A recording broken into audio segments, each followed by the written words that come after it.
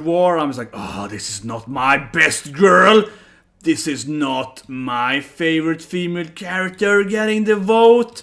You know I'm gonna be all like, oh, this is not fair. Where's my Vivi? Where's my Rem? Where's my Inkina? You know I'm gonna be all like, where's my Usaki-chan? I had this thing, I had a little video about this actually. Maybe this video, but what do you think? This is the ultimate. I don't want a video about it, but I spoiled you guys here. So of course, we all need our mouse pads. So we all need good mouse pads. I don't want a video about it later, but we all need mouse pads. And this is, I feel, the best mouse pad I ever got in my life, because it just makes sense. That is that Usaki. See? Yeah, this is hilarious. It's Usaki-chan. It's freaking hilarious. I'm just like, but we all know. So hello, one morning here, right? You know, the Crunchyroll nomination cringe thing. The roast of Crunchyroll. And we all know that a cat like Usaki-chan is never gonna be in the list, because they're like, Usaki, our big oppies, can't be on the list. So we all know that they're not gonna care about Usaki-chan. We all know it's like, where's my Usaki-chan, right? And so on. We all know it's gonna be that day. So anyway, I have not checked the list yet. I have not, gone over the list. I have not looked at it right. So yeah, I don't know, So I don't know how it's gonna be, right? But I love to do this thing here before we go into it, right? And we're gonna have this kind of viewpoint. I'm gonna show you here. I'm gonna look like basically like this, right? And we're gonna go down the list, and it starts with like the anime of the year. I feel this could be the last thing. We'll make the list better, right? If they went for that in the end, but they're gonna have it in the beginning. I feel a lot of people are. The thing is that, which is bad with that, from like a user standpoint, is that most people are just gonna look at end of the year, make their vote for that, and then they probably not even go down and vote for like whatever is further down, right? So that's one thing what is strange. It should be in the bottom. For that matter, I say it again. Okay, look at my new shirt, right? Look at my new shirt. Come on, this is the year's true best girl, Krim-chan. I'm just saying it again here. Look at this shirt. I was like, man, I have to buy this shirt. We all know it. This is put in the thumbnail. We all know this is the true best girl. Come on. I'm not even making a joke. I'm like, goddamn, interspecies reviewers. That is the shit this year. I haven't. If you're gonna ask me for my top 10 preference, I'm like, well, interspecies reviewers with like Krim. That's the best anime ever. So that's the true best anime of the year, right? Interspecies reviewers. Let's even look at the casual shit. They clearly won't have interspecies reviewers, but that is clearly the best anime ever in history of mankind. But there's no way they're gonna have it, right? So before we get into it, I do want to give, of course, my guesses, right? So the important thing here is that, like, how can I say it right? Crunchyroll always made me cringe maximum, because there's so many weird things with the list. So first of all, they're objectively wrong on some stuff. So for example, the thing that irritated me the most last year was Overlord Season 3. Yeah, that's 2 years ago. But whatever. So basically, they had Ainz, right? The old Ainz, he's the, the leader of, whatever, in Overlord. Isekai OP protagonist. And that's the thing, right? He's a protagonist! So I'll say it again here. Ainz is the protagonist, just like, Kazuma is the protagonist of that, Subaru is the protagonist of Ram, and there's not the Ram, so yeah, and so on. Luffy is the protagonist of One Piece, right? So, the protagonist is the main character, right? We will see it from their perspective, what they're doing and so on, right? The protagonist doesn't have to be good or evil. The protagonist just exists in a world where they are most often than the main character. You could have an anime that's about Vinland Saga, where you have basically even like a tree protagonist thing, which is called like a tree text or tree protagonist thing, where they have like Askeladd, and they have like more than one protagonist. That's not overly uncommon, but that happens, right? And you see more by protagonist, you have two protagonists, right? It's more common. But nonetheless, that's a protagonist. In Crunchyroll's warped reality, where they don't understand basic narration. I mean, seriously, because I studied, narration, right, at school, right, so bit, right. And of course, I studied, design and so on, at college, right. But anyway, I digress. But it's like basic narration aspects. You know that the protagonist again is like the perspective character, right. Doesn't have to be evil or good. So, for example, a game that I love is Disgaea, right, where you play as the demon lord Lahar in the first game, and then you play other character in the later game sequels. But you're playing as a demon lord, defeating angels and humans, right? You are still the protagonist, even though you are evil, because that's the character you are observing and experiencing the nether realm with, right? Exact same thing in like Overlord. You are viewing it from the Mao-sama, right? From the Demon Lord, basically. And he's kind of good guy. But you know what I mean? He's the protagonist. So that, for example, it always makes me so angry with Crunchyroll, because every year they have like the protagonists are good characters, not actual protagonists. Similarly, the antagonists are evil people, and not actually an antagonist, right? So you can have a main character that is actually clearly, like objectively, the protagonist in the anime, and they put it as the antagonist, which is technically wrong. It's like it's wrong from every standpoint of narration. That is objectively wrong by Crunchyroll. So that also I hate the most, because we can argue who's the best girl, Cream. Who's the best boy, Cream. Like Cream is both best boy and best girl. Like we can argue, right, who's the best boy and best girl, Cream, but so on. That is all opinion, right? Who's your favorite character and so on. But a protagonist and an antagonist, that is narrational objective fact. That is how you write the story. That's how you write a book or a game. You know, I've written, gaming and books and so on. That's how you write shit. So that is how it works. This is what you call it. It's like arguing that a hydrogen is not... and hydrogen has 2 electrons. Like, no, it has 1 electron. No, but I think it has 2. Like, no, it has 1 electron. Like, this is how it works, because the first valence electron is 1 on hydrogen. Helium has 2 electrons.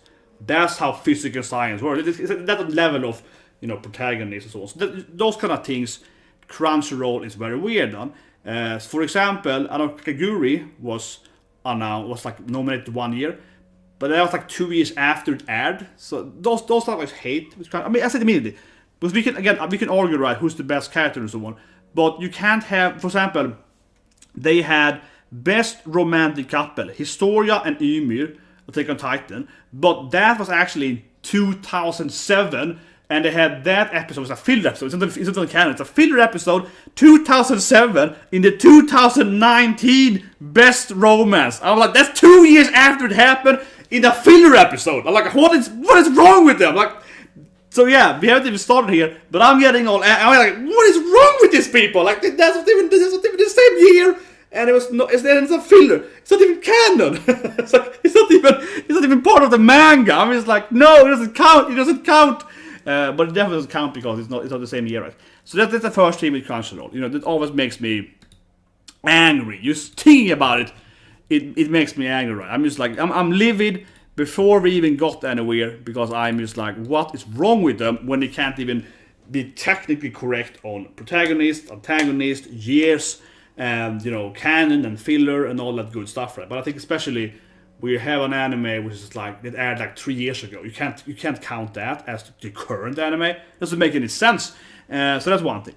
Second thing, of course, is just how they are always undermining good animes by forcing certain things, right? And if you ever seen me, I love Cream, but I love, I'm a big Yuri fan, and also yaoi, right? And the only thing I ever do when I'm out streaming, right, is just reading yaoi. But like seriously, a lot yaoi. A lot of otaku stuff. No, but like I love it, right? And my favorite anime last year, which I say every time, is Savage Girls, right? In season, right? Maiden Savage Girls, right? Arebaru, which I think is by far the best anime last year. I think it's an amazing anime, and I recommend it to people all the time, right? That's about like basically girls trying to get laid, kind of, right? And one is a lesbian, and the other one is kind of lesbian. Usually, so I love when oh my god, it's order Bloom Into You, amazing anime too, and so on, right?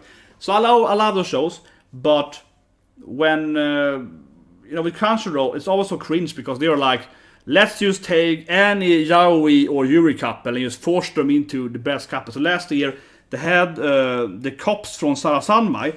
There was like one of the worst romantic, because one of them was like mind controlled, and it was like horribly bad relationship, and they forced that like, this is the best couple this year, and you're like, no, it's not, right? So that but the issue with that, and I said before you watch all right, it's just that ruins how I say it, right? Again, Savage Girl, an amazing anime, but then people look at the list and they're like, well, they obviously was picking Savage Girl because it's like a Yuri couple, so that's why Savage Girl is here, right? So the problem with that is that animes like Bloom Into You and Savage Girls many people don't watch them because they're like, oh, they're clearly nominated just because they have like a girl romance, so they don't care about that because they have the premise right that Crunchyroll is very, very forcing certain agendas, right, which they clearly are. So that's always an issue with doing that because it means that those animes are actually very, very good. Again, like Savage Girl, amazing anime.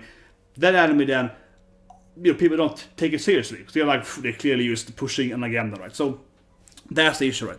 And of course, my point here before we start now, we'll go into the list here, is that I bet you all my money, right? I bet you all my money on this roast here. We're going into the list now. I bet you all my money, right? That we're gonna have every year we're gonna have these characters or these romance and so on. It's gonna be so much like, oh, best anime of the year. This is the first thing here. It's clearly gonna be like this anime is quirky and has some kind of Yuri romance. So that's clearly the best anime this year.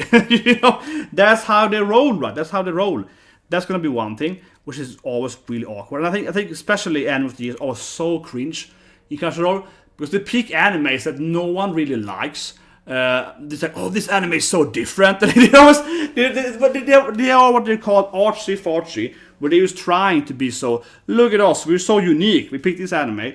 They always pick animes that are not that very, they are just kind of bad, and they pick them and like they force them to be pretend, and then no one ever votes for them. The funny thing is that they nominate animes, usually they can look, oh, look at us, we are so intelligent, we picked this weird anime, right? And then no one ever agrees with them, so they never win anyway, which is kind of funny. So of course, was it 2 years ago, when they picked Megalobox for every goddamn category, except music. It was so hilarious, but Megalobox had really good music, and then they had some issues and so forth, but they like, had it in every category except one, which was music. So they had Megalobox in every goddamn category except the category where I think people probably would agree on that it should win, which was like really strange. So you're like, wait, so you picked the worst category? But anyway, so Anime of the Year, I think they will be too afraid to not pick Kaisen, right? So I'm gonna guess here. Okay, I'm gonna guess a quote before we do it, right? And then get all angry and so on. But I'm sure they're gonna pick Jujutsu Kaisen. Jujutsu Kaisen, of course, being the popular new shonen anime, and it will likely win them because people are like, oh, that's the popular anime, it's gonna win. They always have like My Hero Academia and otherwise. That's a new shonen show. They're gonna have that one clearly, and then it's probably gonna be a lot of like cringy, bad animes. They should have something like Kaguya-sama should be there, or RC should be there. R0, with Rem and so on, which is not in the seasons, but you could argue that R0 shouldn't be here because it's not finished. It's airing right now, so I can actually live with them not having R0 because like part 1, part 2. But Kaguya-sama, I would say, is easily probably the best sequel anime otherwise, so that should really be here. Probably won't be here for some reason because they're like, oh, sequels. Into should clearly be there with Cream winning. Cream is both best boy and best girl. That should clearly be there. What should be here more? Maybe like Tower of God. So people would argue for. Although the new animes, I wouldn't say like Gleipnir. I wouldn't put Gleipnir as top of the anime, but I do actually really like Gleipnir. But I wouldn't put it like a top of the year. But for new animes, I did really like it though. So I kind of throw it up there somewhere, like top animes. It's really good Gleipnir though. But I bet they're gonna have some weird animes that no one actually likes, and they are not that good, like objectively bad animes probably. So let's start going down then. So, of course, okay, that's very Crunchyroll. So of course you're gonna have Keeps Your Hand of Eizouken. It makes sense. I wouldn't vote for it as the best anime, but that makes sense. And this is what I meant earlier. Of course, you can have an anime with like female main character and so on, and it's not Yuri, but it's like it's different and so on, artsy-fartsy. But it's actually a good artsy-fartsy anime. And this is the problem with the Crunchyroll because they're always forcing these animes into the list, right? So that means that this anime doesn't. This is actually a good anime, but because the rest of the list is probably gonna be the same kind of art-fartsy stuff, people are not take it seriously. That's the problem, right? But let's go on. Kaisen, okay, Great Pretender, of course. I think it's a horrible anime. Kaisen, Dorohedoro, okay. Dorohedoro is probably what I've voted for so far here. And this is actually heard about earlier, so I'm like, oh my god. And this is the bullshit shit. Now, like, fuck's sake. And this is stupid. Beastars aired the year before, so this is stupid. Okay, Beastars, one of the best anime of 19, didn't air 20, so, whatever. I actually said it last year. I was like, where's Beastar? I said it last, Rose. I was like, where's my Beastar? Where's my freaking, furry anime? Oh, it aired last. Okay, so they are idiots. Okay, whatever. So I thought about it last year. It's almost an amazing anime, but it had 19. Okay, so technically not in the list. This is in my opinion, this is one of the worst anime this year. So I'm like, what is wrong with Crunchyroll? Upper Ranma, I didn't even finish it. Okay, it's the only anime here I didn't even finish. I was like, what is wrong with this anime? It is so boring. I was like, Jesus Christ. I don't want to be that because this is the worst thing ever. But honestly, I don't understand this for any reason whatsoever. Because this anime, in my opinion, is a pretty, like, I would rate it as one of the lowest anime this year. I would rate it like a 5 out of 10, and I think generous, right? PA Works for me has failed like every goddamn year. You know, we have like Colorful World, which was a massive. Oh Jesus Christ! Colorful World, I really loved it the first episodes, and then the ending was just terrible. We had Sirius the Jaeger, we had amazing choreography, but it also had a terrible ending. So you're always bad at endings. And this anime, Upper Rama, I didn't even like the beginning of it. I was like, they didn't have a good opening this time. I was like, holy shit, this is gonna fail. So, but this is actually, I feel, a really weird anime because so Upper Rama, I mean, I've seen it, the first half of it. It's like a racing anime, but they don't actually race. Okay, the Chinese girl is really cool though, but they have like a racing anime, but they don't race in the beginning. You want it to be like a racing, like wacky races, but they don't race. And the main character is like a bad Senku, okay? He's like a lower tier Senku. He's like a badly written Dr. Stone character. So that's really annoying in my opinion, because I really love Senku as a character, and I really hate Ranma. But he's like a really knock-off Senku. He's like Senku, but he's worse in every regard with personality, comedy, and also intelligence, right? So it's like a bad Senku. So I truly dislike the anime. Like, I generally dislike this anime. Honestly, and I cannot see it being even close to top tier anime. At least it's by far, I think, the worst in the list. And I really stand by saying that. There's no way this will win. Kaiser will obviously win, but this will no way no one's gonna vote for this anime. That's crazy talk in my opinion. This is crazy talk. That's like insane. If this anime win, I'm just gonna be like, this doesn't make any sense. No one has seen it. It's one of these weird, weird. Okay, Dorohedoro, I think an actually really good anime. I think Dorohedoro is a really good anime. I think it's underwatched, right? Dorohedoro is an anime that I have to admit this thing. That I first watched it, I was like, this is really weird. I didn't really get it first, honestly. But Dorohedoro to me, though, is like Married with Children. Have you seen Married with Children with Al Bundy? But anyway, it's like an acquired taste. The more you watch Dorohedoro, the more you love it. So first, I was like, this anime is kind of weird, right? It's just kind of weird. But the more I watched it, I was like, man, this is so goddamn good, right? So Dorohedoro is actually, in my opinion, one of the best anime this year. Especially of new animes. I could see it being the best anime of non-sequels easily, because when I got to episode 5 or so, I was like, this is comedy gold now. I'm laughing constantly. I'm loving the characters. I'm loving the battles. I'm loving the weirdness of the powers, the time trick, and yeah, I want to spoil it, but this is a really good anime. So Dorohedoro, I would see this as a good winner. I think it's a great winner if it actually could win. But I don't think it's gonna win. But it's a really good anime. Great Pretender. I've seen it, right? It's a heist show. You know, they do different. How do I say it? We're gonna rob the bank or whatever, right? They do some stunt to take the money and so on. It's with studio. It looks amazing from a visual standpoint.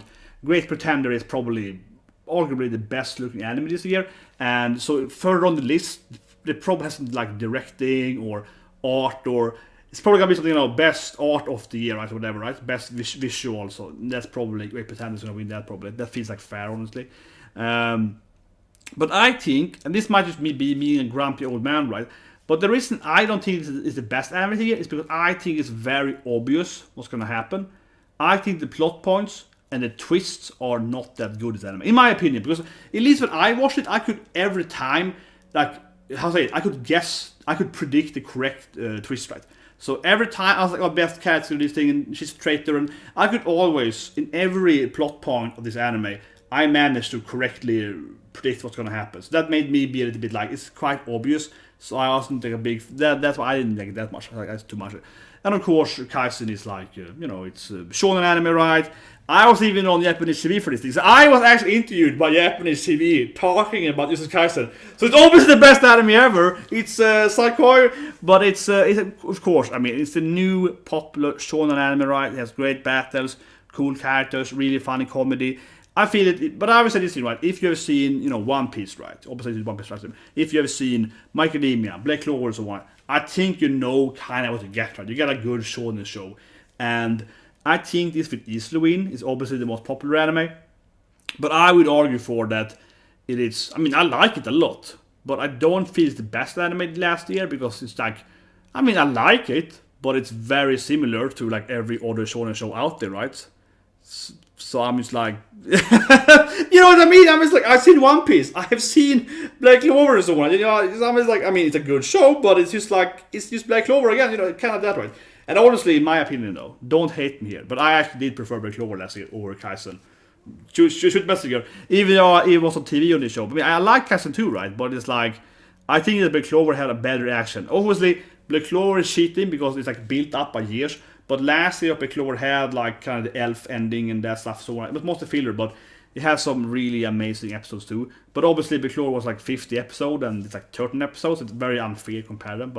And also One Piece had the Van arc, right? So One Piece had the whole Zoro, Hiyori, and Luffy, and Queen, and so it's like, I don't know. But obviously this will win. Yeah, it's the mainstream. It will clearly win. There's no brain. This will win. Right? This is a big mainstream show. It will absolutely win. I bet you my money on this will win. It's no discussion what will win here, right? Because the other shows here, none of the shows are mainstream. The rest of them are not mainstream, and that's the only mainstream show. If they have something like Kaguya-sama Hero at Zero, they could perhaps beat Kaisen. But yeah. And lastly, then, Eisuken is like 3 girls doing an anime art club. It's an interesting show. I liked it, it's very different. Definitely a Crunchyroll nomination because, it's female main character, it's very, arty-farty. It's literally arty-farty. I can see why they nominated it. I think it's a pretty good show. I would not say it's the best show last year. I think it's just different, right? It's one classic Crunchyroll. This is unique. This is different. But I don't think it's the best show, right? But I could see, but it's very different. But I think, at least from like a unique standpoint, it's fair to have here. Where I think that like Ranman, I think, is not as good at all as Eisuken. I think Eisuken is much better. And Beastar again, that was last year. I thought about it in my last roast. I was like, where is Beastar? I even had Louis Senpai crying on my thumbnail last year because I was like, where is Beastar? Apparently it was this year. So they don't know years. They don't understand years. It's Crunchyroll. They don't understand anime ear dates. Classic Crunchyroll. Anyway, okay. Best protagonist. I'm gonna guess. I kind of wanna. I don't wanna see it, but I think they're gonna have Maple from Shield Girl. I see them being like, oh, it's a cute kawaii girl. She's probably gonna be there, right? They're clearly, as I ranted about earlier, they never understand what a protagonist is versus a good character versus an antagonist. Like a protagonist is the main character, it can be a bad person, right? So this here should have bad people, but it won't. Cream is clearly the best protagonist. Beastar couldn't go down, right? But who's gonna be here? My favorite protagonist, Baccarina, of course. Baccarina should be here. I'm a huge Hamafura fan, right? I think this arguably the best anime last year, the new animes. I'm a huge, Otome villainess. I really love Baccarina. That's like Baccarina is my spirit animal. I really love Baccarina. Last time by saying that's like one of the best romance story out there, and I cannot recommend Hamafura more. I mean, I really love Baccarina. So I would love to see Baccarina here, and I think they will have her because it's a female main character. She's like hot girl, right? It's Yuri. She has like lesbian relationships, kind of right. I have a hard time seeing Crunchyroll not nominating Baccarina. Obviously, Katarina Klausen, but they're clearly gonna have Kaisen, right? Very likely. But Baccarina really should be here. Baccarina, I think, should win easily. I think because Baccarina is also the way I look at this stuff when I do my own list, right? It's like who is carrying her show, and Baccarina, she's carrying her show. I mean, the other characters are great, but it's all on her, right? She is the character, right? Where in other animes you could replace the main character, like in Boruto. You could replace Boruto, and it could be about Naruto, and it would still work. No, but I mean, in some animes, it's like an ensemble cast, right? But in Hamafura, she is the center of everyone's attraction. So without her, it doesn't work, right? So she should really win. Maybe like Tower of God, because Hero is the year before. No, Seiya is the year before.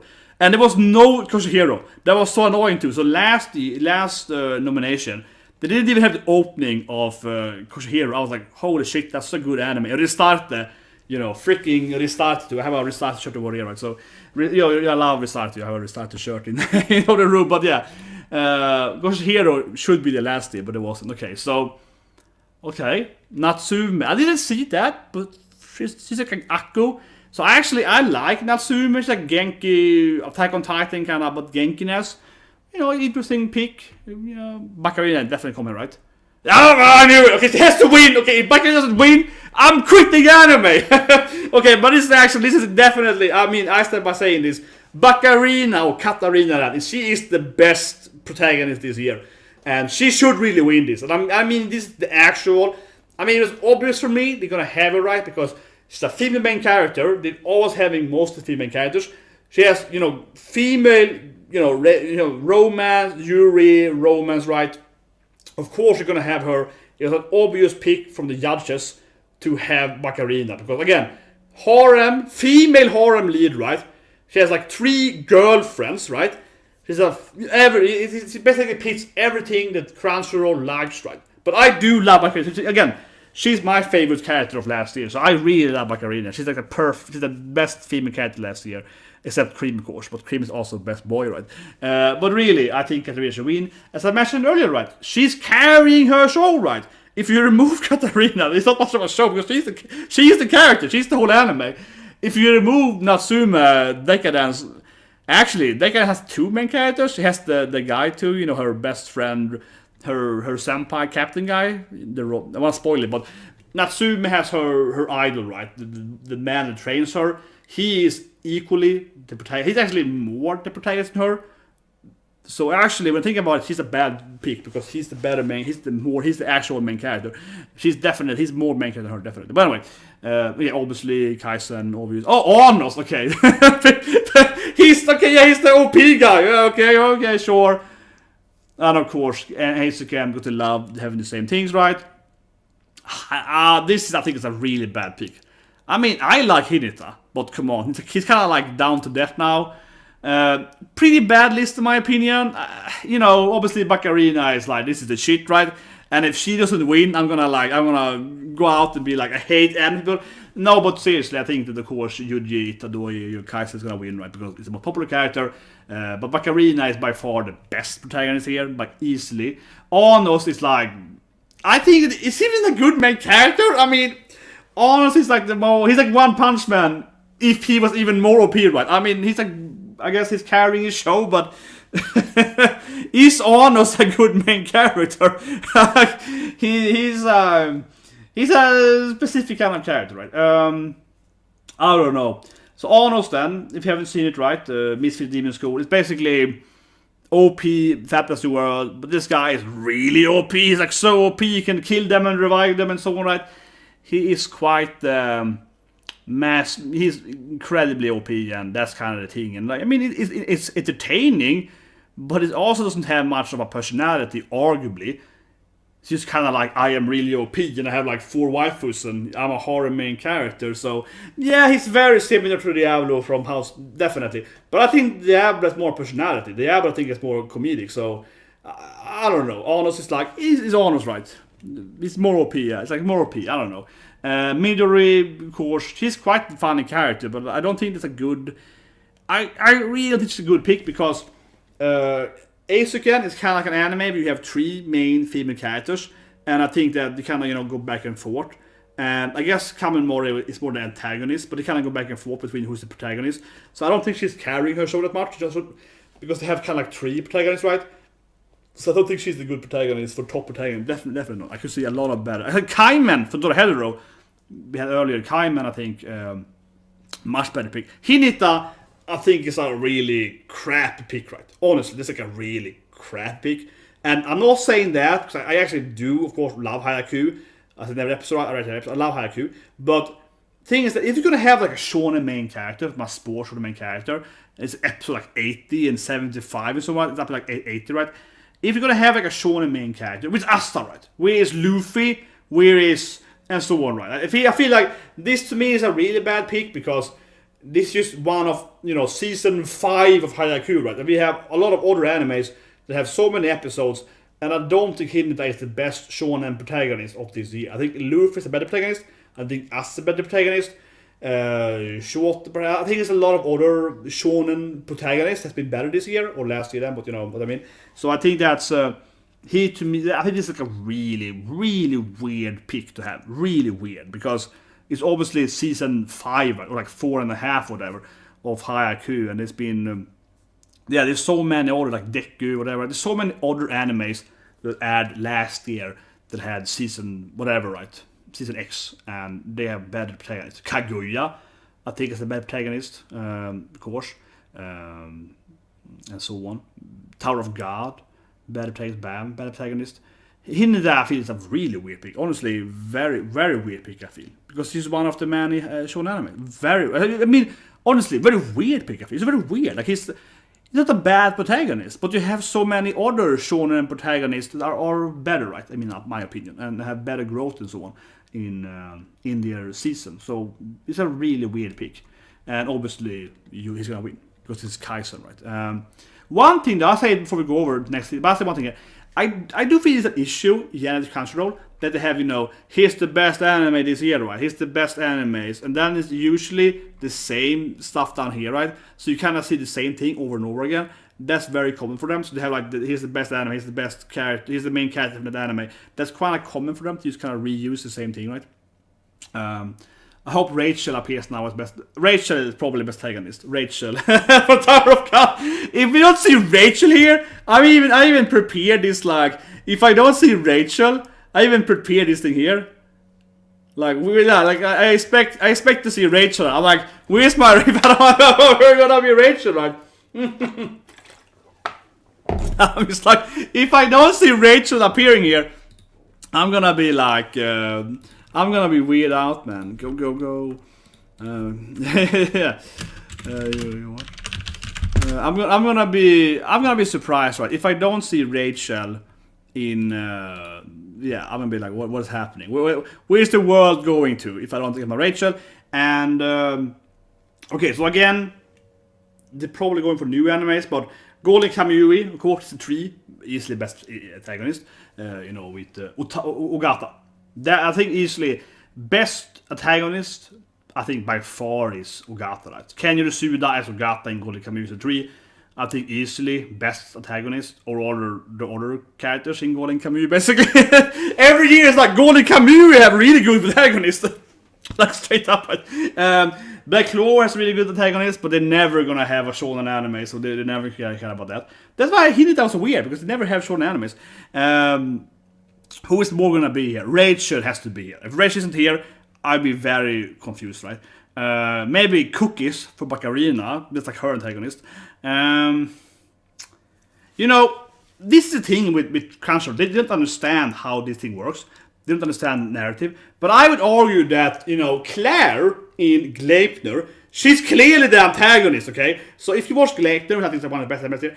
In Gleipnir, right? Who's the antagonist is the psychopath girlfriend that is like, we gotta fight, bro! Let's do it up and kill everyone! She's the antagonist, right? Claire is the antagonist, clearly. From every narrative standpoint, Claire, his psychopathic, sociopathic girlfriend, that makes him join this battle royale death battle and keeps killing people with him, right? She is the antagonist from any narrative, like, writing standpoint. She's by far the antagonist.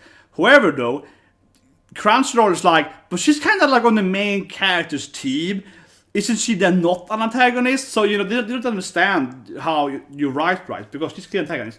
But I would argue that Claire from Gleipnir is the best antagonist this year. Her, like Rachel, maybe. Or something like that. Or Ogata, then. But that's the 3, though. But come on, Claire, she's driving the whole anime. Claire is clearly the antagonist. She's driving him to, become like a murderer and shit. Like, she should be here. Okay, let's go in it. Give me Claire. Okay, I like Endo. Lord Hedro, I like him. He's a cool antagonist, but he's not Claire. See, this is what I mean. This is what I don't. This I feel cringe, because now I'm not saying that Sukuna is a bad character, but I think this is very, very Crunchyroll, where they are like, Jujutsu Kaisen, best anime. Jujutsu Kaisen, best main character. Jujutsu Kaisen, best bad guy. You know, I think that's very annoying to me how they pick like one anime, then they have it in every category. So if you go back a few years, they had Megalobox in every category except one year, right?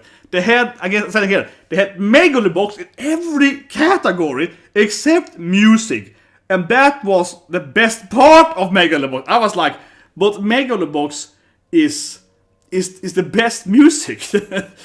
But yeah, no one takes it seriously because it's gonna be Kaisen every time. It's gonna be Kaisen in every goddamn category. This is a new Megalobox, and it's gonna win probably everything too, right? But anyway, give me Claire. She's the best antagonist. Okay, Rachel. I said Rachel several times. Rachel was obvious. Rachel, that's how I was easily here. Rachel actually is a really good antagonist, and I would vote for her or Claire. Right? I said Rachel earlier. Rachel will clearly be an antagonist. I'm going to go back to it again and do my evil laugh of Rachel. I was like, oh, there's lags now. What happened? Here we go. I was preparing for this live stream by getting my laughing Rachel gif. I was like, so, she's a really good antagonist. So she should win this unless Claire appears. But like, she's a really good antagonist. Okay, you know, Akito's a good protagonist too. Okay, and Kida is also a good antagonist. That's true. Kida is a good antagonist. Yeah. But is she really an antagonist? Arguably not. She's like a neutral character. I mean, isn't Satala more antagonist? Wasn't that the year before? I was like, was Overhaul? I was like, was Overhaul 2020? That feels more like a 2019 guy. But maybe I'm wrong because it ended with... And mom was like, Jesus Christ, when was Overhaul? I mean, it's Suda, so obviously Suda is always the best bad guy. It's Kenny Suda is always the best bad guys, but I always want to say it's like the year before. But the thing is that My Academia, it started at 19 that season and went over to 20, right? So it went for like fall to winter. So I guess it's kind of like half in that season. But then it went into like some other characters, right? They went into... I'm gonna spoil that, but they went into like, you know, Miracle and other Hawk and other characters in the end. So it's like 2020 My Academia. I guess that's the end of Overhaul's arc, I suppose. So yeah, I guess it counts, but it's kind of like half in that season. Little bit weird, I guess. It feels more like the year before, but it's like half that year, I guess, right? Clearly, Claire should have been here. I think it's like a ridiculous. I think it's a ridiculous pick, right? But that's what I mean. Like, you know, if you ask Crunchyroll and how they don't understand narration, right? Crunchyroll is like, but Claire is on his side, so she can't be an antagonist. Claire is a crazy, obvious antagonist. She keeps driving the main character to literally become like a murderer. She makes the main character join the battle royale, and she pushes him constantly to become more and more dark, and makes him become a murderer and all this stuff, right? She's clearly the antagonist of the anime.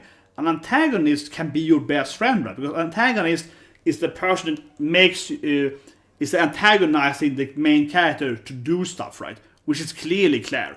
Like Claire is, you know, building all around that show, right? So it's ridiculous they don't have Claire here and they don't understand narration. But overall, I love Suda. He's like a very good voice actor. It's always the big bad guy. Shigaraki was a much better bad guy. Echidna, I love Echidna, right? One of my favorite characters of this year, right? I would love to have her in thumbnail, right? I would love to have Echidna. So I'm gonna buy some Echidna figure, probably, it's alright. But I do argue, as I mentioned earlier, is she an antagonist? I mean, I guess, but not really, because it's like Subaru enters. It's gonna be a lot of spoilers now, but Subaru enters that place, right? She kind of helps him. And he's gonna go there anyway, and then Satara is clearly the main antagonist, and then Emilia is easily the antagonist, regardless if she is Satara. But Emilia is definitely probably the antagonist, if anyone in N0, because she's the one pushing him to do stuff, basically. And Kina is more helping him, not really making him. And Garfield is kind of more like antagonist. I guess she kind of tricked Byaku though. I don't know, man. She's kind of a half. She's like, is she even an antagonist from like a technical standpoint? I guess, kinda? I mean, and she didn't even like him. She used a kind of really evil plan, but her evil plan is not necessarily antagonizing him. she offers him an option of choosing her over Satala, basically, or any other witch. And that's not really antagonistic. She's kind of a neutral character. I mean, that's the beauty of a kid that is a well-written female character, because you're like, is she even his enemy? Is she even against him? Is she even an antagonist? I'm like, kinda not.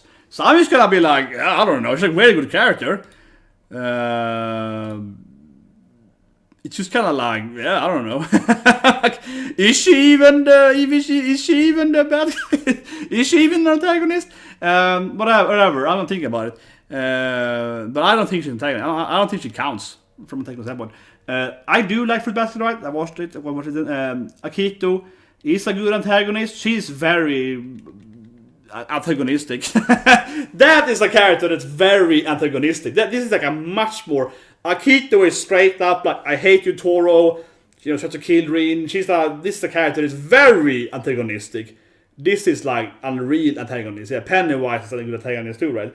Akito and Pennywise antagonist level. This is the straight up antagonist character, right? No really like objective non-antagonist. But I don't think that Akito is that top antagonist, honestly. I mean, I like Fruit Basket, but Akito is kind of like this evil, you know, owner of the pets, and Toro is kind of fighting. It feels like, man, I have to really go into spoiler here, but in my opinion, Fruit Basket, Akito is more like the current evil leader of an evil system, right? So Akito as a person is less antagonistic than the actual system operation, right? It's more like the evil country, the evil lord of the world, right? Where the world is evil. And it's not really Akito's fault. Akito is more like inside the evil system and happens to inherit the evil system, right? I think kind of like that. So it's something like that. So I mean, Akito is an antagonist, but not so driven by like, you know, like other antagonistic. Girl with pink hair. Amelia, I'm thinking of in Slime current. Well, I mean, there's a lot of girls with pink hair, though. You have Nana, of course. But Nana is the protagonist. That would probably be my immediate, you know, pink-haired evil girl. It would be Nana, of course, murderous little Nana. Talentless Nana. But talentless Nana, she's the protagonist, right? And that's what I mean, right? Nana wouldn't be an antagonist, because she's the, you know, she's the main character. The antagonist of Talentless Nana is, of course, what's his name? Koya, the detective guy. He's the antagonist. It's kind of like if you watch Death Note, right? Death Note, the antagonist is, of course, detective trying to solve the issue, right? Where, you know, like the murderer is the good guy. He's the main character, right? Rachel, though, should probably win this of these characters. But Sukuna is gonna win it. Whatever, let's go on. But Nana is a protagonist. Nana is clearly the protagonist. She's the evil protagonist, right? But yeah, she's an evil protagonist. That's what I meant earlier, right? That she's evil, but she's clearly not. But she's clearly the protagonist. She's the main character, right? Okay, best boy, Cream. Have I shown you my delicious Cream shirt?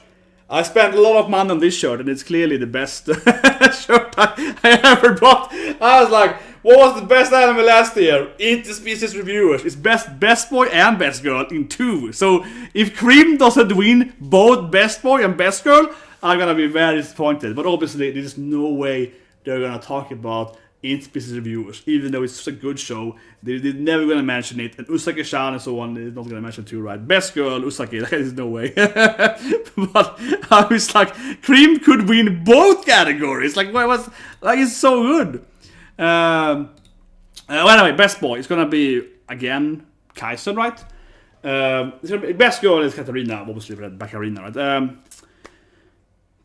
I guess, you know, I would love to see Kaguya, right? I would love to see the best boy, but you know what I mean. Ishiyama in Kaguya-sama would be a good character. Glater's main character, he's an interesting best boy. What more do we have? Kaiman. Am I the only one that loves Kaiman? Like, I'm a Kaiman from Dorohedoro. Like, he should be arguably best protagonist. He's an interesting best boy. I guess you have Deku and so on in and Dower and so on in Michael Demon in the beginning. What will they pick though? I mean, Crunchyroll is gonna have this mainstream like Kaizen and so on, right? Thorfinn is the year before. Yeah, Thorfinn is he's 19. Thorfinn is a good best player. He's 19. Vinland Saga, yeah, den svenska serien. I say it's a side note here, but I always laugh so much at Vinland Saga, right? Because Vinland Saga, that's like a family photo. I say it every year. So literally, my uncle's name is Leif, right? Like Leif, like his name is Leif, and he had Leif, or he looks like Leif too. Like seriously, my uncle in real life, he's from the west coast of Sweden. He looks exactly like Leif in Vinland Saga. And my father, he looks exactly like he's very similar to Torkel. Like my father looks like Torkel when he had a beard. And like all the character, and like my aunt's name is Ylva, the same name as Thorfinn's sister. And Ylva means wolf. It's like the female name of wolf. Ulf is one of my best friends' name is Ulf, like that's like, you know, male wolf, and Ylva is female wolf and so on. So all the characters in Vinland Saga, I'm like, oh, it's like my family. Like all the characters are like Swedish names. They all look like my family. They all have this like beard and long hair and so on. I don't know. I have it here. God, I don't have a photo here. Oh man. Okay, whatever. But I have a photo of my dad. He's on a boat and he's steering like a boat, and he has like my father has like a really long beard, and he has like long hair, right? And he's very big. He's like a very tall Swedish guy, and he's like almost 2 meters, like 190. And my father has one thing though. He's like an old biker. He has tattoos his whole body. It's like tattoos his whole body. He's like a yakuza. It's like a yakuza Swedish guy. Ulf. Yeah. So Ulf is with the V. That's wolf in Swedish. So this is. That's wolf in Swedish, Ulf, and Ulf that's a name, and Ulf is like Swedish name for wolf, and Ylva, that's my aunt's name. That is female. It's like female wolf in Swedish, Ylva, which is the name of his sister, right there. So that's the Ylva. That's my aunt's name. That's like Swedish wolf.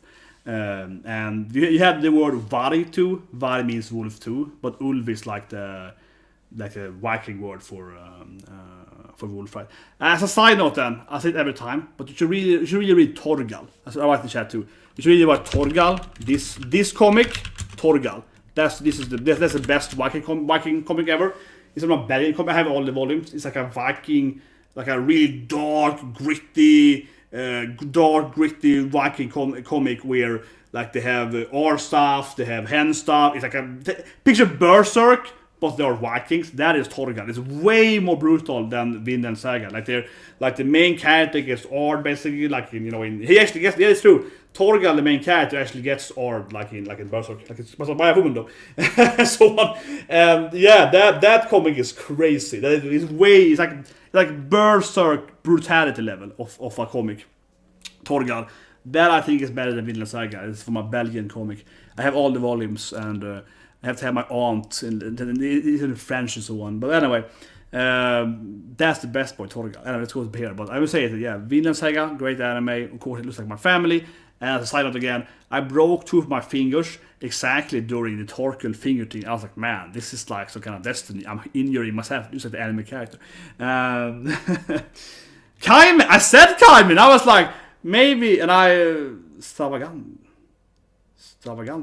I'm thinking Starsinger? Stravaganza. Is that old Swedish anime? Or it's Japanese, but it's called Starsinger? When I read Stravaganza, I'm thinking, is that Starsinger? I have to look myself here. Is that Starsinger? But Starsinger is a very popular show in Sweden, which is like an old anime. But anyway, Kaimen. Yeah, Kaimen. Of course, I said Kaimen. Probably. God is a good character. Obviously, Kai's gonna win.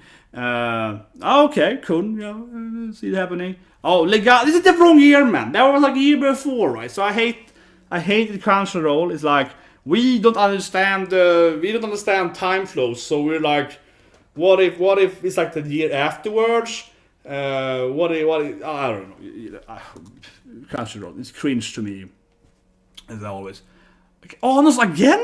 This is why I don't like it. But he's also the best. Come on, I feel they have different characters. I don't know, but it's boring to me. It's like, who was also the best protagonist? Well, it means obviously it should be Baccarina, but come on, give me that Baccarina win. Give me the effing Baccarina win. But Arnos is here, it's down there. I don't like how they reuse that stuff. I'm sorry for the scrolling here, but I don't like how they use that stuff. It feels weird to me. There's like, I mean, it's a bad character, but I mean, a little bit like, I kind of want them to have different characters. It feels like the weird to me. There's like, you know, because then, from a logical standpoint, if you win best protagonist, aren't you also the best boy? Yeah, like, it feels like he shouldn't be the best boy. Like, the best boy should be his, like, rival, right? Like, the older, you know, something like that. It feels like that's a better pick. I do agree that I feel the best boy usually shouldn't be the main character. I feel the best boy should be someone else. Kaiman is a better protagonist. Yeah, and it's also Hinata, the last thing here, which I think is a really weird pick. And it makes me really annoyed. Yeah, Hinata also the main character. This list is the worst one so far. Actually, the top anime is bad too, but this is definitely a bad list. This is a really bad list. Like, Gleipnir is a better best boy. It's like Godyu, I guess. Like, I would vote. I maybe Kun actually. I don't know. I would vote Godyu Sensei or Kun here. I would be like, I refuse to pick a main character. Yeah, I do like Kun. I do like Godyu Sensei, so I would go one of those guys. All of those are main characters. I really dislike seeing Hinata here, right? I say it again. I think Haikyuu is a great anime, but if you're gonna have shonen sport animes that been going for years, where's my Asta, right? Where is my Luffy? Where's my Zoro? If you're gonna have Bakugo, yeah, I'd take anyone. I mean, I feel if we're gonna have shonen, long-going shonen shows, Haikyuu shouldn't count, right? If I cannot count like Luffy or I don't know, Sanji, when he got this Germa form, or actually, one of the best boys, I will throw it in here, Law, and it's like, oh no, Ria Germa! I mean, if you follow One Piece, right, last year we had all those scenes where Law is getting annoyed at Sanji turning into the Germa shit. That is hilarious. Like, I love that when Law is like, oh no, Ria! And he's getting on other character, that is so good. And obviously Zoro and Hiyori, that's actually, we have best couple though, I think. I think best couple usually is a category. I think so. Maybe. Best score. Best couple. If that doesn't have Hiyori and Zoro, this is the worst shit ever. If it doesn't have, you know, best boy and best girl, that's like seriously the best romance in One Piece in like 20 years. If they don't have Hiyori and Zoro here, that is the crappy shit ever. But they probably won't because it's like an ongoing show, right? But yeah, Law, I think, genuinely, really good best boy lead last year, right? And Zoro too and so on. But that's why I don't like Hinata, right? I don't like Hinata here. Not because I dislike Hinata, but as again, it's from like a technical standpoint, if you can pick a shonen, long-going shonen show with like 5 seasons of shonen show, you can pick Bakugo, you can pick freaking, you know, Deku, you can pick all these characters that they should all be allowed, right? You can pick, you know, President, right? Ishiyama. You can pick all these characters from long-going shonen show. You can pick Asta. You can pick Yami, he's the best boy. But where's my best boy? Where's my Yami? You can pick, you know, Finra has a really good outfit. Finral, and so on, right? You can pick so many goddamn shonen characters that I think have a better parts than Hinata. Even though I don't think Haikyuu is bad, but I'm just like, and also for that matter, correct if I'm wrong here, but Haikyuu here is part 2 of that season, and the part 1 has character development of Hinata, but add that and technically add 19. I might be wrong here, but I'm pretty sure that the episodes that are most on Hinata's growth as a person are actually the year before. I think they are in the fall of 19 or whatever. So I'm just like, 70 scenes? That anime? Actually, that was episode 1, actually. Yeah, I mean, Ban, yeah, my favorite character, of course, you know, best boy, clearly, immortal. I mean, I love him, yeah. He's a good character, too. But seriously, yeah, if you can have Goju Sensei, where's my Yami, right? So where's my Melona? Where's my goddamn Melona? If we can have Goju Sensei, I wanna see Melona as best girl, or, you know, Obakarina. But if I can't have that shit, I wanna see Melona as best girl, right? Best I mean, again, Melona's more like ultimate woman ever. And you know, if you follow my back over, you know that Melona is literally, maybe Bakarina. No, but Melona is like literally, I watch animes for like 30 plus years, and I stand by saying that Melona is probably like my favorite female character of all time. Like seriously, that's how much I love, you know, Melona. I really love Melona. I understand that Melona is like probably, of all the years of anime I have seen, right, mangas, played all this game and so on, Melona is probably my favorite female character of all time. Like seriously, this is how much I love Melona. You know, I'm like a little girl when I see Melona. I'm like Melona. You know, we had like Yami versus Melona. Last year we had Yami fighting Melona, and it was like a field battle. I was like, Melona, Yami! It's like the best male character and the best female character. I felt like a 5-year-old. Seriously, like, I really love Melona. So if you can have Hinata here, it is bullshit that you cannot have, because we all know it. You're not gonna have Melona here. They're not gonna have. They never have Beclover here. And obviously Noelle is a great. I mean, that's one thing with Beclover. Beclover has really good female characters. Mimosa, Mesto, Nero, and so on. But you always hate Beclover. You see my thumbnail? I put a crying Asta just like last year because I know that they never pick any Beclover characters. I haven't even seen the list yet, but I know they always ignore Beclover openings. So I was like, whatever, crying Asta is gonna be true. But seriously, if you can have Hinata, why can't I have Melona? Why can't I have Mimosa? Why can't I have Noelle? And you know, Noelle has like the best character development. I would say one thing though, I really love Noelle. But arguably, her character development was not last year, but 2 years ago, right? So I could guess the argument would be that Noelle's development was mostly 19. It's gonna be really technical, but you know, I digress. But that could be a point, I suppose. So. But anyway, Baccarina should really be here. Clearly, best girl, Katarina Klaas. I think she's the best protagonist probably last year, and she's really carrying her show, right? So I think they're gonna have Baccarina, and Baccarina of their list should probably win because they're not gonna have Melona and Noelle and so on. Claire, I think, is a really good best girl, right? I really think so. I mentioned antagonist part. I think, yeah, Claire is a really good female character. She should also probably be here. Rachel, arguably, is a really interesting female character, right? She could be here. She's like the worst girl. Rachel's like the worst girl. Where's my new category? Worst girl. Rachel. Luke's a good character, but I don't know. Luke's my favorite character. It's Ai Hirano. It's a good. I love her voice actor. In Fairy Tail, I mean, I do like Hana though. Yeah, I do like Hana. I like a little more, you know, mature ladies. Yeah, I do like Hana probably more than Lucy. And well, I mean, they have Ersa is freaking bad. No, Ersa is freaking bad. So they have Ersa, and Ersa is also gonna be, you know, it's kind of like Melona of Fairy Tail. So Ersa is a really bad character. But Malt is the year before, right? Malt is the year before. There's Shield Hero is 19, right? It's like early 19 even. But Shinobu is also year before. That's the year before. Who's gonna be here? It's gonna be like Baccarina. I could see like Mary. I could see like all the female characters from Baccarina. I like these characters. Chica, Kaguya should be here, right? Series 2 is 2 years before. OT is a great character too. Yeah, OT is a good. Unesha is a good character too. Yeah. I could see. I hope it's gonna be something from Kaguya. And we just like Rem, you know, we like, you know, Emilia, and Kidna should be here, right? Maybe one of the Anos waifus. There's a lot of Anos. They get one of his waifus, the tweets, the fusion. Cool. Here's Kanamori. This is what I mean. It's weird, you know, with this list because I love Kanamori. As you see, the protagonist. So if they're gonna have protagonist, why wouldn't she be a protagonist too? Because then they had another female character. Restart is very good, but Restart is also the before. Restart is the end of. Cautious Hero is the end, right, of 2019. So Restart, and because someone mentioned it, you know, I love my Restart. So, you know, I have this shit, right? Oh, is it? You know, obviously, you know, Restart is. I mean, I wouldn't have, you know, but it's that last year, right? But I wouldn't have, you know, I wouldn't have this shit, right? If it wasn't, you know, a Restart. If Restart was one of the best, but obviously Restart is the year before. But yeah, Restart is an amazing female character. It's almost on Aqua level, right?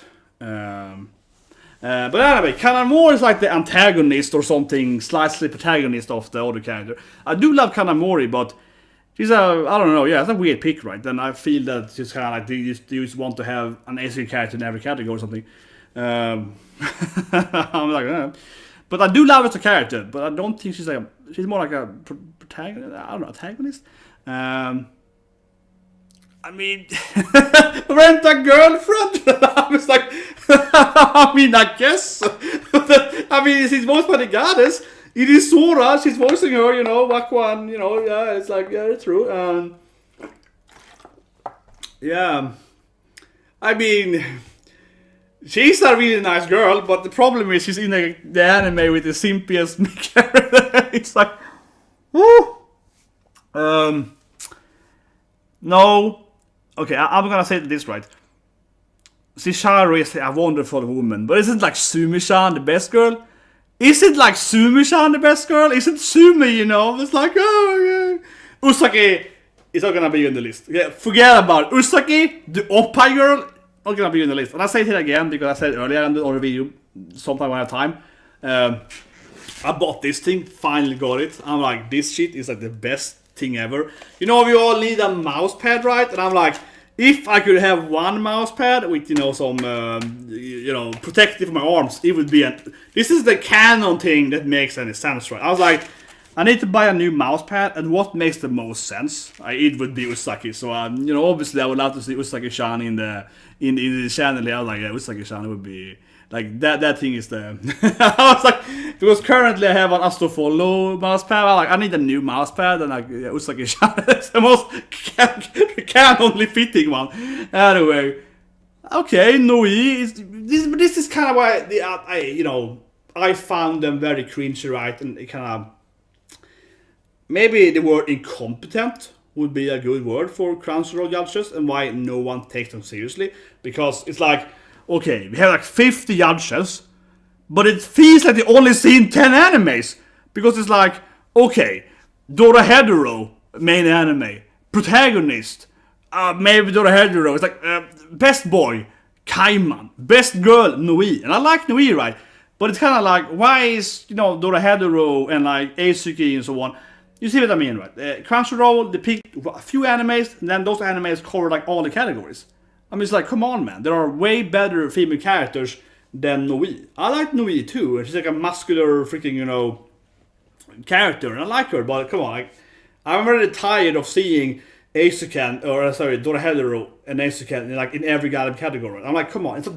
I have anime, arguably, I think it's one of the best animes last year. It's like my top 10. But I don't think every character should be in every goddamn category. Come on, man. This is goddamn Crunchyroll cringe. Like, it feels like Maki is a really good female character. Yeah, I love Maki. I mean, muscular Maki. But if you can't gonna have Malone, or very unlikely are they gonna have, you know, the shonen character, right? Katarina, that was obvious, and she should win, I think, right? Yeah, Senpai is, the weird, she's always like, oh, let me help you. For that matter, I'll say it again, I'm gonna do my spider reaction, right?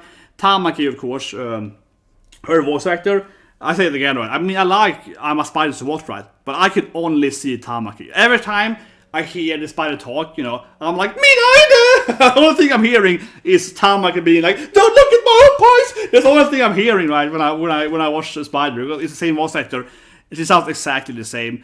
And she's also Diane, right, in Seven Deadly Sins, and she sounds exactly the same too. She's like, Taisho! She sounds exactly the same in every role she does, like, hello. It's the same goddamn voice. But anyway, Katarina should win easily, in my opinion. Okay, Abigail, it's like, okay, Kaguya. So finally, Kaguya exists, right? I mean, I think this is a silly list, right? Because I think almost everyone is gonna agree with me. I think a lot of people will agree with me here, right? That Kaguya-sama, Season 1, is like a groundbreaking good anime, right? Season 1 of that was last year. And then Season 2 of Kaguya is even better. Like, this shit is the best thing ever, right? Like, Kaguya-sama is, I think, arguably the best sequel last year. It's an amazing anime. It is even better than Season 1. It is ridiculously funny, and it's so well written, right? And the animation makes it even more alive. And it's like a freaking masterpiece, right? And it feels so weird that they are not mentioning Kaguya-sama. Like, why is that the best anime, right?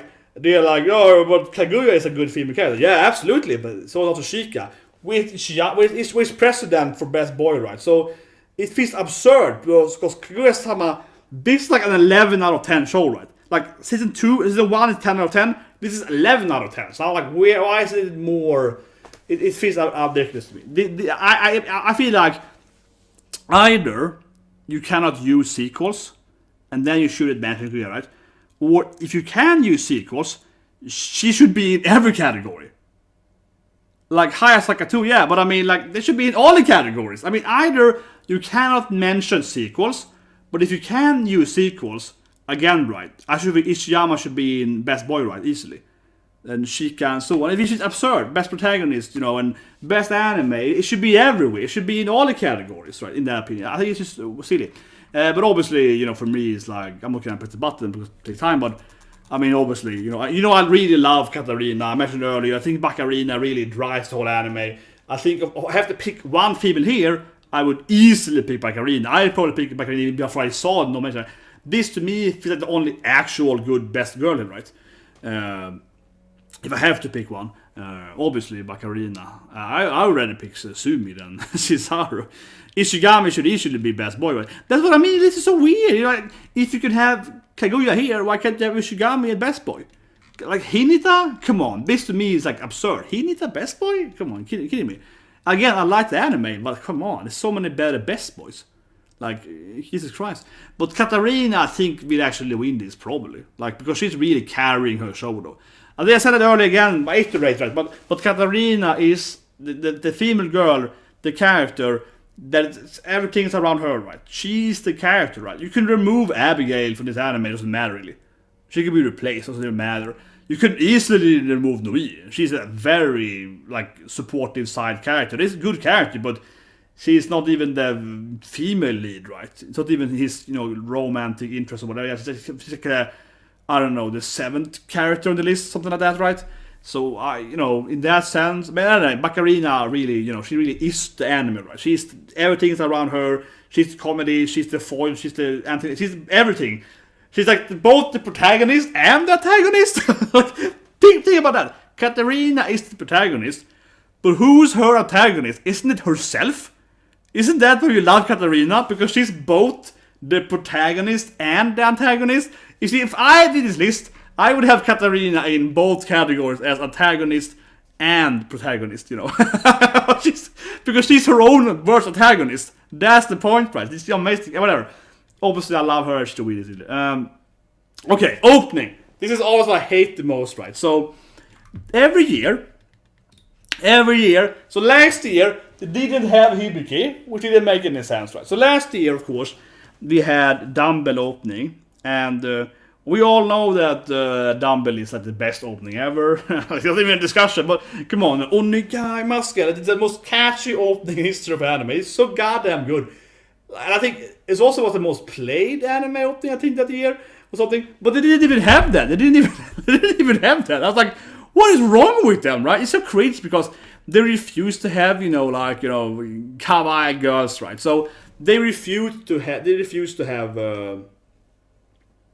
No, but come on, Katarina is her own antagonist because she's always in her head being like, I have to fight them, I have to clear my plans. She's driving herself insane. That's her antagonist. It's herself. Come on, that's her antagonist.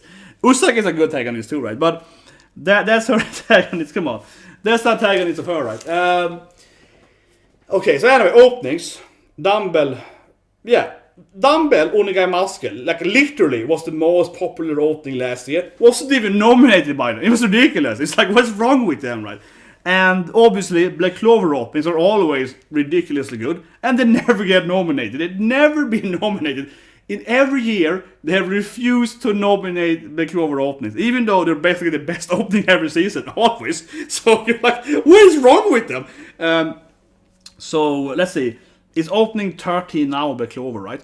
Which means that last year, of course, was opening 10. And opening 10, of course, Vita Blank, that piano, Jesus Christ. Opening 10 of Black Clover, I think easily best opening last year.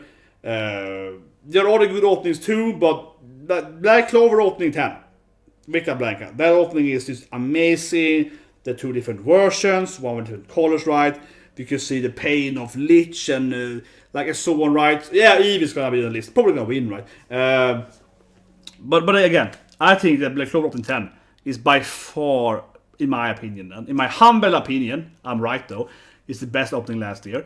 And it's probably gonna be in the list, right? Because they never had a Black Clover opening. So I'm gonna be happy if they just nominate Black Clover for once after like 3 years of having like almost the best opening. And every season is like, Black Clover opening is the best shit ever. And they're like, Black Clover. They never have.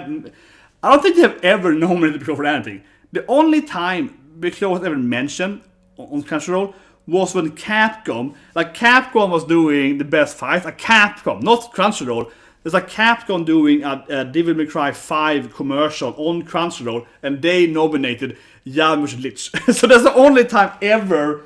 I think about Devil May Cry 5. It's over here. Yeah, Devil May Cry is under there. That's the only time ever the Crunchyroll talked about Black Clover.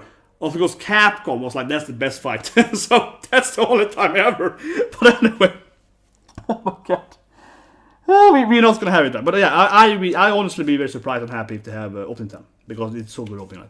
Other openings, I agree absolutely that Jujutsu Kaisen Eve, opening 1 of Kaisen, I think it's a very good opening. I watched opening 2 yesterday. It was an okay opening. I think opening 1 is a lot better. Opening 1 is really, really good. One opening I listen to the most. Fire Force opening 2, that's a really good opening, right? That might be here. They had, I think, didn't Fire Force win last year? Fire Force opening 1, right? So Fire Force opening 2 can be here. It's a really good opening. Dorohedoro is a really weird opening. That might be here because this is really weird. But what I think they're gonna have though is definitely, you know, do easy breezy. I mean, they've had Hands of Eizouken in every category. There is no way not gonna have, you know, easy breezy. Da-na-na. They're definitely gonna have this opening now, because everyone loves this opening. Easy breezy, and that is arguably that's a really good opening though. It's an amazing. Yeah, Easy Breezy is a really good opening, and I mean they really love that anime, so they will clearly be here. And I mean they love that opening, right? So there's no way they are not gonna have Easy Breezy here. That's my. I'm like 10 billion% sure they're gonna have Easy Breezy. It's probably arguably the most popular opening last year, and they love that anime, so they have to have Easy Breezy here. Easy Breezy, they have to have it, right? They have to have it. There's no way they're not gonna have Easy Breezy. This is absolutely no way they won't have that opening. What more opening could it be? Obviously, Kaguya-sama is a really good opening. You know, both openings, but they opened 2 then last year. I could see it being on the list too. I like Baccarina opening, but it's because I love everything Baccarina. But the Easy Breezy, of course, probably gonna win, right? Easy Breezy will easily win, probably. Or Eve, I guess. They're gonna have Eve, and Eve probably get a win from most popular votes, right? With the Kaisen. And Eve is a popular artist too, so Eve is easily gonna win, probably. But I'm trying to think some other opening. Obviously, Black Clover again should be here, but it won't be. I mean, they didn't even have you know, they didn't even have Kaishi's Hero last year. That was an amazing opening from Mythoroid, yeah, they didn't have opening. Is some Isekai opening last year? I'm like, Isekai Quartet 2 had an opening. Yeah, that's a pretty cool opening. Whatever, but I think Easy Breezy is the obvious. Even Easy Breezy, they have to be here, right? Like there's some obvious picks. Easy Breezy, and Eve. Like, these two are like beyond the most obvious openings. Of course they're gonna be here. Tower of God is last year 2020, but the opening I think is that good one in my opinion though. The Tower of God is 2020. So is also of course God of High School. But yeah, I mean these are the two obvious winners, right? Like Eve or Easy Breezy. Eve is by far more popular. I think it's a great opening though, and I cannot see it losing because it's a very popular anime. It's a very popular opening. It's a very popular artist, Eve, for doing it. So I cannot see it not winning. Like Eve is gonna win easily. I said it before the list, right? Eve's gonna win easily.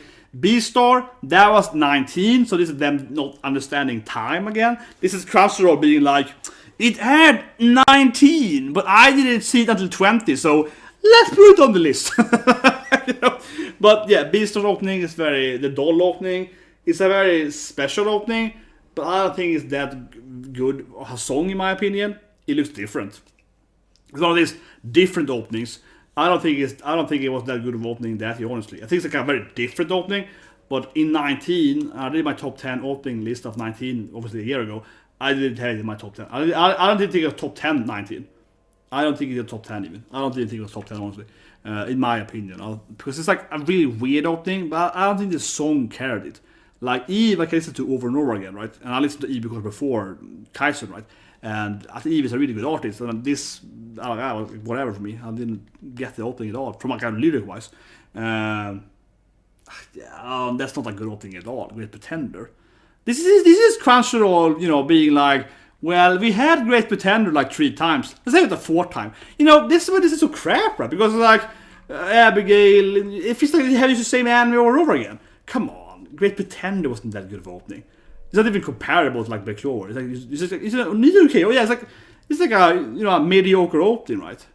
And okay, they have Kaguya-sama. That's a really good opening though. Yeah, Daddy do. That's a really good opening, of course. That's a really good opening.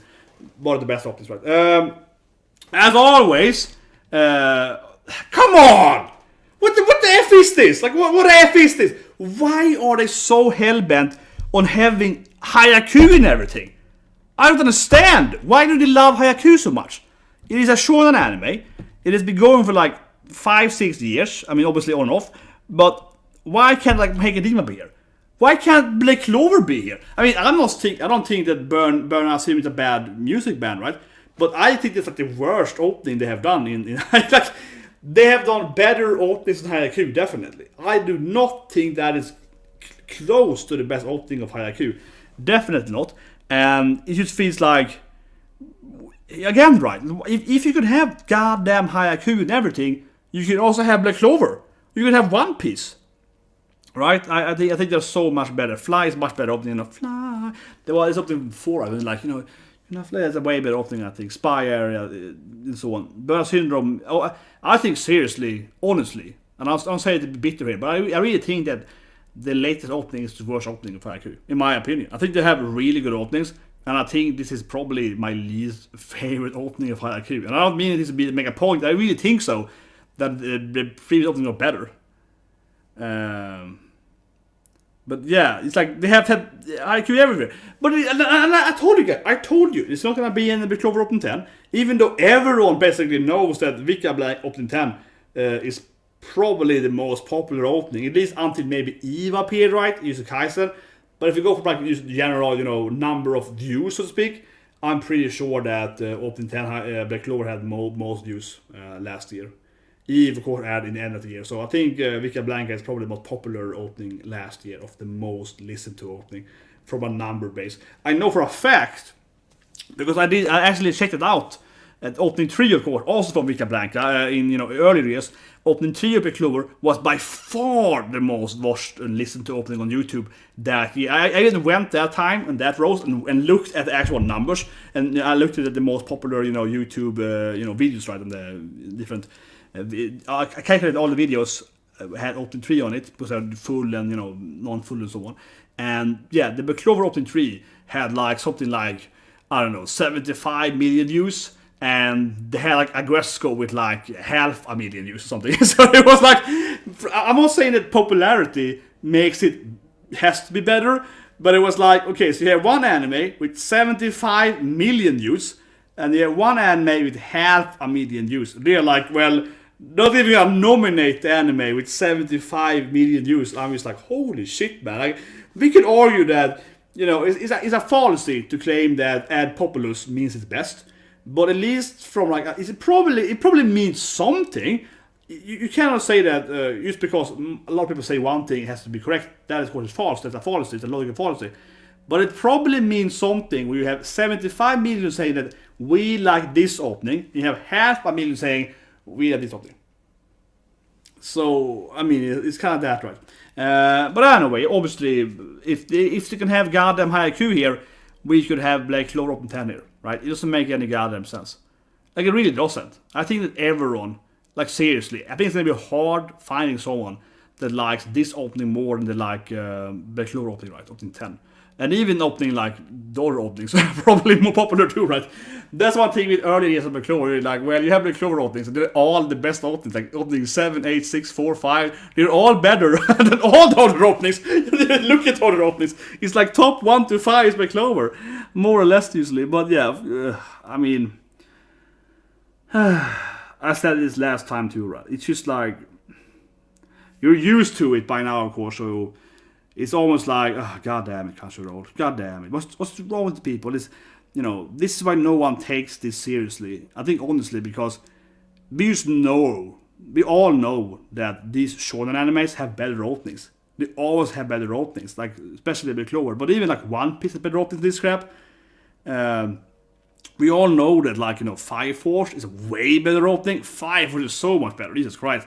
So we all know this like ongoing shonen shows. I mean, especially shonen anime usually has, in my opinion, the better openings, right? Even Boruto. I didn't even think about that. Boruto opening 7 aired last year. I didn't even think about that. I remember that now. Holy shit. I mean, Boruto opening 7, guys. Again, right? Sambo Master, da da da da. That opening is amazing. Song was amazing.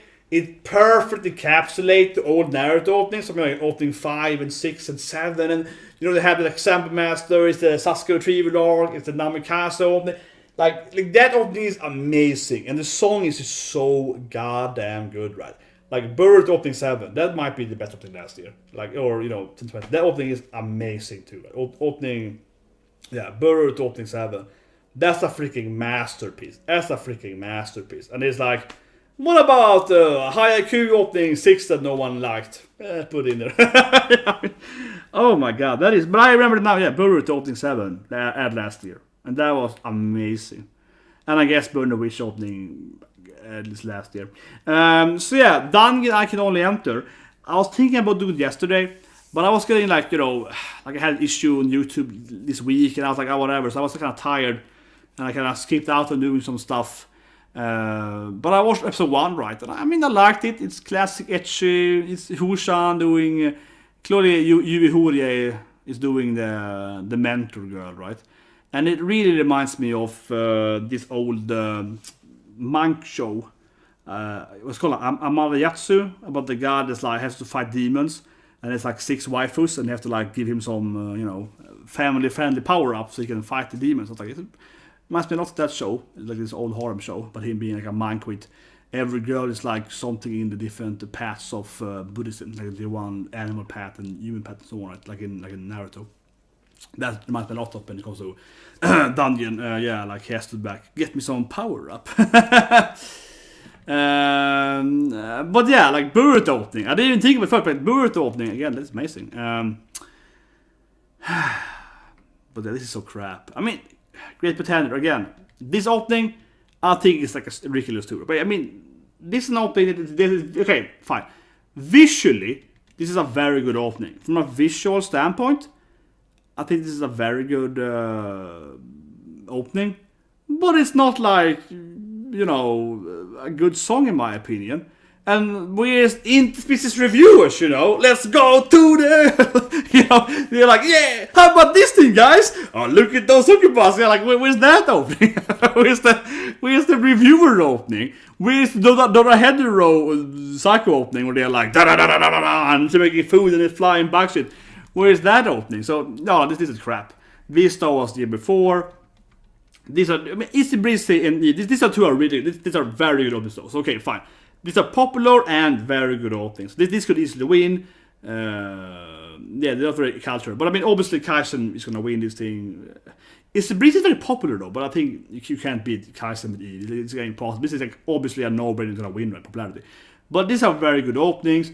These I feel are very mediocre openings in my opinion. Very low bit mediocre. This is a very good opening, of course, also a very good opening. And this is, I feel, the worst Haikyuu opening. And you have Black Clover, you have Boruto, you have One Piece. There's so many better openings from shonen shows. There's so many better openings. Fire Force, it's just so crappy, man. Jesus Christ. Whatever, ending, guys.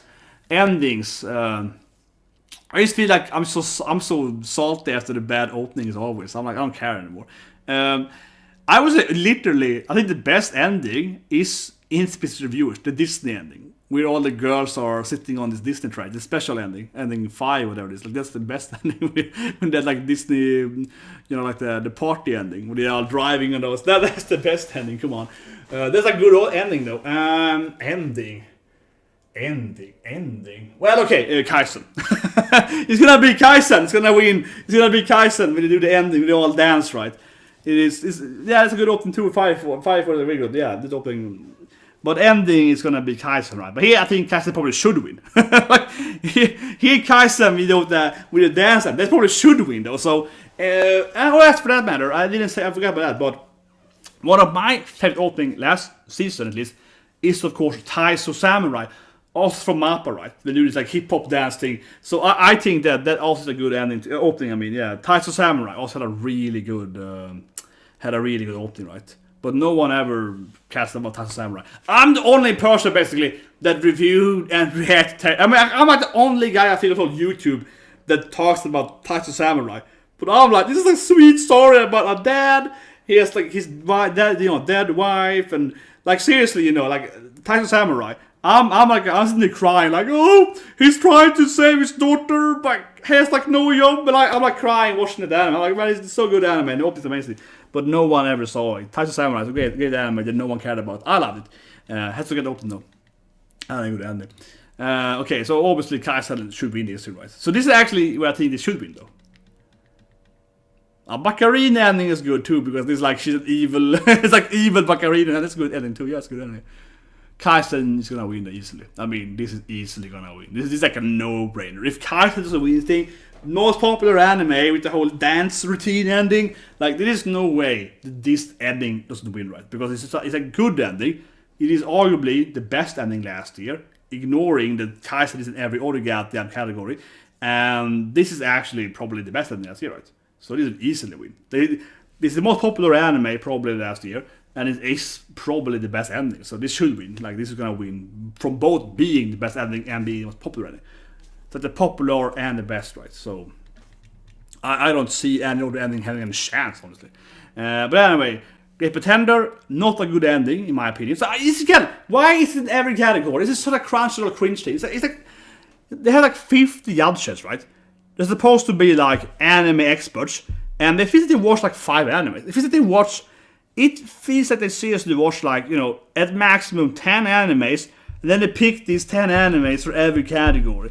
It's like, did they even see Gleipnir? Did they even see, I don't know, Black Clover or whatever? Did they even watch, I don't know, one of them I forgot. Wave, listen to me. That opening, with that's a great one too, right? Wait, listen to me. Where's that anime? Like a MILF Gyro? Like a badass female main character? Like this badass, woman that like beats up men, right? Takes no for an answer.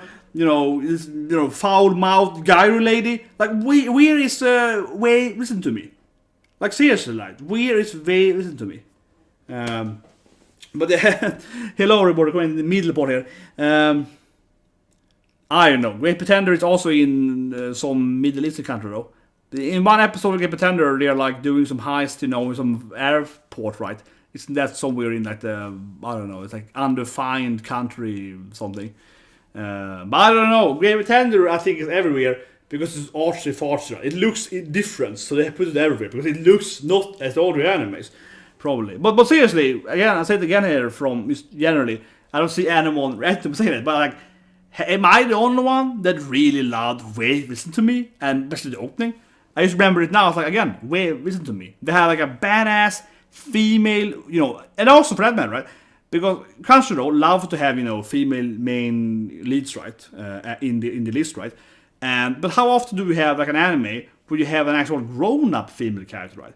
Like Wave Listen to Me is, like a female badass, 30-ish main female character, right? She's all angry and beats up people, and it's like, what happened to her? She's struggling with work and that shit, right? Like, that's like a really interesting anime that is different, has a female lead, and it's very mature, and it's very adult, so to speak, right? And it's very different, and she has a boyfriend that she hates, and that stuff is all right. That was a really good anime. Like that, I feel should be in the list because it's quite filling up their ID agenda, right? But that's not ignored.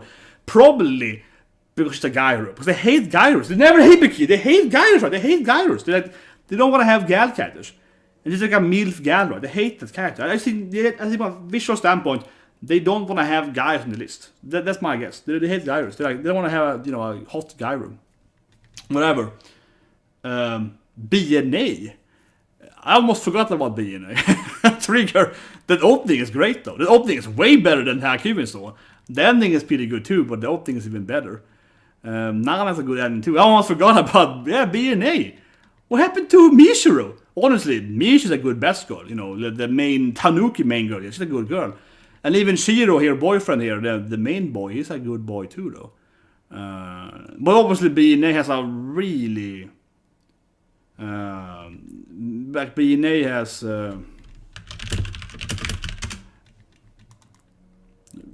but obviously BNA is like, I mean, I like Trigger, right? But BNA had a weird I was like, the ending was very Trigger. I'll say one thing though. The episode of baseball, that was amazing. episode 5 of BNA, where they play baseball, that was the whole anime. I was like, I don't need any other episode. I don't care about the main story. I just want to see her play this like freaking, like crazy baseball versus like this cheating rat team and shit.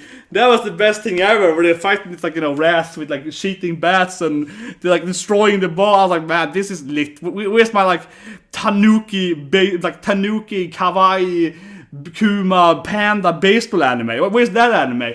I would much rather have BNA just be a baseball anime. Like that would be amazing when they just play.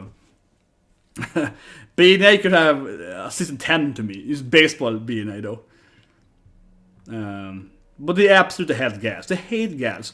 I think that's why they don't have Nami. Listen to me, right? Listen to me because she's a gal. She's a main gal, right? An amazing female main character, but she's a gal. It's like grown-up MILF guy, right? They're gonna be like, they can't have that, right? Oh, yeah, let's have Club. Last of Spectre. Actually, one anime I'm surprised we're not seeing anywhere. I'm just gonna mention here, because it probably won't appear then. It's, of course, in ID Invaded. And I mean, I wasn't a big fan of ID Invaded. Personally, I wasn't like really captured by it, because I felt it had a lot of plot holes in the end of it. But ID Invaded is a very weird anime. It has Ken Yorosuda, my favorite bad guy. It has my favorite bad guy as the main character. But honestly, why isn't ID Invaded anywhere? That was a very weird anime. That anime was, it was unique. It had a very evil person playing the main character. It's like he's like clearly a sociopathic murderer playing the main character, murdering psychopaths and sociopaths. I won't say it's the best anime. I'm just saying that it's a very weird anime, right? ID Invaded. It's a very special anime. I just feel like it should be somewhere, right? And if you talk about best voice performance for comment here, Ken Yorosuda, he should really be in best voice actor. Because he's doing all the bad guys. He's doing Overhaul, he's doing ID Invaded as the main guy, he's still evil. He's doing Ogata, right? He's doing goddamn Ogata. And I gotta put Ogata here, okay? So if you haven't seen it, right, I think it's one of the best anime again last year. I gotta put it up on the screen here, right? It's just like an amazing. Oh, that's the best picture of it. It's an amazing anime. And I always shield for this anime because, in my opinion, it's like the best anime in history. Like it's like the best. I think this is the best anime arguably ever done. Like seriously, we had season 3 last year, and I'm so pissed off, of course, that they haven't mentioned this anime. Like best antagonist, like where is it? Like, best antagonist. Now, of course, it's lagging here. I'm trying to put the image here. But of course, Golden Kamuy. I'm tired, but Golden Kamuy is, I think, easily the best anime, arguably last year. Best antagonist, easily. And the best, of course, that here is Ogata, right? This is, in my opinion, God, I'm wrong, paying for more. So it's Ogata, the Lynx. This is the, I think, by far, easily best antagonist last year. Maybe him or Claire, right? Claire is probably otherwise. Ogata, an amazing antagonist. And who is doing his voice? Ken Yorosuda. He's doing every bad guy. So Ken Yorosuda, he's like the best voice actor. He's doing all the bad guys. And No, but seriously, like Ogata, just like last season, Golden Kamuy had also had the best bad guys, but with both, the Batusai and Leto and Sugurumi, and also Sugurumi for this season. But Ogata, I think, is definitely the main bad guy, and also of course Kurikin, Shan, and so on. But and also a little bit Sophia. But yeah, like basically, Golden Kamuy has like all the best antagonists at the same time. It has like 10 antagonists, they're all amazing. But seriously, best voice actor, I think easily is Kenji Suda. Like, easily. He's also the bad guy in, what's called, God of High School. The short guy. He's the bad guy there too. He's the bad guy in everything. Overhaul, he's the bad guy in everything. Have I mentioned he's the bad guy in Hattegurus Type of Black? He's the narrator of the bad body. He's the bad body narrator. He's the I'm a smoker bad guy. He's always the bad guy. But like he's like literally every goddamn bad guy from every goddamn anime. Okay, Usagi-chan is a fantastic. Usagi-chan is like definitely a good voice actor too. But there's no way they're gonna have Usagi-chan. There's no way they're gonna have her. They're never gonna have Usagi-chan. They're never gonna have Usagi-chan. They hate her. She's a gal. She's an attractive female character. Never gonna have her, right? But seriously, again, like, absolutely seriously, Kenji Suda, and I agree, he has, usually a few animes per year, but this year he had so many anime. He was like in every goddamn anime. I felt that I saw Suda in every anime. I was like, wait, is Suda again? Like honestly, I'm a big fan of it. Like his grainy voice appeared everywhere. I was like, it's Suda again. I didn't invade it. Suda again. It's like he's the bad guy in everything suddenly. But he was amazing. I think he easily did the best performance because he did like 10 animes, right, as the evil guy and also the main but also evil guy, so easily best voice actor. And otherwise maybe like Shika's voice actor is pretty good. There's no way they're gonna have Usagi, right? There's no way they're gonna Usagi. You kind of like cringy, but I guess like Cream or so on, and that's really interesting doing that. Baccarin, of course, is very good done too.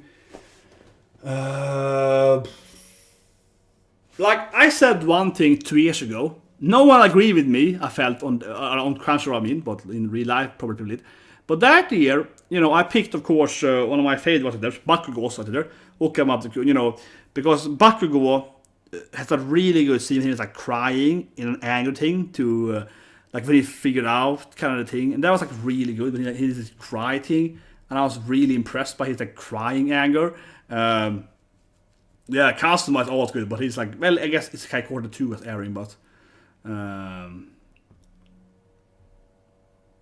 yeah, that's a good point. It's gonna be like cute boys. But anyway, okay, let's book it. But easily, Suda should win this. From all his act, from Suda has played like goddamn every bad guy. But like Bakugo, his voice actor, Nobukuni. Oh yeah, I botched his name there. But when he did it 2 years ago. There's a crying scene then when he cries to All Might. He kind of figures out the truth, almost gonna die, right? He cries with him. That's like an amazing scene because he's like angry and crying. I was like, this is just amazing voice acting that he can like really capture that. Like a guy's always angry, but he's crying. It was amazing. And he's playing Garfield right now, right? And he's always angry, so it's explosions. But no. But this year, I think, come on, please have Suda here. Have some competence to put Suda. He did every bad guy this year. He did every bad guy. Like, he did every bad guy. So, come on, Crunchyroll, don't piss me off. Oh, okay, they actually have faces to be? What? This anime exists? Okay, I'm surprised now, because she's a gal. They're actually having a gal female character here. I am very surprised. Of course, I just did a large case there, explaining that I'm very surprised that this anime isn't appearing, right? Because she's like the perfect... If we ignore her being a Gairu, she would be like the perfect Crunchyroll main girl, right? An angry, single woman that hates men, right? I'm just throwing it out there, but she's like that typical character they should love her. I was like, why isn't she appearing as best protagonist? They should love her. The opening is amazing. Why isn't she in the opening? Why isn't she screaming your opening? I was like, she's like a perfect Crunchyroll character. Except she's a very attractive Gairu, right? That's the only issue, and he has this Gairu clothing style, and very kind of skimpy and kind of itchy female character. But if you ignore her like physical appearance and her view on romance, like mess and so on, she's like the perfect character for him. She's like the perfect character. So I was very surprised they haven't. I guess like they haven't had it right, but I guess they had to put it, because it's all about. So in this anime, she's a talk show radio host, right? So I guess they had to give her best voice performance because she's all about doing radio broadcasts. So it is truly the best category for her to be in. But I'm surprised that they put her here. Still, as I mentioned earlier, because she's a gyro, right? She's a hot gyro. She's a very attractive character, like a very cool female character. So but okay, we still have Suda coming, right? Because Suda, he did every character last year. Really? Really? I guess true Subaru. I mean, it's kind of weird. It's kind of ignoring a series here. They're kind of like skipping over R0 for best narration and best directing and everything. So I'm just like, oh yeah, R0 exists, I guess. I'm just like, oh yeah, it's true. Really, Godio? This is what I feel is like, oh, you need to like put Kaiser in everything. Woo! We need to put, I mean, listen to me, it's an amazing anime. He's just a well-written character, and it's for the same man that did Blade Immortal, right, before that.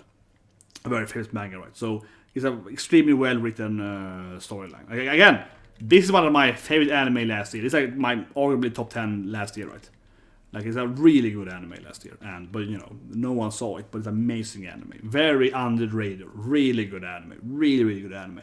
Very different, amazing anime. But anyway, please give me Suda. Not give me Suda, right? He's also in Kaisen, and he's a better actor than Gojo. He's Nanami in Kaisen, like he's in every anime. Why can't I have my Suda? He's also in Kaisen. You couldn't give him Nanami in Kaisen? Wasn't that better than Gojo? Come on. Come on. He's all like, I'm a businessman, have to work on time. Come on, like why can't we have my Suda? I invaded Ogata. Oh yeah, Kanamori. And some crappy. See, this is I hate them. I can't deal with this shit anymore. I mean, what do I expect, right? What do I expect? But it feels so weird. It's just like they even had Overhaul as best antagonist. And they have Godio as they have Godio as best boss boy or so on. So why don't they have his voice actor? I mean, I sound like I'm the biggest fanboy ever now of Suda, right? But I'm just looking at from an objective standpoint. That man, he did like every goddamn anime. That man was in like every goddamn anime. He did like literally like 6 bad guys. Something. He did like a bad guy in every week. He was like in every season of last year. Suda was at least one bad guy. He was like, I'm a bad guy here, I'm a bad guy here, I'm a bad guy here. He was like in God of High School, bad guy, main bad guy. He was the main bad guy in Golden Kamui. He was the main bad guy in My Academia. He was the main bad guy in ID Invaded, because he's the main character and the bad guy. He was the bad guy in like everything. He was literally the bad guy in like every goddamn anime. I was like, he was in every goddamn anime. It was just crazy. And Yosuke, I don't even know, man. I don't even like the show. Yeah. Was it in everything? No, I know, but I'm just thinking from honestly, right? This is why I think no one can take this thing seriously. Because you look at this anime, and it's Crunchyroll, and there's so much popular shows, right? And then you look at it from like a... I'm trying to look at it both from like a... popularity, right? I've said that Black Clover, obviously the most popular opening, why isn't here, right?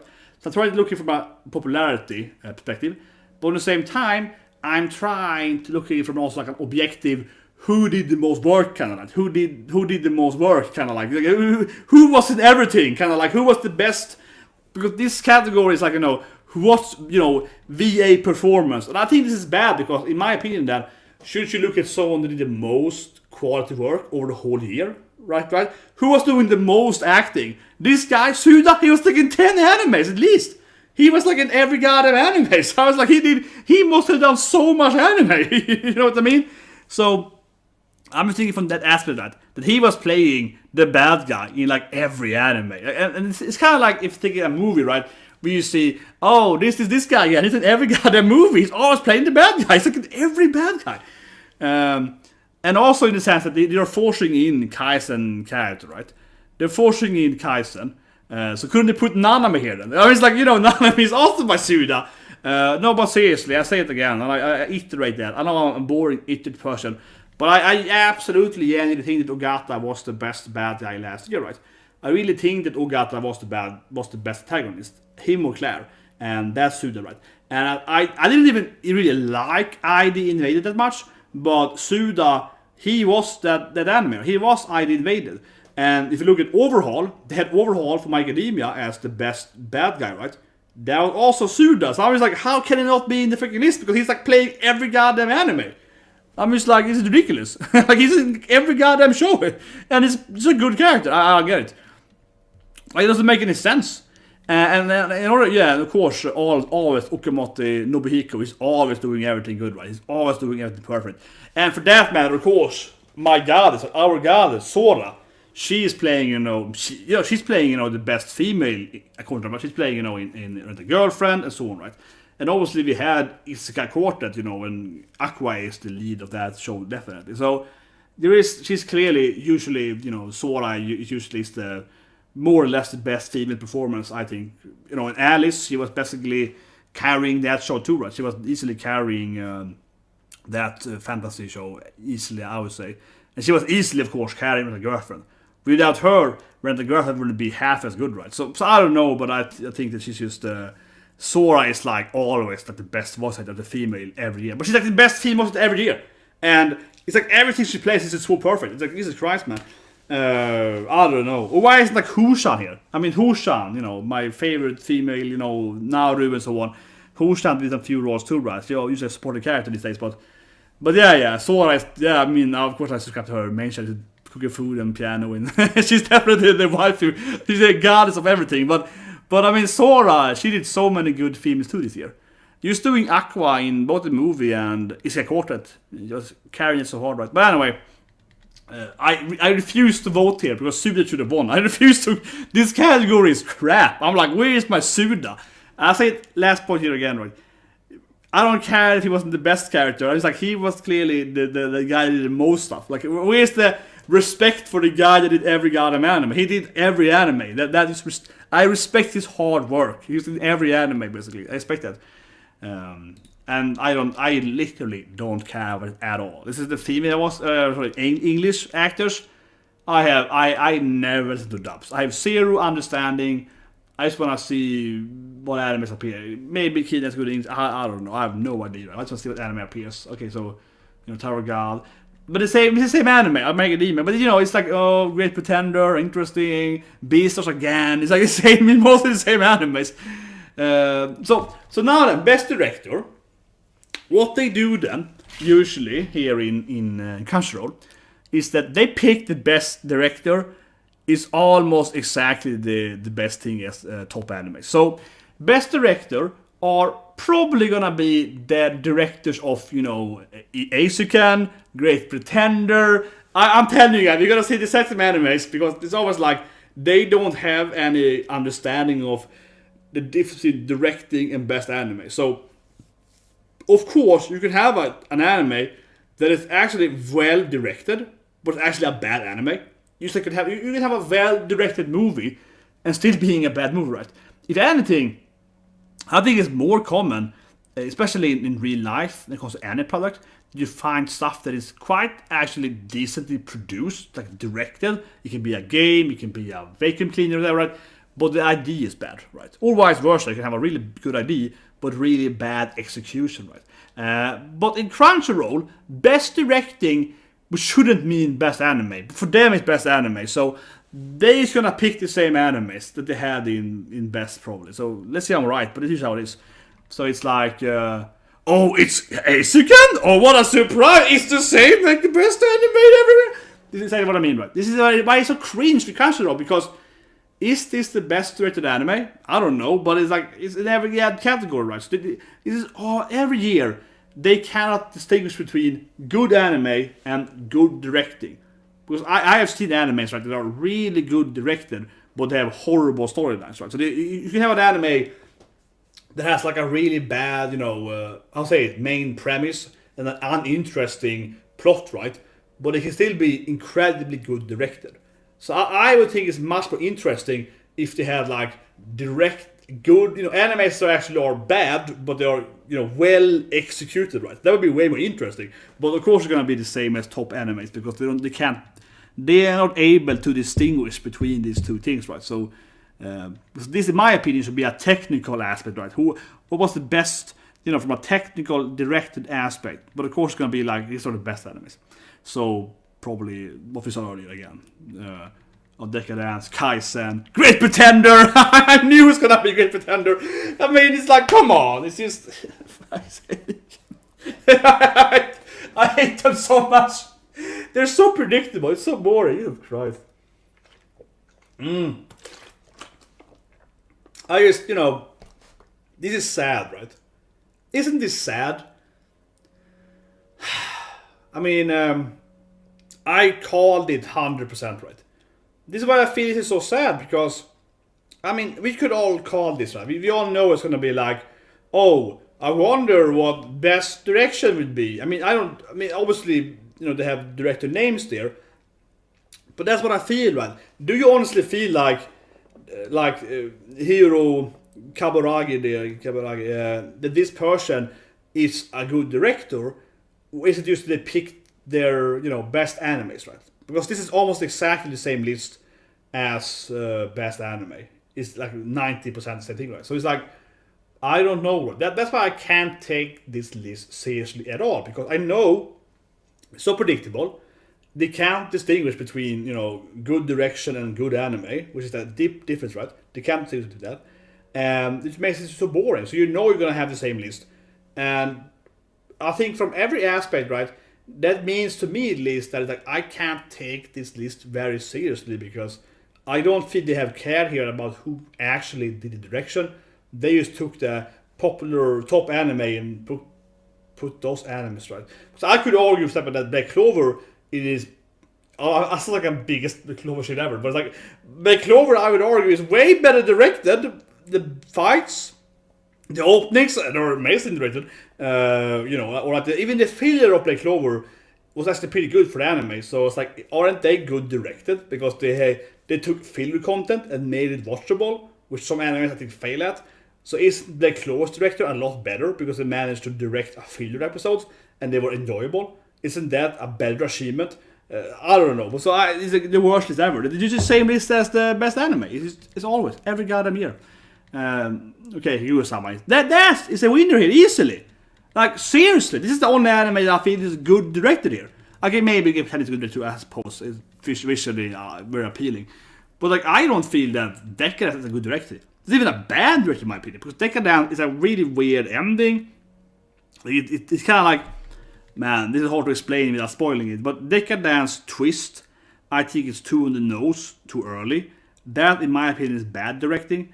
And but I mean, this list is, I said it before, sorry, this list is basically exactly the same as top anime, right? So it's Hasuken, Great Pretender, Kaiser. It's a set list. They can't distinguish between execution and actual anime, and actual performance. It's kind of like a different thing, right? It's basically if like, I mean, I said earlier, but Tower of God appeared.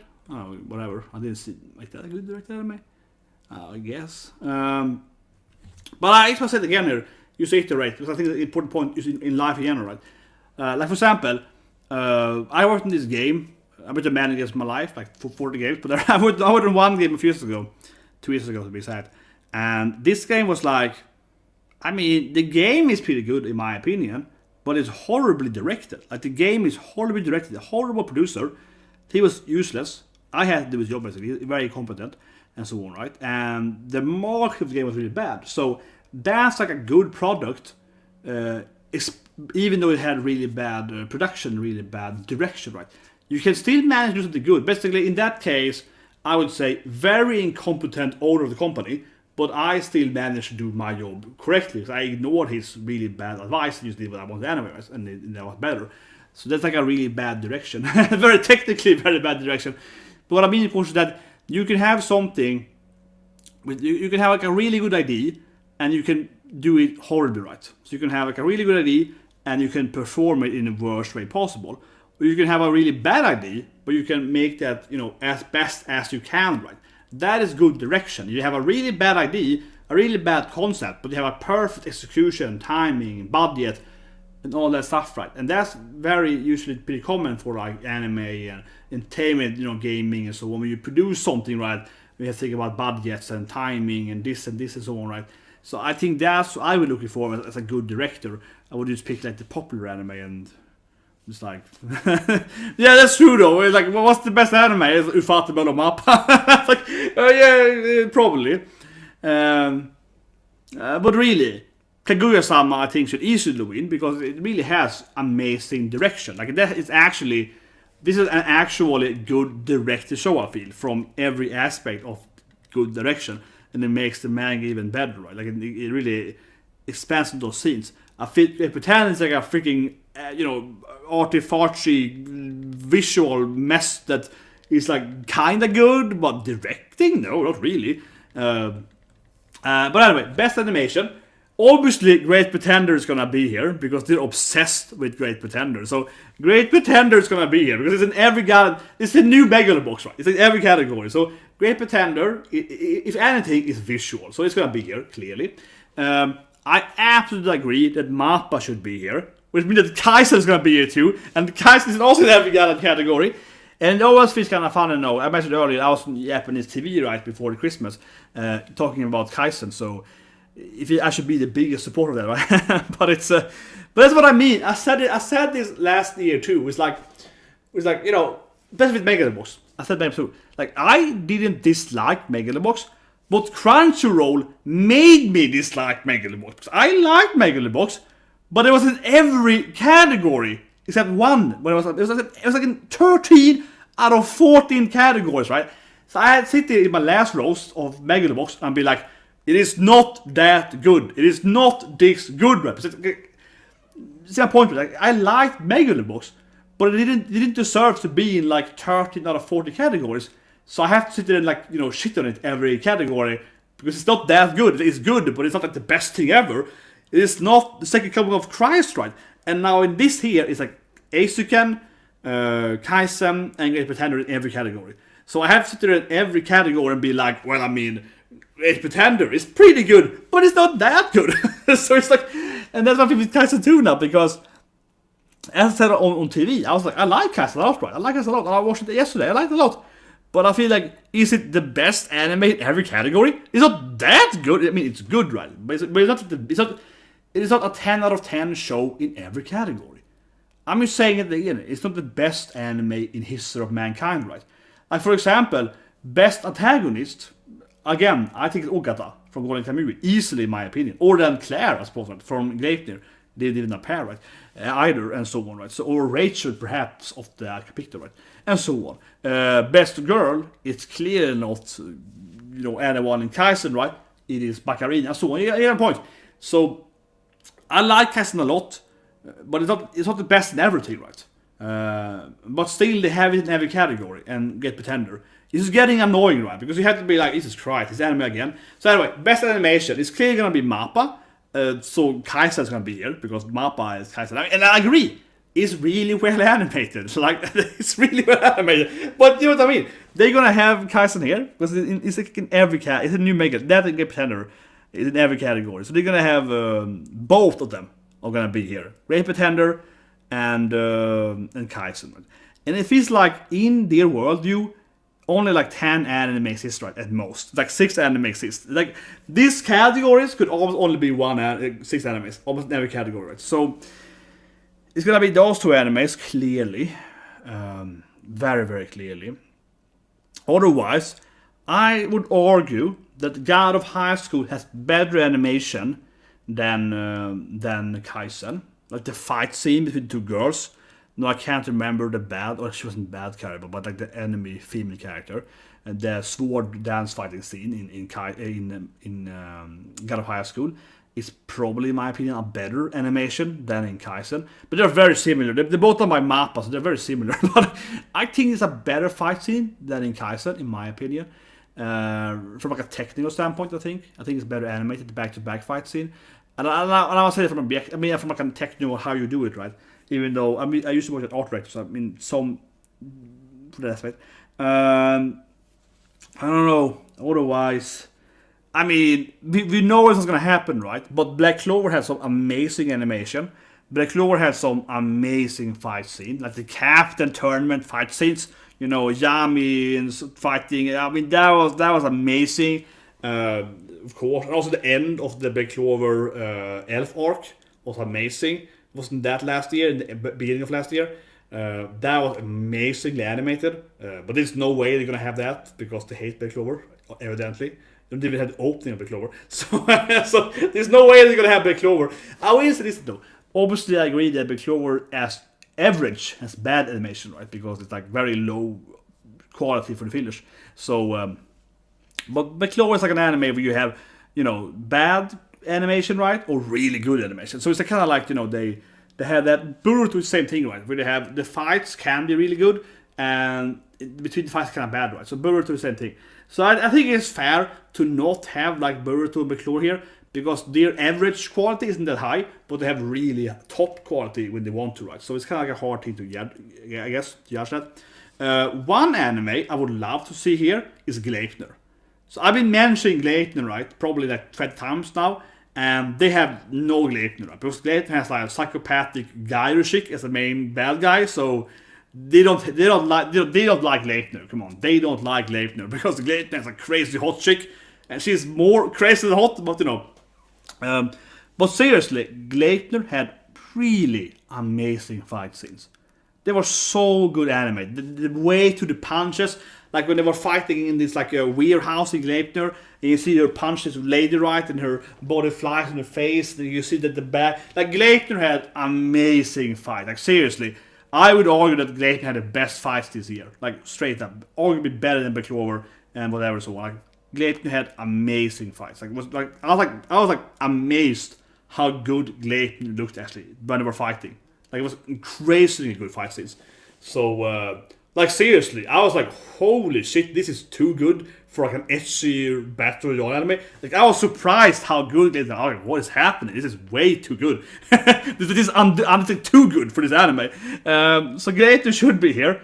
But I doubt it because, of course, they don't like Gleipnir. It has like Gyro main character, or antagonist, whatever. But it's gonna be like Mappa, like 4 animes. It's gonna be like Mappa in every. It's gonna be like 6 Mappa animes. It's gonna be. I wouldn't be surprised if it's both God of High School and Kaiserman. It's gonna be like 2 Mappa shows at least. It's gonna be like 4 Mappa shows, like Mappa. And yeah, but it's gonna be. This is the same company doing all of them. But it's clearly gonna be a Great Pretender and Kaisen and something else. God of High School probably. Of course, Isaacen, because it's also in every category. And it has interesting animation, but it's like the best animation. It's in every category. It's like you don't even have to look at the category. You can just look at like, you can just look at the same list again. Oh, it's best director. Oh yeah, it's Isaacen. I'm sorry for this fast scrolling, but it's the same thing every time. This is why I find it so rose cringe worthy, right? Because I wish they would be reflective like I am, right? I'm not saying that I am right. Obviously, I am right, but I'm not saying that I have to be right. But I think that as a judge, you should argue like I am, right? Saying that Gleipnir, not the best anime, but Gleipnir had fantastic animation, right? Like, that's how you should argue if you're an objective and fair judge. You should be like, I don't think it's the best anime, but it had amazing animation. This anime, not the best, comedy, but and so on, right? That's how your brain should work to be a fair, I think, objective, as possible, right? But for them, it's like, what is the best anime? It's Isaacen. What is the best director? It's Isaacen. Best animation? It's Isaacen. It's like, did you even look at all the animes? It really feels like they are not even caring, right? Like they don't even why do we even need to have more categories if you're not actually judging them on the category, right? I think it's kind of silly because it doesn't feel that they're actually judging the anime on best animation. They're judging them on like, for example, I think one thing has to be very clear, right? Is that I would not say that Gleipnir is the best written anime this year, but I would argue that has the best animation, right? If this is the best animation category, you should ignore who are the main characters. You should ignore who is a good. Like, you could have an anime with the biggest plot ever, with the worst storyline ever. It can still has the best animation. Like, for example, God of High School is a very weird anime from a story aspect, right? But it's beautifully animated, right? And that should be how you judge this category, because it's called best animated. It is not called, best show or whatever.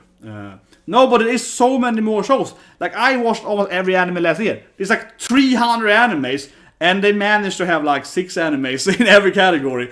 It's like the same categories. I mean, it's like what happened to, for example, Gleipnir. Like, what's not Gleipnir here?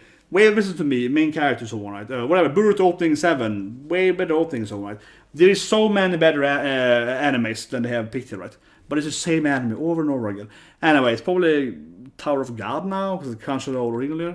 He's got a high school, okay, but that's Mappa. I said earlier, Mappa is gonna be probably both this and Kaisen.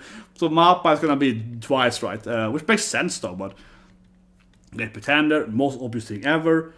It's like they only watch 10 shows. Oh, it's Great Pretender again, and Kaisen. Kaisen. he's like the most predictable thing ever. You only have the same like 4 or 5 animes. Like these 3 animes are like in every category. This is the new Megalith Boy. Is it Megalith Boys all over again? Okay, really? And Beastar actually should win, I guess. That is true. Beastar should win, but it's like the 19. That is true though. Beastar is amazing. I think Beastar easily beats this other animes, but it didn't even air that year. Like, it didn't even air that year, so should it win? From a technical standpoint, it did not air 2020, but Beastar is amazing. Okay, I just watched it today, right? Episode 2 here with Orochimaru. That was so good. I say, watch my reaction of Beastar this morning. It's Orochimaru. Orochimaru's voice is playing this like Ara, like thirsty snake, and I'm just like, oh my god, this Orochimaru's voice actor playing this like itchy snake. I'm like, it makes perfect sense. It makes perfect sense to me. It's amazing. But Orange, of course, is Hoshikuni. It's true. Almost no one knows who Orange are, but Orange is the same studio that did Land of Lazarus or Hoshikuni, which is easily the best anime that year, like 17. Also in animated and in everything. That was an amazing anime. Hoshikuni is much better than Beastars. I like Beastars, but it's no Hoshikuni.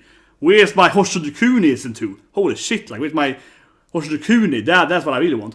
But anyway, this anime aired a year before this. So it shouldn't win because it's from 19, so it's like it shouldn't even be in the list to begin with. But whatever, right? I think that this anime should win if you could vote on it. Otherwise, the animes we saw earlier, as I guessed, it's gonna be both High School and Kaiser, as I guessed correctly, and of course Pretender and so on. But I think that High School is better animated than Kaisen. I mean, it's from Map, of course, both of them, and I think that High School had better fights. I mean, it's all about the fights. It's an anime with the only fight. It's like tournament arc every episode. So, like, the whole anime of God of High School is just fighting. It's just a fighting anime for like the whole season. But it's really good animated. Okay, so this is an interesting category, and this is an interesting category, I feel, and how would I explain why? I think that because, for me, a good character design, right, it's not about, what I say, when I hear the word character design, should we look at the character's personality, her behavior, and so on, right? Or should we purely look at her appearance? And when I hear simply character design, that could mean we're talking purely about physical appearance, right? Cool shoes and so on, right? But I would argue it would be the backstory and everything is probably a better way to judge it. You can look at the whole picture.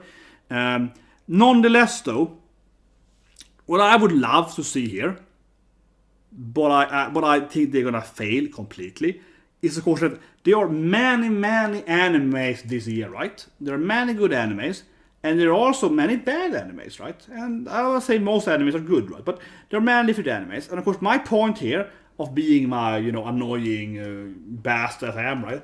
I think there are so many animes this year that I found not the best anime, but they have really good character design, right?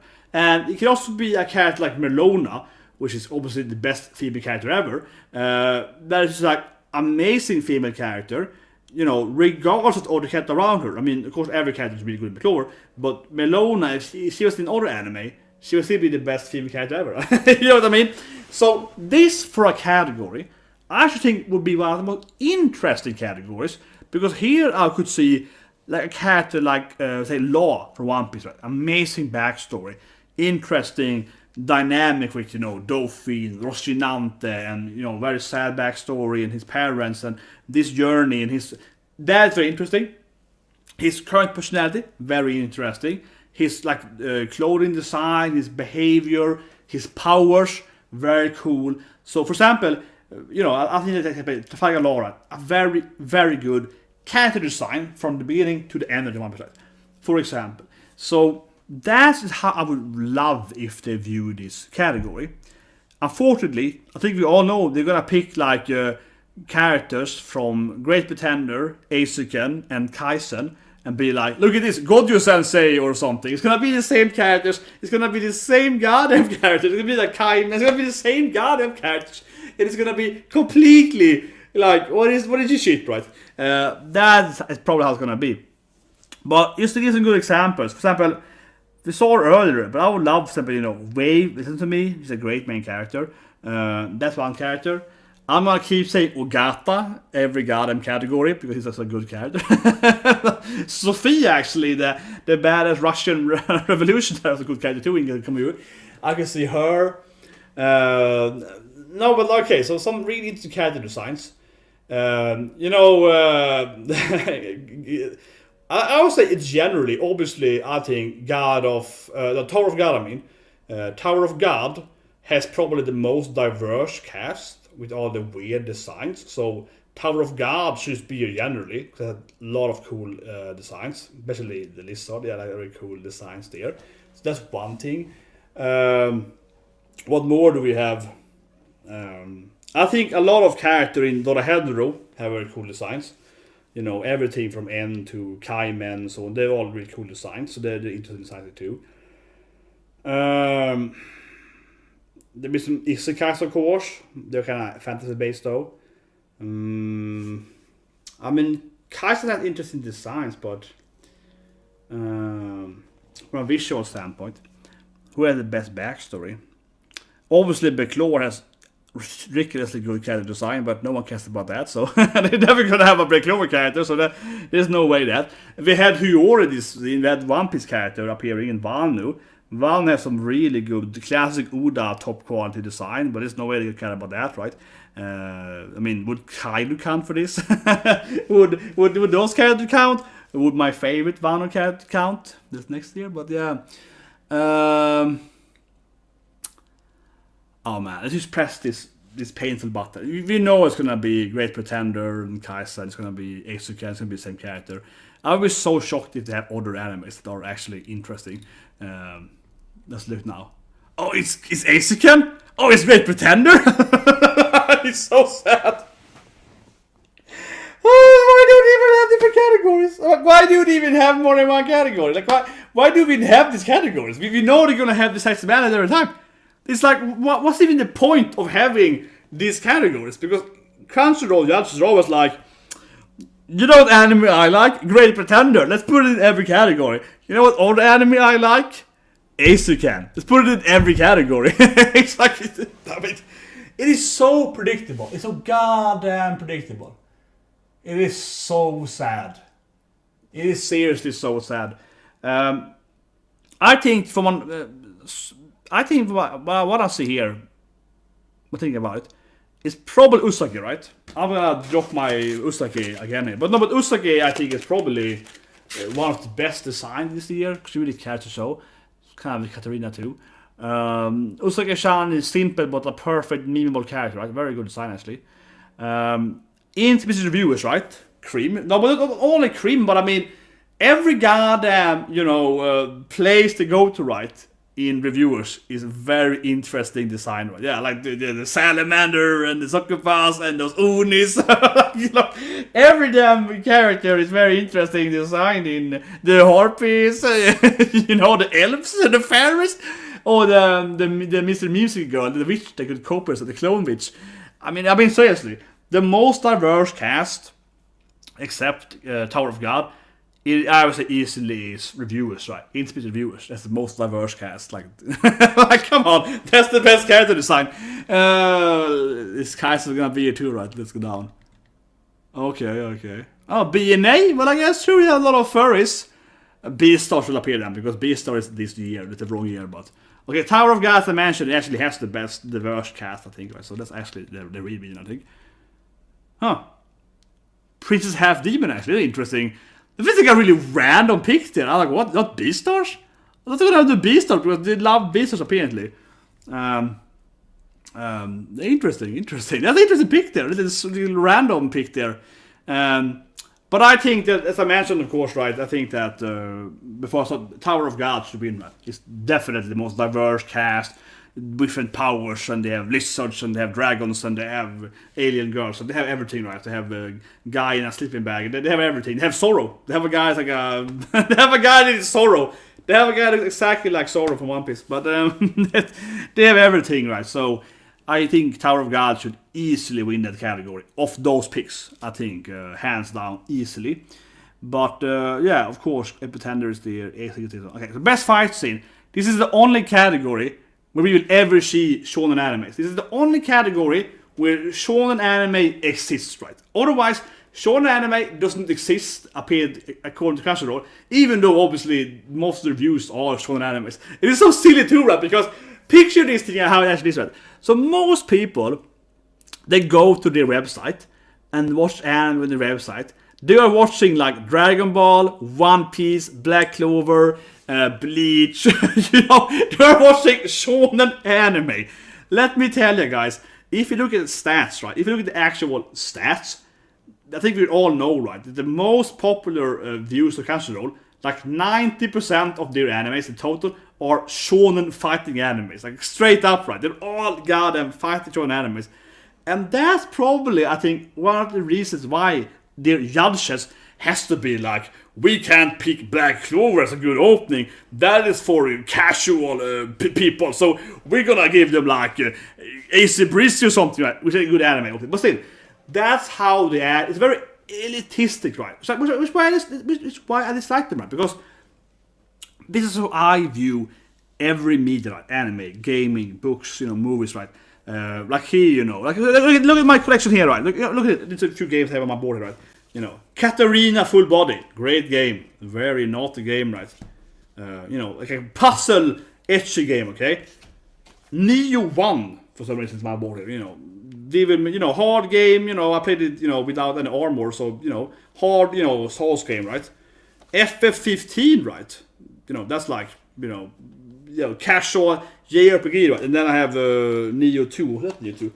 That was Neo 2, actually. But whatever. My point, of course, is that like this is like an incredibly different genre, right? Katarina than like Final Fantasy 15 is like incredibly casual, most common JRPG, right? Very, very, very, I would say, specific, etchy dating game, puzzle game. Very, very, I would say, hardcore, gaming, right? By Katarina Royale with the whole extra version. I also have, of course, Persona 5 over there in the gold box one, and so on, right? And then, of course, like Souls genre, right? With Neo.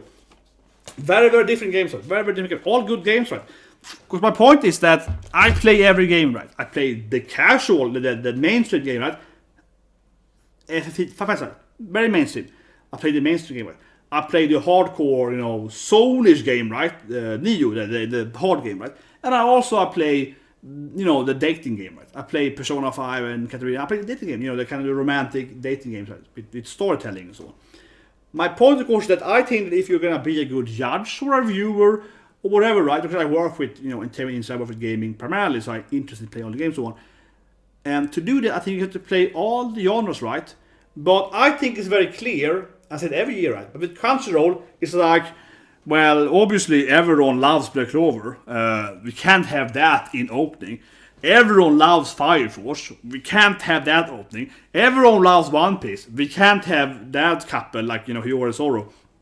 Probably not, right? So they are so focused on not accepting like the mainstream popular shows, right? Which is like a ridiculous way to view the world, because in reality, just because it's kind of like this weird thing, it's a logical fallacy. So logical fallacies, of course, like example that. So ad populus is the fallacy of believing that just because a lot of people saying one thing it's not making it true, right? That's a fallacy of populus. That just because a lot of people say X thing doesn't make it true. For example, if a lot of people say the Earth is flat, doesn't make the world flat. It's because a million people believe so, right? For example. So, but that's one thing then, right? So they refuse to like accept that people. So basically, Crunchyroll, they hate, I say, shonen like Black Clover. They hate them because they want to be like, no, a million people can't be right. So what they are doing is exactly the same fallacy, because they refuse to talk about popular shows, basically.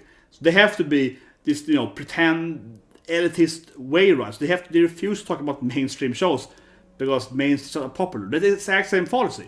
Instead of believing that something that is popular is good, they believe that something that's popular is bad, right? So it's the exact same logical mistake, right? Believing that just because One Piece or whatever is popular, it has to be bad, right? That's seriously how they view the world. I mean, I start by saying that is seriously how they view the world. Just because something is popular, it has to be bad, right? It is so silly. So this is the category now, best fight scene. This is the only category every year when they have to mention, One Piece, Black Clover, Fire Force, and so on. This is the only category where they have to, of course, talk about shonen shows. Like this, because it's the only category where they can pretend they cannot pretend that shonen anime doesn't exist, right? This is the only show.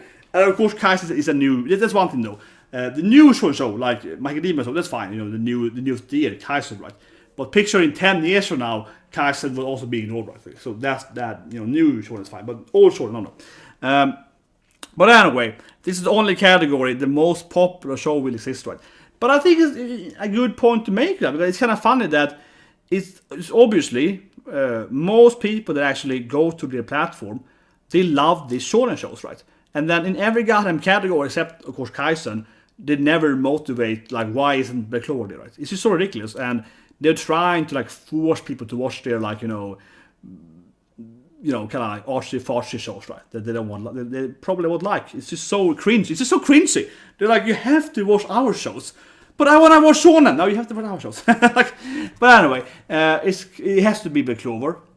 Both Captain fight and the last fight against the demon, and obviously like the other Philly fights were really good, like I know one. One Piece has some good fights, but Zoro has a good fights, right? Luffy has some good fights. Fire Force has several good fights too. Of course, Kai's has good fights, and obviously God of High School, Best Animation has good fights. Gleipnir, as I mentioned earlier, has some really good fight scenes. I really want to see Gleipnir here, but they hate Gleipnir because there's a hot chick there, so they want maybe Gleipnir. But Gleipnir has really good fight scenes, probably the best fight scenes. Dorohedoro has interesting fight scenes. And ID Invaders is weird fight scenes. This is probably my picks. What more is it? Of course, I forget something here. I guess Tower of God is different, of course. Tower of God and fight scenes too, of course. That's probably gonna be in the list, right? Okay, let's go down. Of course, Kaizen, no surprise. God of High School. Not the best fight though in God of High School. But obviously gonna put, you gotta fight, yeah. Okay, it's for the line. I mean, again, it's true. I guess Macadamia is so long. Like, you're free to here? Ah, sorry, Fate. Oh, did it freeze? What? My rant was so powerful. That it froze for me, at least. But I have like a CPU warning though because I think I have out of memory. But please tell me if it's working right now, because it froze for me at least. But I also had like a memory out of memory warning, so that might be why it froze for me. I'm just gonna move something over to another hard drive. So when you live stream, of course, it fills up a lot of my memory, right? So, so currently I can't see the stream anymore, but it might be because my memory is out. So I'm just gonna move over some files here. So I have like a 10 terabyte hard drive. I just put all the previous streams in that one, right? Every time I stream, and so I'm doing it here. Sorry, because it's telling me that my memory is going out of. You know, it costs a lot of gigabyte to stream, right? Because I'm recording myself, right? This is working, yeah. Anyway, let's go back then. But you can hear me, right? It's myself here, my beautiful voice. Okay, good. Sorry, yeah, because when I stream, obviously it takes a lot of hard drive space. Anyway, this to me feels like cheating. You can't have the same anime twice. Like, come on, really? You can't have this. You can't have. I mean, I'm not saying it was bad fights in Gala Fire School. They had good fights, but like two, you can't have the same anime twice, man. It feels like this feels like cheating. This feels like stupid. It feels like it's so lazy. They're like, oh yeah, what other anime was good? You know what I really like? God of High School Double. Come on, this is not how you do it. And also, I would argue that the better fight, for that matter, in the screen over here, in Deco's overall, I think that actually, you know, Miro's overall a better fight. I think the fight before that is a better fight, right? Where, you know, best boy. Why isn't he a best boy? Why isn't Miro best boy? Why is not Senpai Mirio-chan? Why isn't he best boy? He's like the improved Deku. He's like the better Deku. But anyway, he should be freaking best fight and best boy. But the better fight than Deku is. This is stupid. Like double. You know, Akudama Drive's an anime I think you were gonna mention, but yeah, Akudama Drive has a good fight scene. It has some good fight scene. Sure, it has a good fight scene. I mean, yeah, it wasn't the best fight scene, but but this is so stupid. I mean, okay, like, why is it two of the same anime? That is so lame. Like, that is so lame. That is just so lame. Because we had Black Clover, like the tournament captain fight in Black Clover. Not even here could they pick the favorite shonen shows. They really hate popular shonen. They were like One Piece. They had like, you know, Kaido versus Luffy, you know, round one. They had like, you know, Zoro against everyone. They had Zoro in like many fight scenes. And they had Queen with the Big Bomb. Also a good fight. Those fights, right? They had many Fire Force fights, you know, a lot of Fire Force fights. They have Tamaki fights for that. But they had a lot of cool Fire Force fights. It's completely ignored. Completely ignored. They had, they had many good fights. I would prefer like Dorohedoro fight, even though so. But this feels like, this could honestly almost be the worst list so far. Even though it's impressively bad that they don't have good openings. Because, I mean, I think it's easy to pick 6 good shonen fight scenes, right? I mean, it has to be shonen, but you know what I mean, mostly shonen fight scenes. Gleipnir. Like, why isn't Gleipnir here for? Gleipnir had so many good fights. Gleipnir had amazing fights. I mean, I said it again here, I think Gleipnir had, like, unwarrantedly 2 good fights. I was like, holy shit, does Gleipnir have good fights? Even though it's like a battle royale ecchi show, the fights are amazing. I was like, holy shit. These fights are like too good for this kind of ecchi anime. I was like, this doesn't deserve to have this good fight. Because like an ecchi anime, you should have, you know, kind of mediocre fights, right? I'm like, whoa, holy shit, they're good fights. But of course, they're not gonna have Gleipnir here because Gleipnir had a lot of fan service, right? They had a very ecchi main girl and so on, right? And they had some Yuri stuff, but a bad kind of Yuri, right? And they had some Sensei Yuri and so on. So obviously, they're not gonna have Gleipnir here because they hate Gleipnir. They will never talk about Gleipnir because it's too, you know, it's too much Gali and Gairu and so on. They can't talk about Gleipnir. But it had way better fights. But this actually, arguably, I think could be the worst part of the list, which I think is the press list, is because it has the 2 anime same, yeah, because it has the same anime twice, right? They have 2 God of High School fights. It is not that good. Come on, like, this feels so silly that they couldn't find to pick in any other anime than having twice of the same anime. They couldn't take any of the Black Clover fights. They couldn't take, like the tournament, captain tournament fight, or they couldn't take any of the Boruto fights. They had to be like dubbed of this anime. They're not bad fights, but I was like, this is impressively lazy, right? Impressively lazy to take the same anime twice. Talk about Gleipnir. It's called Gleipnir actually. It's a chain that keeps Gleipnir. It's probably spelled like this in actual Swedish though. It's probably spelled like this probably. It's probably spelled something like that actually in real Swedish. So Gleipnir is actually a Swedish word. So Gleipnir is the chain that keeps Fenrir Ulven downright. So Gleipnir is this magical chain which is very, very thin because it's like magical hair done by the dwarfs, but they used it like Freya's hair, and they made this super thin magical chain that would keep the Fenris Ulven, so he couldn't eat the sun, right? Because Fenris Ulven, which is a son of Loki, goes and eats the sun and the moon and so on in Ragnarök, right? So that's the word Gleipnir comes from in the anime, then based on the guy turning into like a wolf mascot, right? So that's where the word comes from. But yeah, Gleipnir is a Swedish word, means a chain.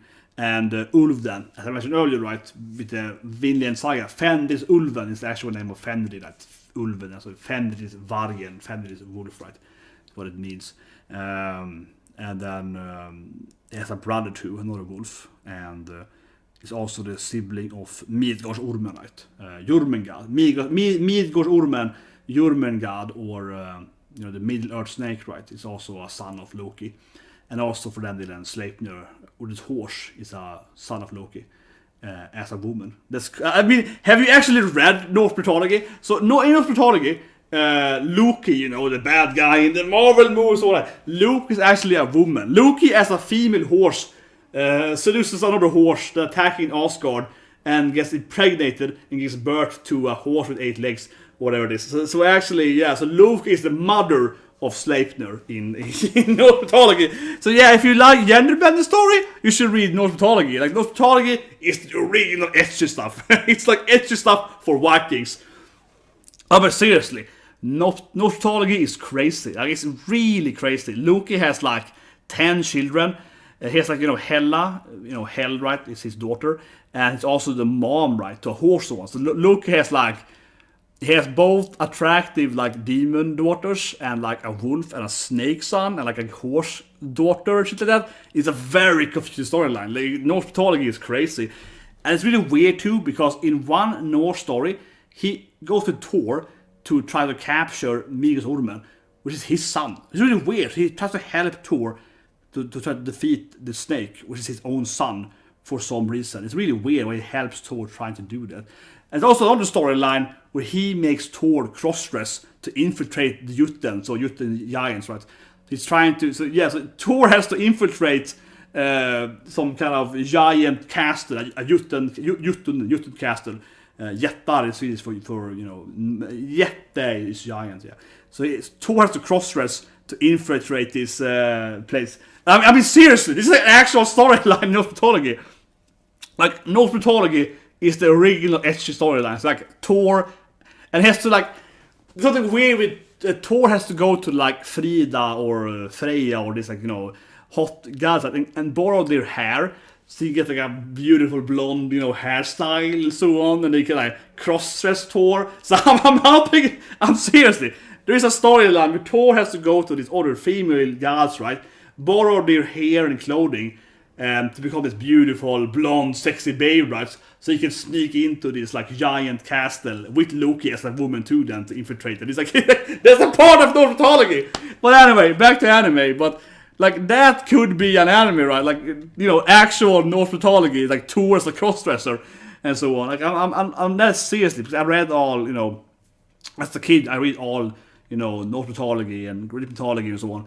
And that happens in Norse mythology. Loki is cross-dresser and it's crazy. The gender bender, has daughter and it's a mom and it's all this weird stuff, right? The Marvel stuff, That's the basic stuff when Loki is a bad guy. It's like a very, very basic of Loki and Thor as a character. But anyway, best drama then, Norse mythology. So I just have to say, they got the Gleipnir. I was like, man, that is...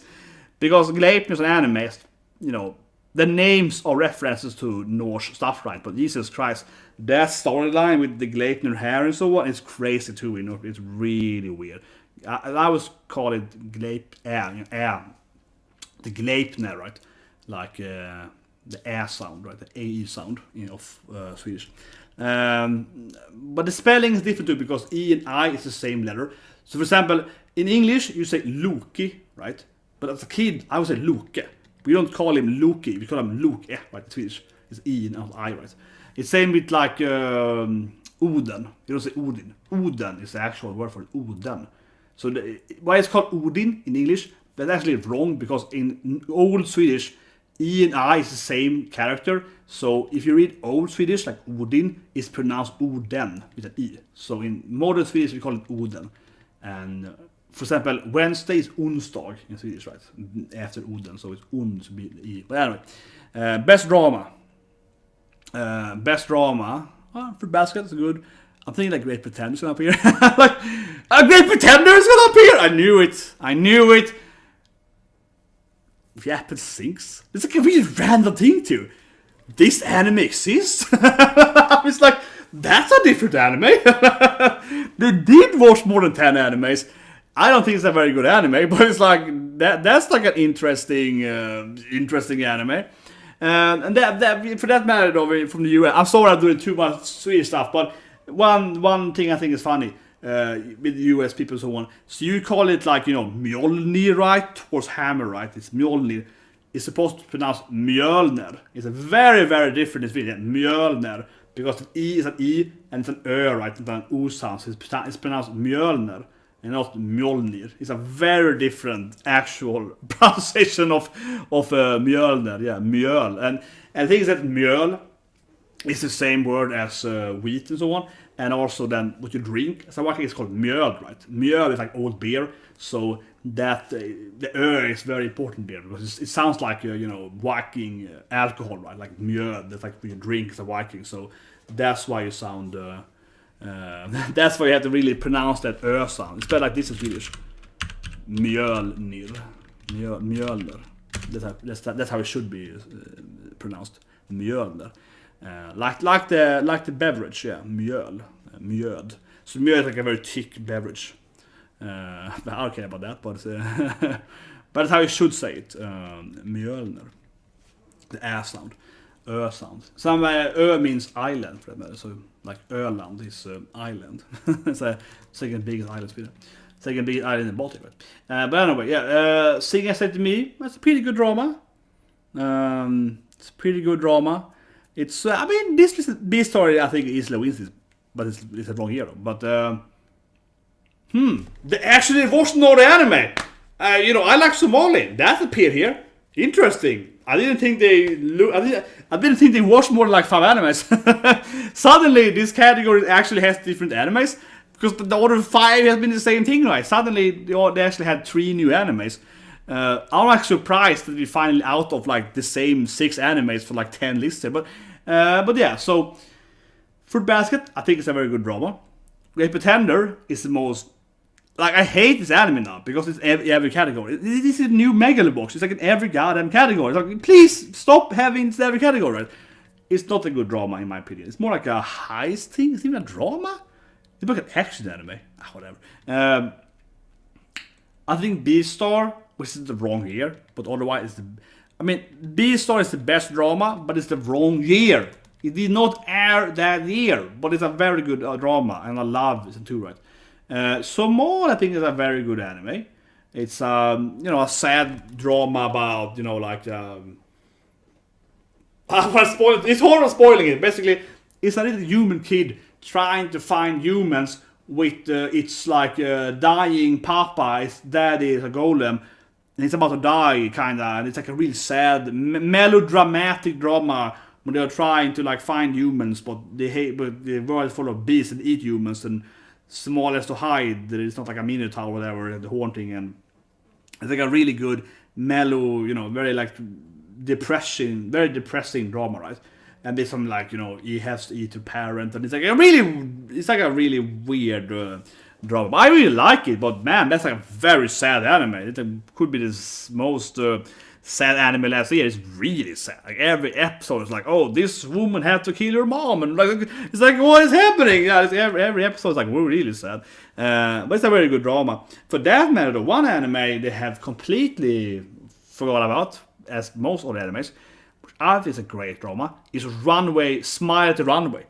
Am I the only man in that TV show? So Smile at the Runway is an anime about, a girl, which is very sexy, very short. It's a very short girl, but she wants to be a model. She wants to be a runway model, right? And it's also about her, I guess, best rival friend character. He wants to be like a model, fashion designer. And they are like, I don't know, they're working together to become famous in the fashion industry. I love that show. Like, it's a great show. That show is amazing. I was like seriously, like Runway, Smile at the Runway. It's like sport drama, right? They're like short girl, she's bullied because she's short, because she's too short to be a model, but she has attitude and personality, And he's like a poor guy with no money. He can't be an artist, and he has like a dying mom. His mom has like cancer, or it's like this is really, yeah. His mom has like cancer, and it's like 3 siblings. He has to work to pay for their money because they can't like afford food, and his mom is like dying in cancer and can't pay her like medical bills. And he's trying to become like a famous fashion designer, right? And this rich girl, but everyone hates her because she's short. It's like a really good drama. And spoiler, but a very meek thing here.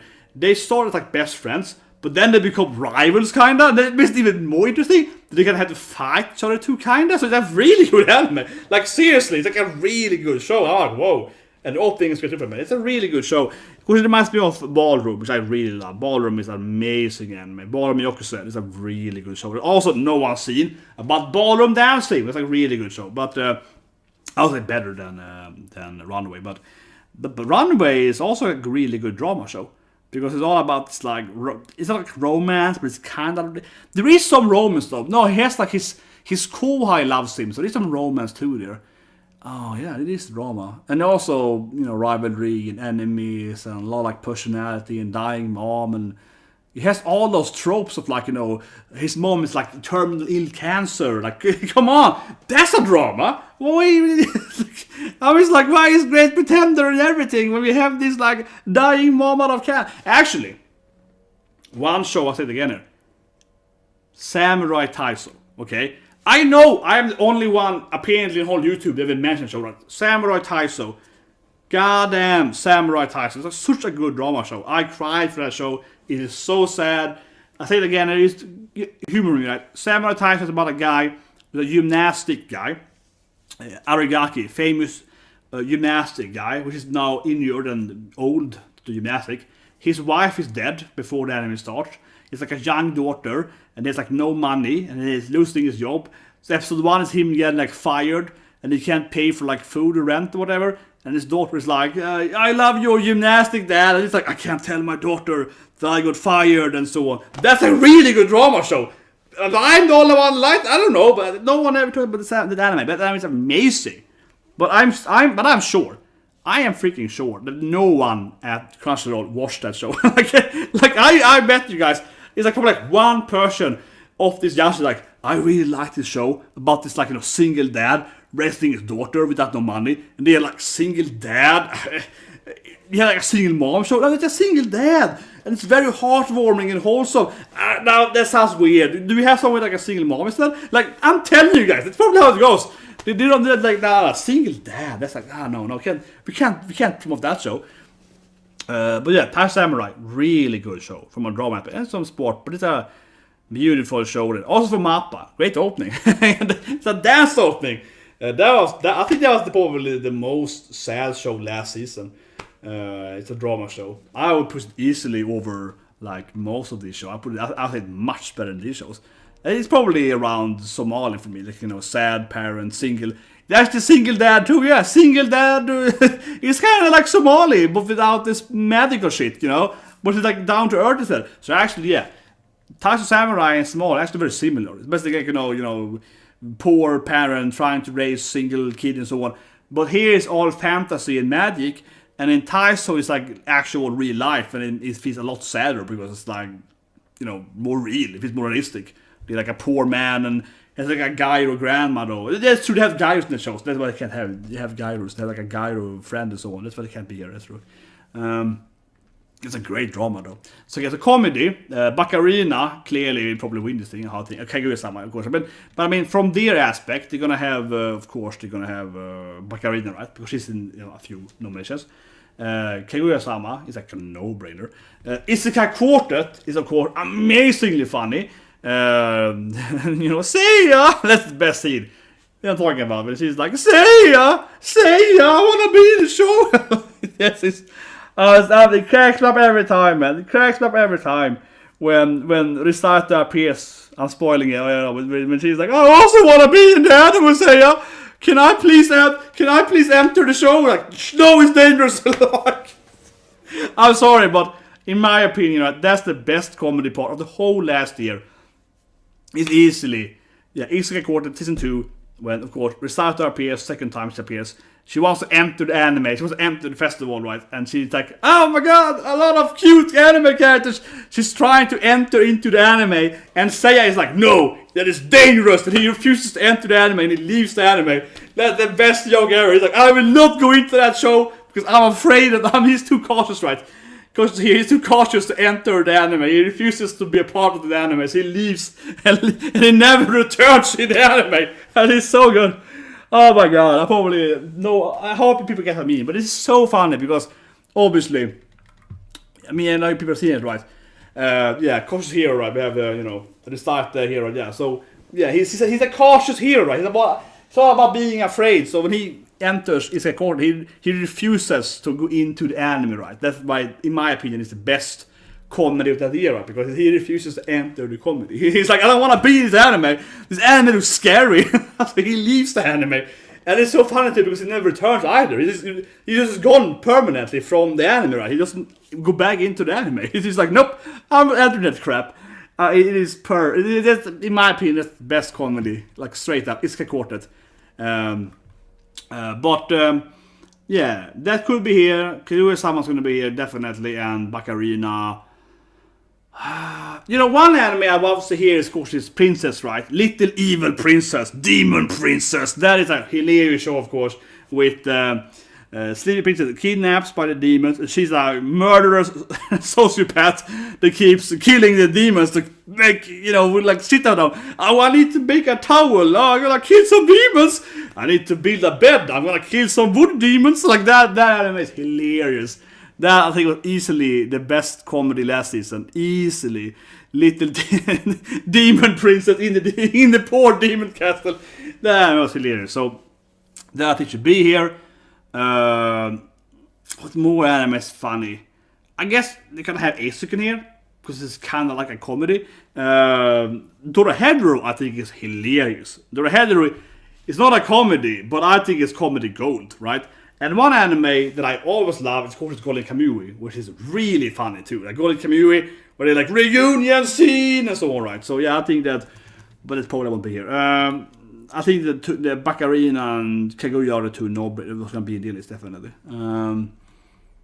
Asuken, as always, I freaking totally got it because it's comedy-ish, I guess. Kaguya-sama, of course. Baccarina, this is all pretty much crazy. He's there! Demon Princess is there! The bastard! I can't hold listed. That little bastard! that horrible woman! She's so evil! Can go there. I mean, it's a comedy. And is that a comedy show? I mean, it's a comedy? I mean, it's jokes, but... I mean, I called the first four easily. I was like, it's gonna be Demon Princess, right? It's gonna be... I freaking knew it, but that anime is lit, man. That anime is so funny.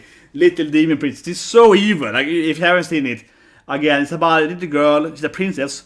She gets kidnapped, right, by the demons. But they are locked in with her. She keeps killing them all the time, and she's pure evil. They're all afraid of her, and they're like, oh my god, we have to make her leave. And she basically takes over the castle in 1 minute, and is like, this is my shit. That anime was so funny. I I would say that Baccarina is for me obviously one of my absolute favorite show last year. Probably my number one this year, right? But I mean, Kaguya was like a masterpiece. It's actually like a hard pick for me. Yeah, this is not a comedy show. So it makes really. I mean, it has jokes. It's like, what is this? Yeah, I was like, is this a comedy show? This is obviously shouldn't be here, and clearly. And the thing is that, like, these shows are really funny, right? These shows are like these three here are hilarious. These three, I can try to get all the images right now. These are like really, really funny. And you know, Anos and Misfit is like has comedy. So if it's kind of weird, right? Because like especially these two, in my opinion, or Kaguya, are hilariously funny, right? Like they're super funny. Like yeah, these are like comedy all the time. You laugh, 20 minutes straight, right? For these three anime, it's like 20-minute comedy. You laugh, right? This here has jokes. Like this has like jokes. So I mean, this to me is a ridiculously part of the list, right? Because it's not a comedy, and it's definitely not even comparable to those really comedy shows, right? Which are comedy every all the time. And there are clearly a lot more funny shows last year, and other shonen shows like, I don't know, Black Clover, One Piece has a lot of jokes, right? It feels like, yeah, but you can have like any shonen show with comedy, right? It's like R0 has comedy in it, I guess. Has some jokes, even a lot of suffering. But it's kind of silly because I mentioned earlier, but Isekai Quartet was added in course, and that is really funny. Isekai Quartet, I mean, I know you have to watch like a lot of shows, kinda. It's like Shield Hero, Konosuba, of course, R0, so on, right? So you have to watch a lot of shows, or have to, but preferably. But if you have, it's like ridiculously funny. So that is a really funny show. But it's, I don't know, this is not even a comedy. This is like an action show. It's weird. And I mean, I like it so a lot. Kaku Shigoto. But let's compare it to, for example, Sayonara Setsuba Sensei, the same actor. So Sayonara Setsuba Sensei, same artist of course, and also same voice actor doing, Goku Sensei. It's the same sensei, right? Same voice actor doing both, and it looks the same as Sensei. Sayonara Setsuba Sensei is a really good comedy show. Okay, that's a fantastic comedy show. I recommend it. I think one of the best comedies ever. Depression Sensei, really good comedy show. This done from the same author, and the same voice actor, basically the same main character, right? Because it's based on him. It's funny, but this is more like a drama comedy. I mean, this is more like a drama comedy, right? I feel where it's like a sadness because they have like a dead mom, and this jokes there too. I don't know. This is like drama comedy, right? This is like it's drama comedy. I like it, but I feel it's half drama, half comedy. Where Sayonara is like 100% comedy. That's a comedy to me, right? That's a comedy show, kind of like, for example, Princess. It's a pure comedy. So it's kind of like that, right? Where I feel like this is a comedy, right? This is a comedy romance. This is a comedy romance, which is much more comedy. This is a comedy either. I mean, I expect it to be here because it's in every category, but I wouldn't call Esekan a comedy either. It's like a drama thing, kinda. It's like it's funny, but it's like, I don't know. But definitely not Misfit. It's not even a comedy. Not even a comedy at all. So it's like, it's kind of weird. But when I see this thing here, though, isn't the categories kind of weird? I mean, every year they kind of change the categories every year to some extent. But it's like, so you have best comedy, okay? You have best drama, right? Sorry, the best drama is comedy. Those are the two genres you have. And then you have, how can I close the thing? What's the next close button? I guess like that, I guess. And best comedy. Isn't that kind of a strange genre categories? Yeah, best score is music, but I mean, best couple had last year too, best fantasy. So they have three genres. They have comedy, drama, and fantasy. Why don't they have an action? I mean, I'm just saying. I'm not obsessed with shonen anime. Kinda not. But I just mean that, I'm just like, they really hate shonen anime, right? Why isn't it like a best action category? The most popular, this is not best. The most popular genre has to be best action. The most popular category on the whole anime has to be action, right? Because that includes shows as, of course, One Piece and Bleach and Dragon Ball and so on. It has to be the most popular genre, right? Even this year with new shows like new but Fire Force and so on. Shouldn't they be there? This is not like action. It's like not like fighting based category, right? Because it's like drama and the first thing was the action. Maybe I was saying it wrong. I was like, isn't it really acting? I was confused now. This thing was fight scenes. Yeah, so I guess you could argue that like best fight scene, but I don't think that's a good category. It's like it feels weird to me because like you have like a best fight scene, but that's very specific, right? Like why isn't like best action where you have focusing on adventure and something like that? Like it's like a really weird thing, right, to omit a best action anime category when it definitely is the most popular. That's creative side. Yeah, it's the best, which is probably the most popular genre too. I think again that comes with that cringy, elitistic behavior of Crunchyroll. They are like, we can't talk about best action because then we have to talk about like Black Clover or like One Piece. We don't want to do that, so we have to ignore that. We have to like pretend that action isn't a genre, even though clearly action is the most popular genre they have by far. By far, right? That's like the most popular genre by probably 10 times the other genres probably. Seriously, I think it goes like, action, comedy, and then probably seriously ecchi. Like probably number 3. After comedy is probably ecchi. And drama or something is probably after ecchi and so on. But like seriously, action is probably, just action alone as a genre is probably bigger than all the genres combined, right? Because most people on anime watch, Dragon Ball and so on, like One Piece and so on. Those are clearly the big numbers, right? There we have the most viewers, right? Attack on Titan is also, I would say, an action show, right? So, like, why isn't there an action? Why isn't there an action category? That is so effed up, man. That is just like, it's so silly. And also, I think that if you can have something like, best comedy, we can also have other genres, right? If it's really strange that we have like, it feels like it's a lot of genres missing, like slice of life. No, but it's a lot of genres missing that I feel like could be fitting. Because best fantasy, does that include sci-fi then? Because fantasy for me, maybe it's a Sweden, but fantasy for me, fantasy is confused, right? It's like, it has to be, medieval time, orcs and elves, that's fantasy for me. Fantasy for me does not include, space travel. That's sci-fi. I would never call something in space fantasy, even though it's like everything is fantasy, right? Make believe, you know what I mean? But fantasy for me definitely means Lord of the Rings and Narnia and so on, right? That's fantasy for me. So that's kind of strange too, right? But it's really weird. Like I think action is obviously the missing thing, the obvious thing, but also other genres, right?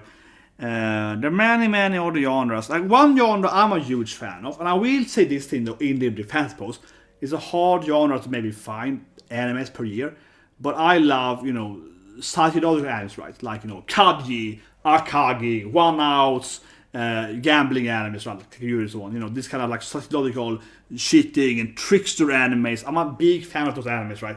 Where you have, like mind games and so on, right? That's like my favorite genre. And that genre has very few animes. So in that I can see, okay, it's kind of hard to maybe make like a top 10 every year of like that genre because it has like 10 animes in total. But still though, there are like 20 other genres, right? And it feels kind of strange to omit so many genres and having like best score. It's like best music. I guess. But we happen to action, but also Ecchi. Best ecchi. That would be so not Crunchyroll. Best ecchi. That would be best fan service. Best waifu anime with the best wife. Best. But seriously though, let's talk about ecchi. But one show I could see being an actual category is best harem show, right?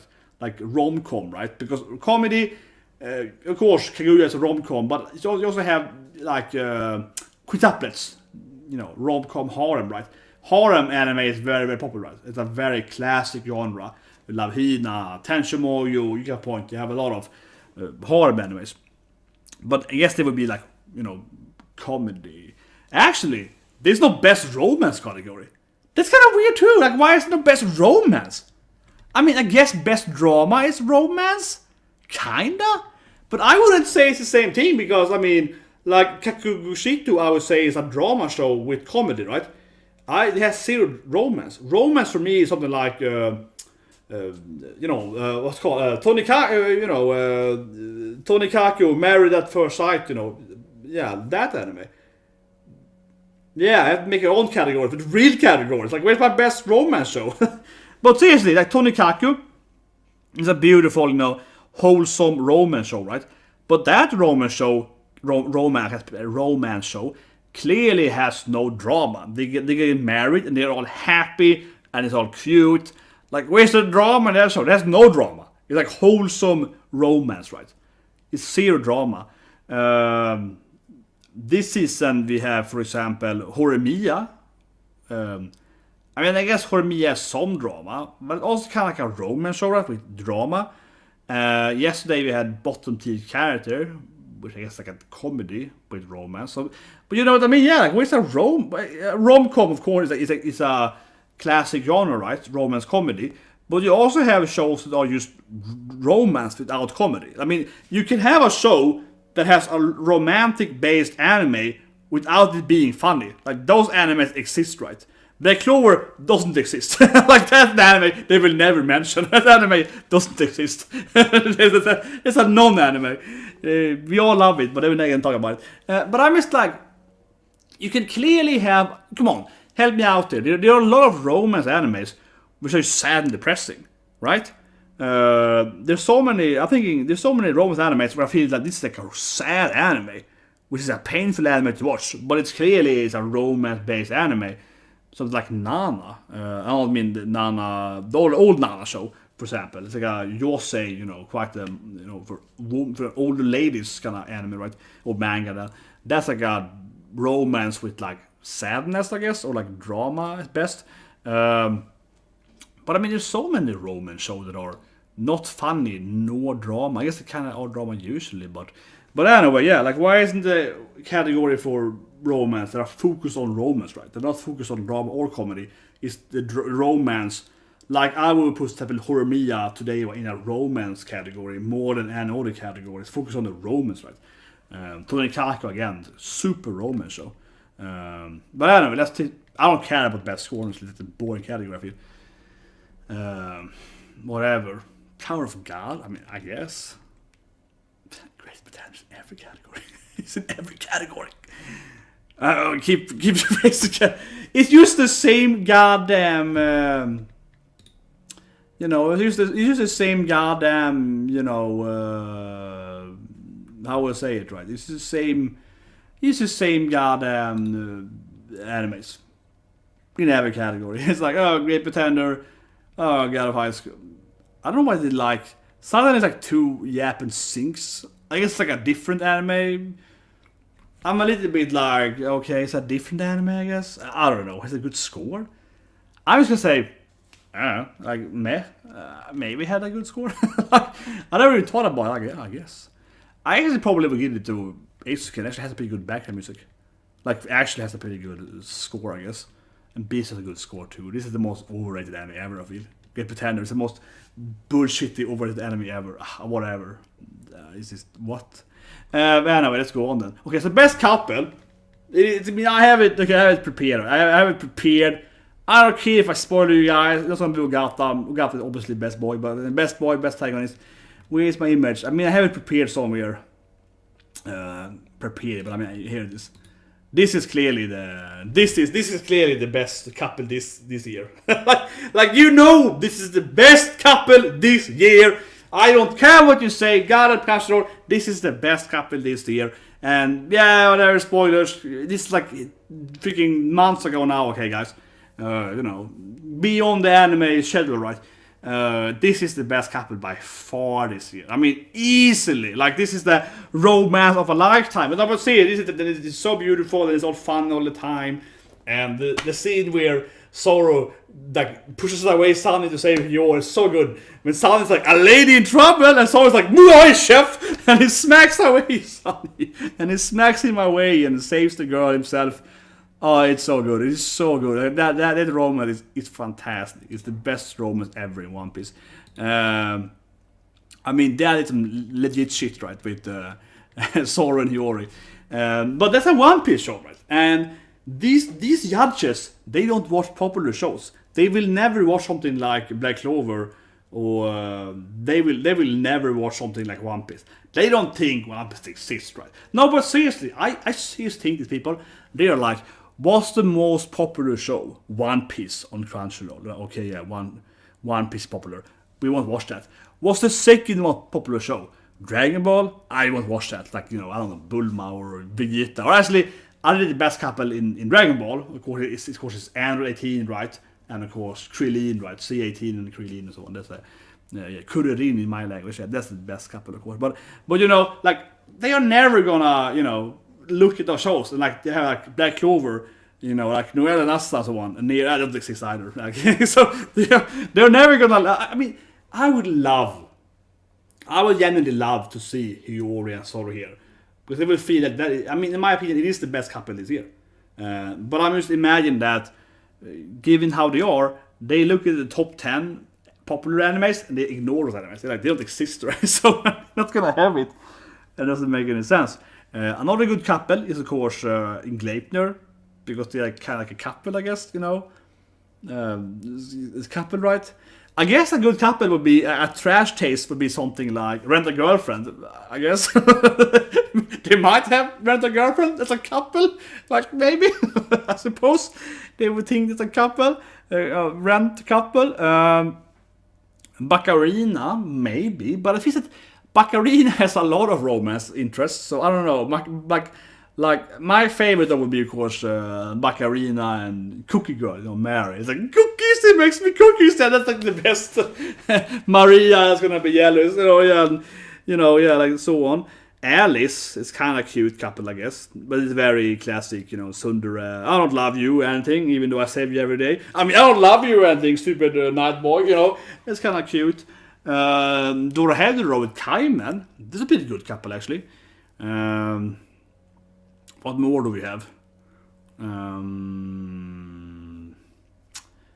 Like, I'm paying it seriously. I mean, Kaguya-sama, of course. Yeah, President, Taiya Kaisho! That's a good couple, of course. I guess we have, like, Subaru and Emilia. I guess, right? That's a couple, I suppose. And they are, last year, this was the worst list they had, except the openings. The openings are always bad. But last year, I'll say it here again, last year, this was so cringe, because they had Historia and Ymir, Attack on Titan, but that didn't happen, 2 years ago now. It happened like 5 years ago. So they had a scene from 3 years prior, and the scene is a filler episode, as I mentioned earlier. I was like, why is it here? And they had the Sarah Sanmai cop yaoi couple that actually was like, he was brainwashed to love him, and it was like a really bad relationship. It had it here anyway, even though it clearly wasn't a good couple. They were just like yaoi. So I felt, so this is my opinion, is usually where Crunchyroll has the most forced couples. They want to be couples, even though it's like a really bad relationship, right? You're like, holy shit, this is the bad. Especially in Sarasama, it's a really bad couple. So, and not because, they're yaoi, it's because of like a bad couple, right? They actually had a much better yaoi couple in Sarasama. So that's like a weird thing too, because the main character in Sarasama or yaoi, and that was like a better couple. The main character's love story was better than the evil guy's love story. So that's a really weird thing. But anyway, so this is gonna be like a really weird list. this is always super trashy. They are like, okay, who is the most, like, either Yuri or Yaoi we can find? Okay, this couple, Historia, which isn't even Yuri in the manga, but I'm not gonna spoil, but like, is she even Yuri? It's kind of like, Historia and Ymir is like, I mean, she's kind of loves her, maybe, but it's more like she's kind of her best friend. It's not even like a romantic couple. It's kind of like she's into her, but it's not really confirmed. Like it's like a really weird thing. I mean, I'm not gonna go into it too much. It's not really explained in the manga either. It's kind of like they didn't really go anywhere. It's kind of like maybe they love each other, but they're more best friends, right? I mean, whatever. I mean, it's like, but what I want to say here, right? Again, is Sword Hiyori, but all the couple stand for me I would love in a one way. And I say this thing here, I know this is usually a romance category, so Tonikaku is probably gonna be right, but Tonikaku probably should win this thing, right? But I don't think this thing should only be romance. When I read best couple, I could see like Banjo Kazooie, right? I could see, you know, Sora and Luffy, you know, bromance, you know. I don't think this category, when it is called best couple, she has to be a romance. It could just be, you know, a duo of, you know, two badasses, right? Like, for example, Copcraft, right? Copcraft, you know, human badass cop and crazy elf girl, you know, fighting elf crime together. That was a cool couple. Like they weren't romantic. The cop guy was, you know, smashing some doctor, whatever. He wasn't romantic with the elf girl, but they were a cool couple. So I could see. I mean, I would hope actually for couples that are not necessarily romantic, right? But actually it's like a cool, you know, couple. But that's very unlikely. But so let's go in. Yeah, so Tonikaku, I guess that, you know, or Tonikawa, I mean, yeah, Tonikawa, of course. That was like an obvious couple. They're a romantic romance couple. They're clearly gonna be here, and maybe should win from a romantic standpoint. They're the best couple, right? And of course, again, this is the same. Yeah, Kaguya and pretty sure they had it last year too. Yeah, I feel like the same couple like last year. Last year, the best couple easily was President of one of her, not President this anime, President in Savage Girls, President and her cute boyfriend. That was goddamn best couple last year. I mean, Beastar aired 2 years ago. I mean, come on, is it wrong here again? And Beastar is in every category too almost now. That's a good couple though, even though Yuno is best girl. Like Yuno is way hotter than Haru, but anyway, I digress. Yeah, I told you guys. I knew it. I told you guys. I said it. I was like, it's gonna be Baccarina and Maria, Cookie Girl. I said it. I was like, if it's gonna be one couple from Baccarina, they're gonna pick Maria as end girl. I mean, I knew it, yeah. It's just a classic Crunchyroll thing. Katarina has like 7, 8, you know, couples. She's dating everyone. You know, Baccarina has like, you know, 8 lovers. Even the maid loves her, right? Like, remember the maid girl? She loves her too. So Katarina has like freaking, she's smashing everyone. She has, you know, she has all the, you know, the girl and the boys and everything, right? But of course they would pick Maria because she's the. I mean, I ship them too. Cookie Girl. She makes cookies for her. I mean, they are the best couple though, and they are the best couple. And Mary is always like NetherRad, but they are the best couple. Of course they are. But I shipped them too. But I still felt like I don't think this is a good pick for a kind of category because like she has like 8 more boyfriend girlfriends, right? I mean, Katarina has so many love interests that it feels a little bit like should you really pick her now? Because Katarina is smashing like 10 more people, right? I mean, remember the maid loves her. The maid wants her, you know, and Mary really wants her, right? And all the boys wants her. Her Ototo wants her, right?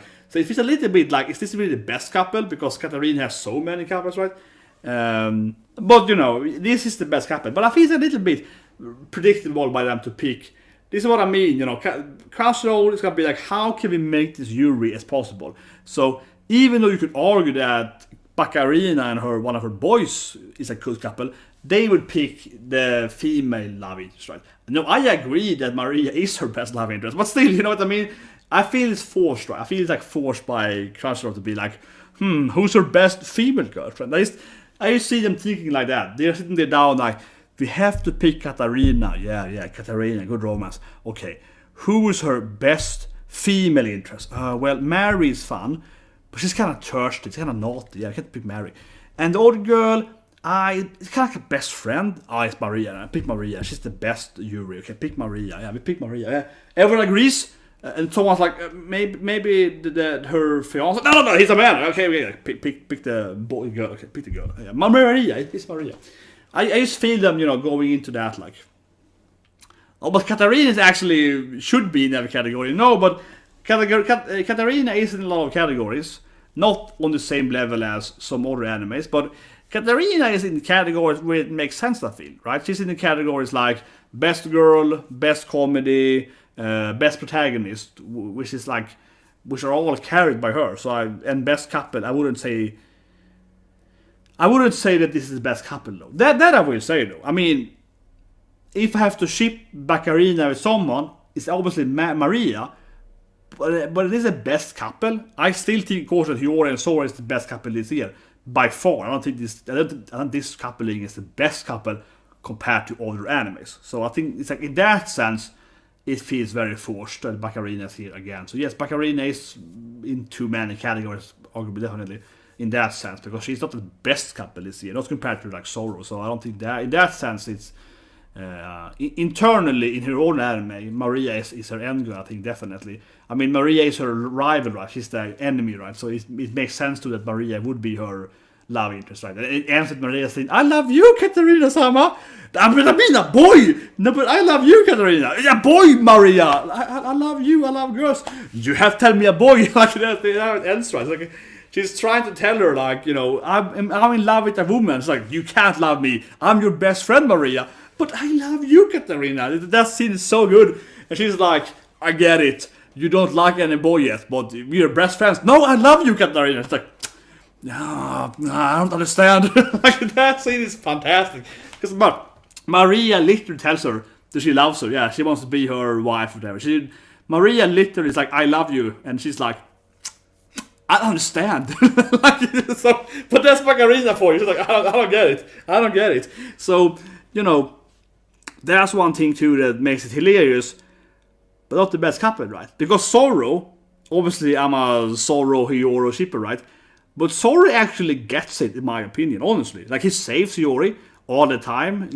He's only once in whole of One Piece, in One Piece 958 episode, has Zoro saved a girl before Sunny, and that is Hiyori. Like, usually he's like, whatever, Sunny saved the girl, or I fight over here. But Hiyori is the only girl he ever saved before Sun. It's like, move away, chef. This is my woman. So that's one thing. This one huge thing, right? Second thing is that Zoro actually listens to Hiyori. Like, usually, and I mean it seriously, like, usually when like here's like Nami's sad backstory, Zoro is like, whatever, I'm gonna go fight anyway. And he ignores it. Zoro doesn't listen to the backstory. It's like, I'll go sleep somewhere.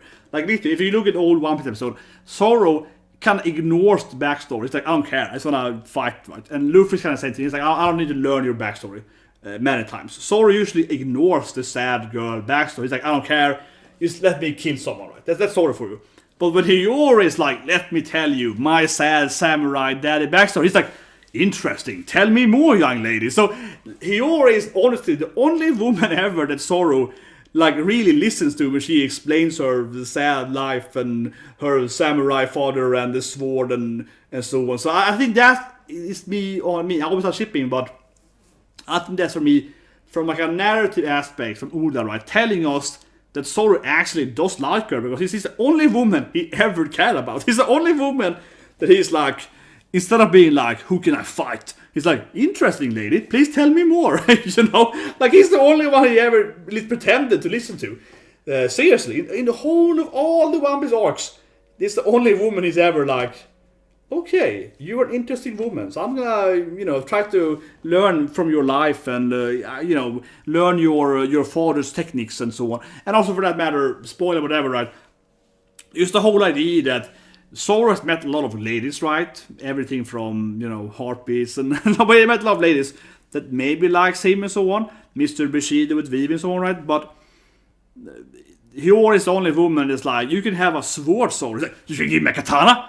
You give me a katana? Like, he's the only woman that ever gave him a sword. And we know that Zoro is like, whoa, a katana? I will always remember you. So we all know that he's always gonna carry around her sword, right? So no matter how you go with One Piece, Zoro will clearly carry around her katana for the rest of the anime. There's no way he's gonna drop his, kinda girlfriend sword. Never. He has his dead girlfriend, right? Kuina's sword and her sword. He's gonna carry around, two swords. So that's always his thing, right? So I don't know, but that to me is like the shipping of those characters has been amazing. The coupling has been amazing over One Piece, really, this last year. And then instead we have like this, which is like, I mean, I like Maria, I like Baccarina, it's my favorite girl this year, easily. But this love story is kind of like very one-sided, where Maria is like, I love you, Katarina, I really love you. Like I'm in Yuri, I want to be with a woman.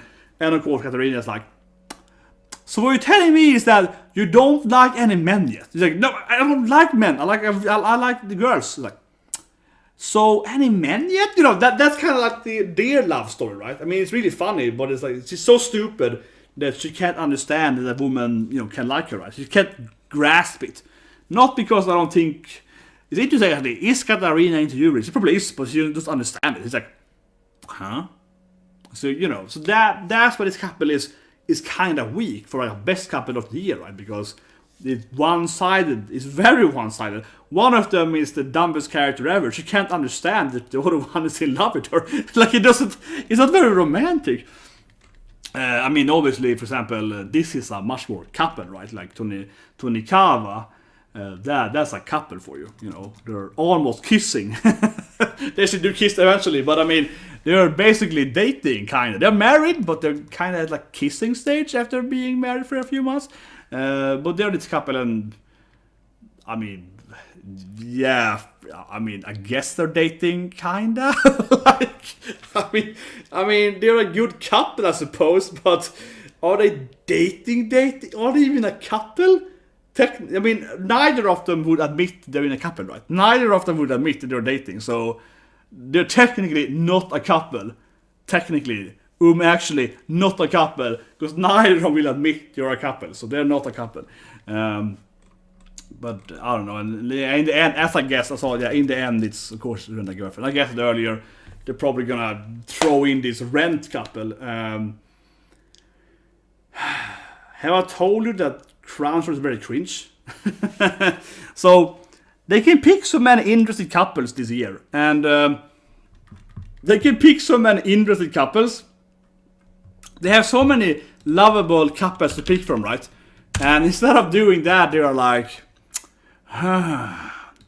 what about the guy that rents a girlfriend and is like not really dating her, and is kind of forced, and it's like, it's kind of weird and very cringe. Is that the cringe simplest ever? That's a good couple. I mean seriously, right? That's a very good couple. I'm just a quick look at the list here.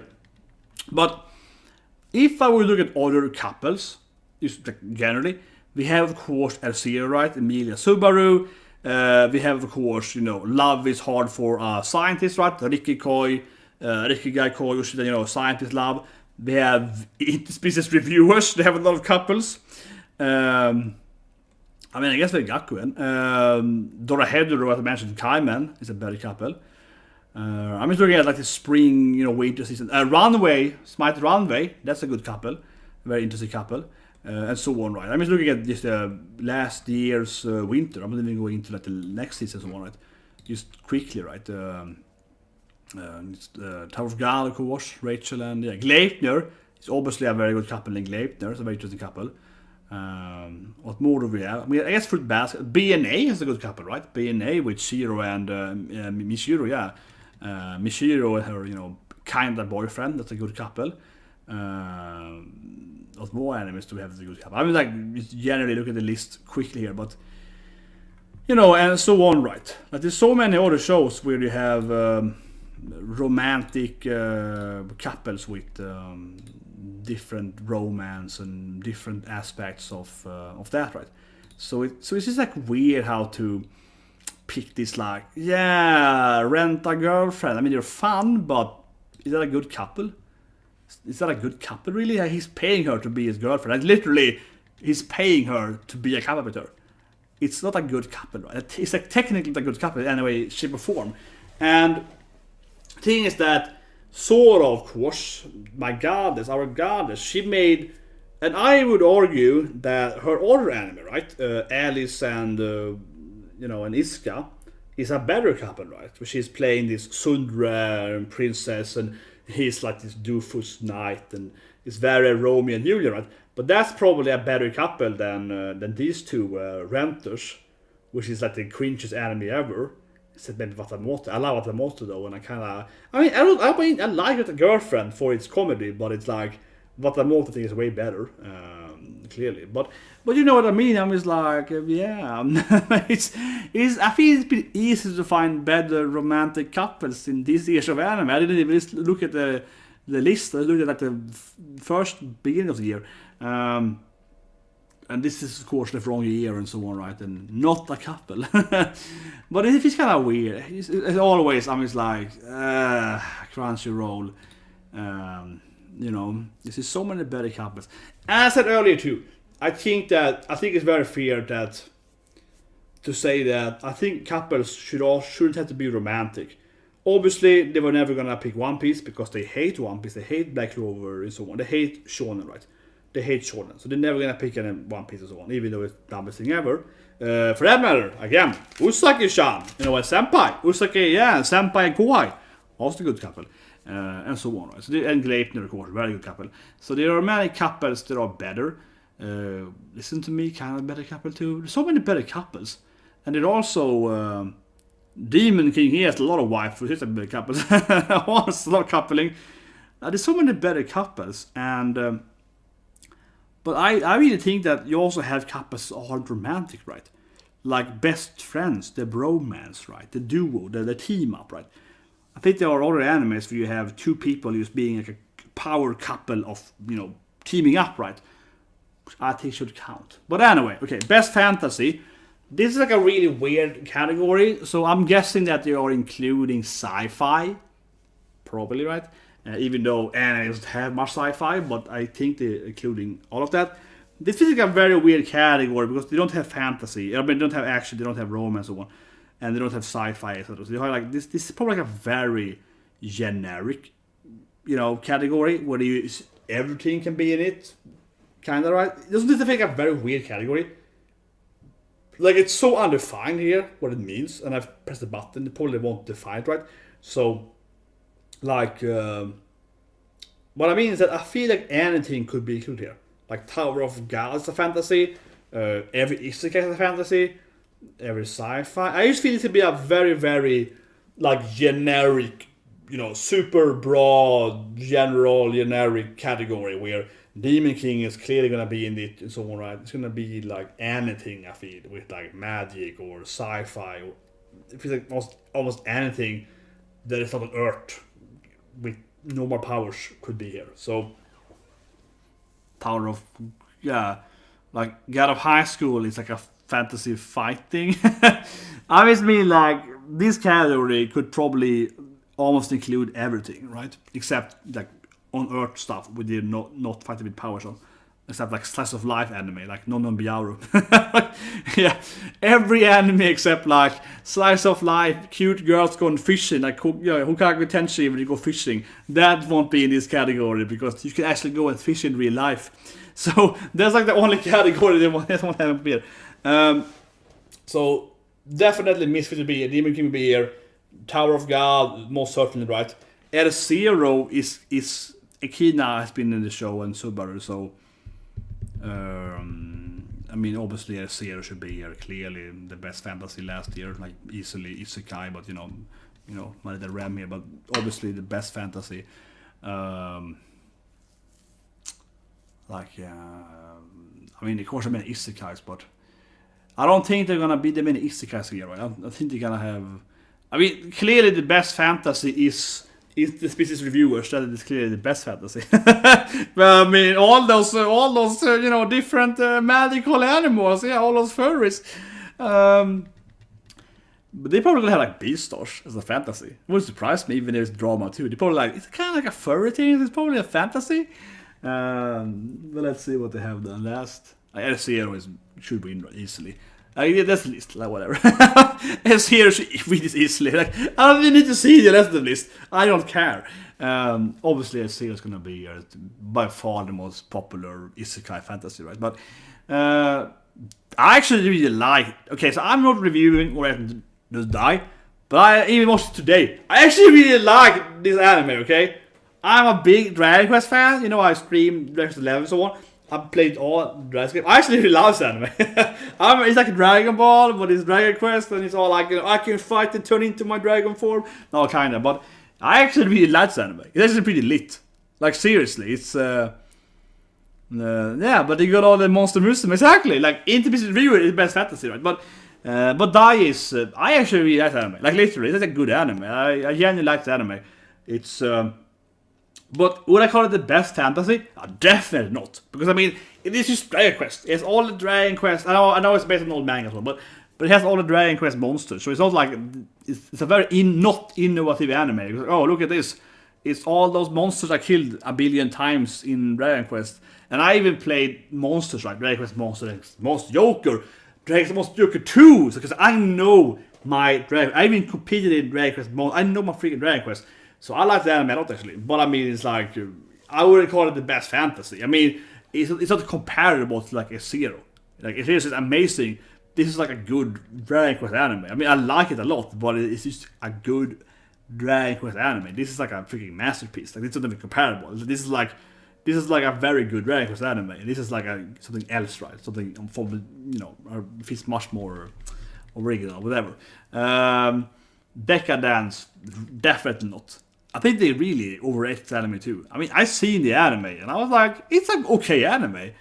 The other shows is like, oh, it's a pretty good anime, and you know, it's pretty good, dude.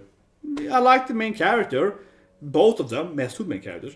The art is tremendously purposely ugly, kinda. But it's like, I mean, it's not even comparable to like a Zero. Like, it's not even close to it. I would even say I prefer. I think Dai is better this anime. I think even though I played all the Dragon Quest games and I know kind of the storyline and the powers and everything, I think I am enjoying actually Dai more than Decadence. Like, that it's not even that good, even though I even know what was going to happen. Because I didn't have the manga of Dai. I haven't read the manga even, so I know what's going to happen. But I'm still enjoying it more than Decadence. So I don't think it's a good or bad fantasy. I think it's like a decent show, right? But I think they overrated. I think it's too common here. Yeah, Isekai, I guess. Honsaku, yeah, Isekai. I mean, fitting. Like, it's what I mean. Is this a fantasy? Like, Tower of God, I guess, early. Yeah, it's gonna be here. It's like a fantasy. Is Dorohedoro a fantasy? I'm like, guess it is. It's one of those, like, I don't know, man. They have, I guess, magic and shit. They have like sorceress, but they also kind of like sci-fi, and they kind of like, it's just weird. This is more like weird. This is like category weird. Like, I don't know where I put this category, but I probably would call it fantasy. I would call it something like, I don't know, man. I mean, it's a very broad genre here, dear fantasy. I probably would call Dorohedoro something completely else, right? It is weird. It's a really weird anime. It's, I mean, I guess it's fantasy because it's magic or something. Tower of God is, I guess, definitely it's gonna be in here because it has like powers or something. I mean, I guess there's gonna be this category because they have like powers and they fight, and it's kind of like magic. But some people don't have magic. Some people are like fighters, and some are like aliens, and they kind of have magic. So it's like kind of fantasy. It's no misfit here. That's weird, man. Like, weirdly put. They had it in comedy. I guess Demon isn't, you know, Demon King is more comedy than it's fantasy. That makes sense. Right? I gotta hate him so much. He doesn't make any sense. But that is true. I mean, instead of having misfit of the demon, you know, it's somewhere up here, right? Gotta scroll up here a bit, I think. It's here, right? In comedy. In the bottom of comedy, right? Yeah.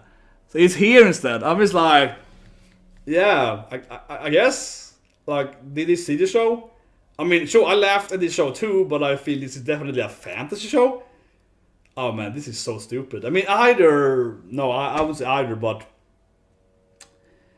Anos and his waifus are clearly a fantasy show more than a comedy, right? It's like an action like, I mean, it has jokes, you're laughing at it, but it's like, isn't it a lot more fantasy than it's comedy? It doesn't make any sense.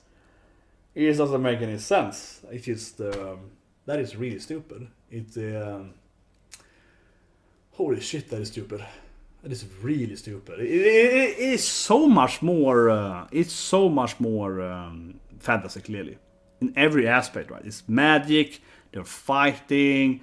They have different reincarnation and transformations, and they have like fusion shit, and they have magical fights, and they have underwater palaces and magical castle fights, and it doesn't make any sense. It's clearly not a comedy, and it's that, even if it's funny, it is clearly a lot more fantasy than comedy. Like, that's like objectively, it's a lot more. Of course, like that. I mean, it's clearly so much more based around. It is by far. I wouldn't even. I mean, yeah, of course, it would be mainly fantasy, I guess. I mean, I guess it mainly would be fantasy, right? But obviously, I would call it something, right? Action fantasy, I guess, or something. It's really weird, as I mentioned earlier. They don't have like a fantasy genre. It's so weird. Like, sorry, I mean action. I mean, yeah, they don't have an action genre. That is so weird. It's so weird to me. But I think it's just purely because they don't want to have like a shonen genre. They don't want to have like, I mean, I say it like 50 times now, but they're trying their best to ignore to have to mention shonen anime. So they're like, if we have an action genre, we have to talk about One Piece. So we have to like, we have to ignore One Piece and Black Clover and Bleach and Dragon Ball and that kind of casual stuff, right? We have to talk about other animes, right? We have to make these plebs find the proper animes, like Great Pretender, Appare Ranman. That is a crappy anime. If I've seen one, it's a horrible anime. Appare is interesting too, because I think Appare Ranman, I mentioned it earlier, Appare Ranman I think is a bad, in my opinion, one of the weaker anime of last year. Not the worst anime ever, that's Gibiate last year. That anime is so bad. Like, that's Gibiate, and this year, I haven't even seen more in the opening, but this year is X-Arms. Like, holy, have you seen X-Arms? I'm just like, holy shit. When I have time, when I have the effort, I'm gonna make an actual, like, I don't know, art review on X-Arm if I ever bother, because that is the worst animation or like non-animation ever. They have 3D modeling where they use like spinning around. So okay, Appare Ranman is not that bad. It looks pretty okay. So no. Appare Ranman is like decent, mediocre anime. But that's what I mean. Appare Ranman as best anime of the year was a ridiculous joke in my opinion. Like, are you kidding me? Like, I could mention like 50 animes that are better than Appare Ranman, easily like that from last year. It's not even like my top 50. So I think it's an absurd joke. But one thing though, why I focus on this thing here, tremendous, I think it's an important point to make here. So I thought about Appare Ranman. I feel it's completely out of the blue. It doesn't make any sense. I think it's completely like, what is this thing? No one it was quite, it's very low ranked, not very popular.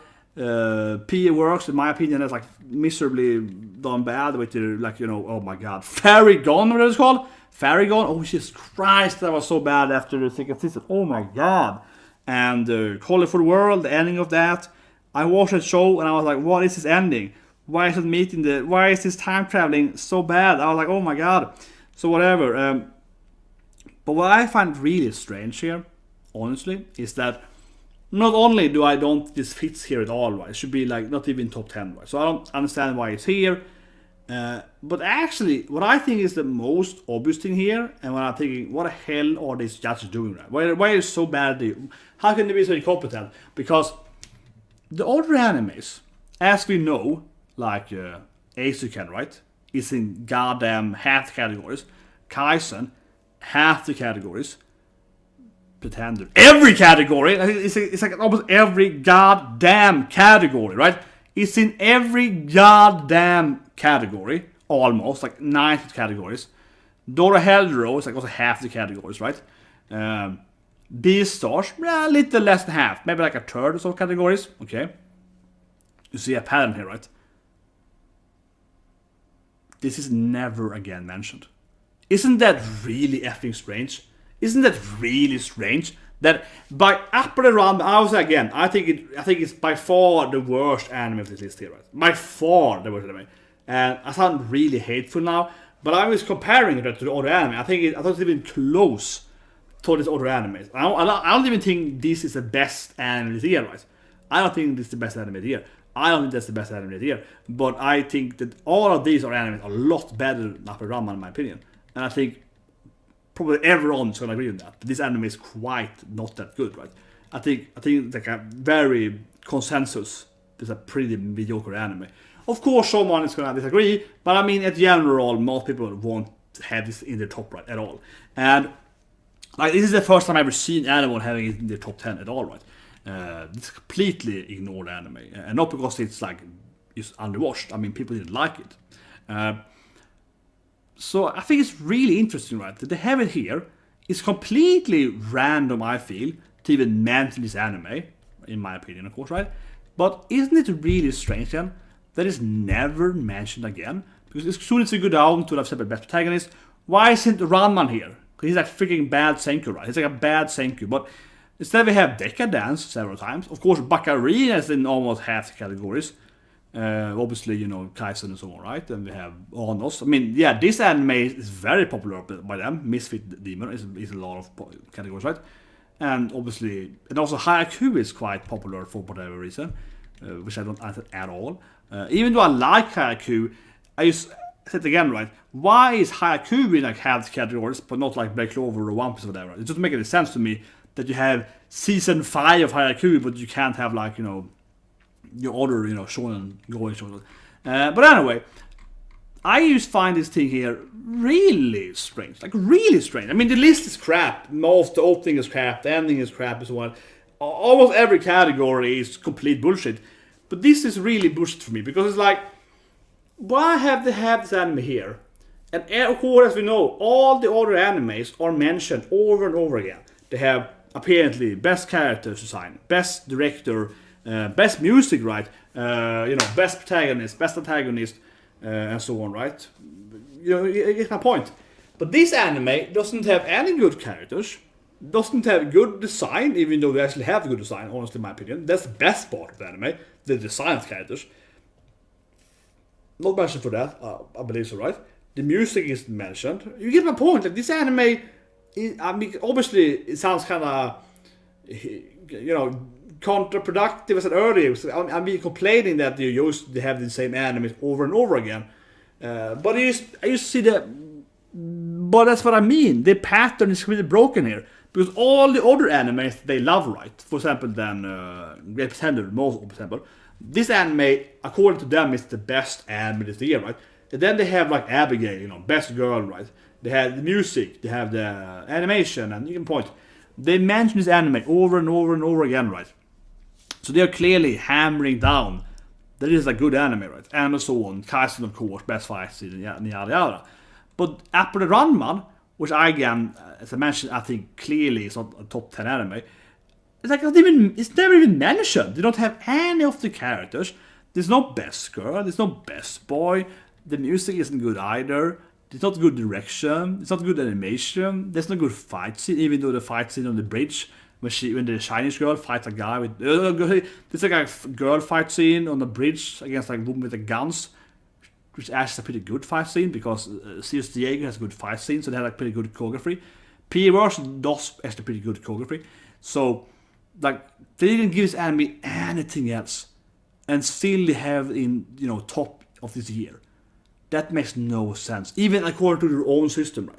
Because their own system is basically, let's take one anime here and then have it 10 more times, right? Let's take one anime here and have it like 8 more times. That's just the system, right? So if you're gonna just calculate number of you know, mentions, we probably should have Baccarina here, right? Which actually is the best anime last year. They should have won, but I mean, no, like, but I think it's so silly, because it's so clear to me that even in the judge's mind, even in their own mind, they seem to really much more prefer Katarina, right? Because they have best couple, best girl, best protagonist, best comedy, and so on, right? They keep having Katarina. Katarina is quite popular here, right? And Haraku for some reason, and so on, right? So it's just kind of weird how, like, they clearly have some other animes where they, I would say, if you look at their individual other categories, they seem to think that anime is a lot better. Decadence is mentioned several times too, with best character, best girl, what was it, best fantasy and so on, right? They also mentioned a lot more. Upper Raman is really nothing other thing. That is really, I don't think I've ever seen them do this before. Because last year they had like Carol and Tuesday, right? And of course that anime also was like best music and best female character and best romance and so on. They had it in, in many categories. So I think that actually is really strange. I think it's really strange, actually. I think it's like really strange how they have like... And obviously Anos is also quite popular. Demon King is like in comedy, protagonist, right, best boy, whatever. They have Anos in a lot of things too. So just from like their own system, I would expect something...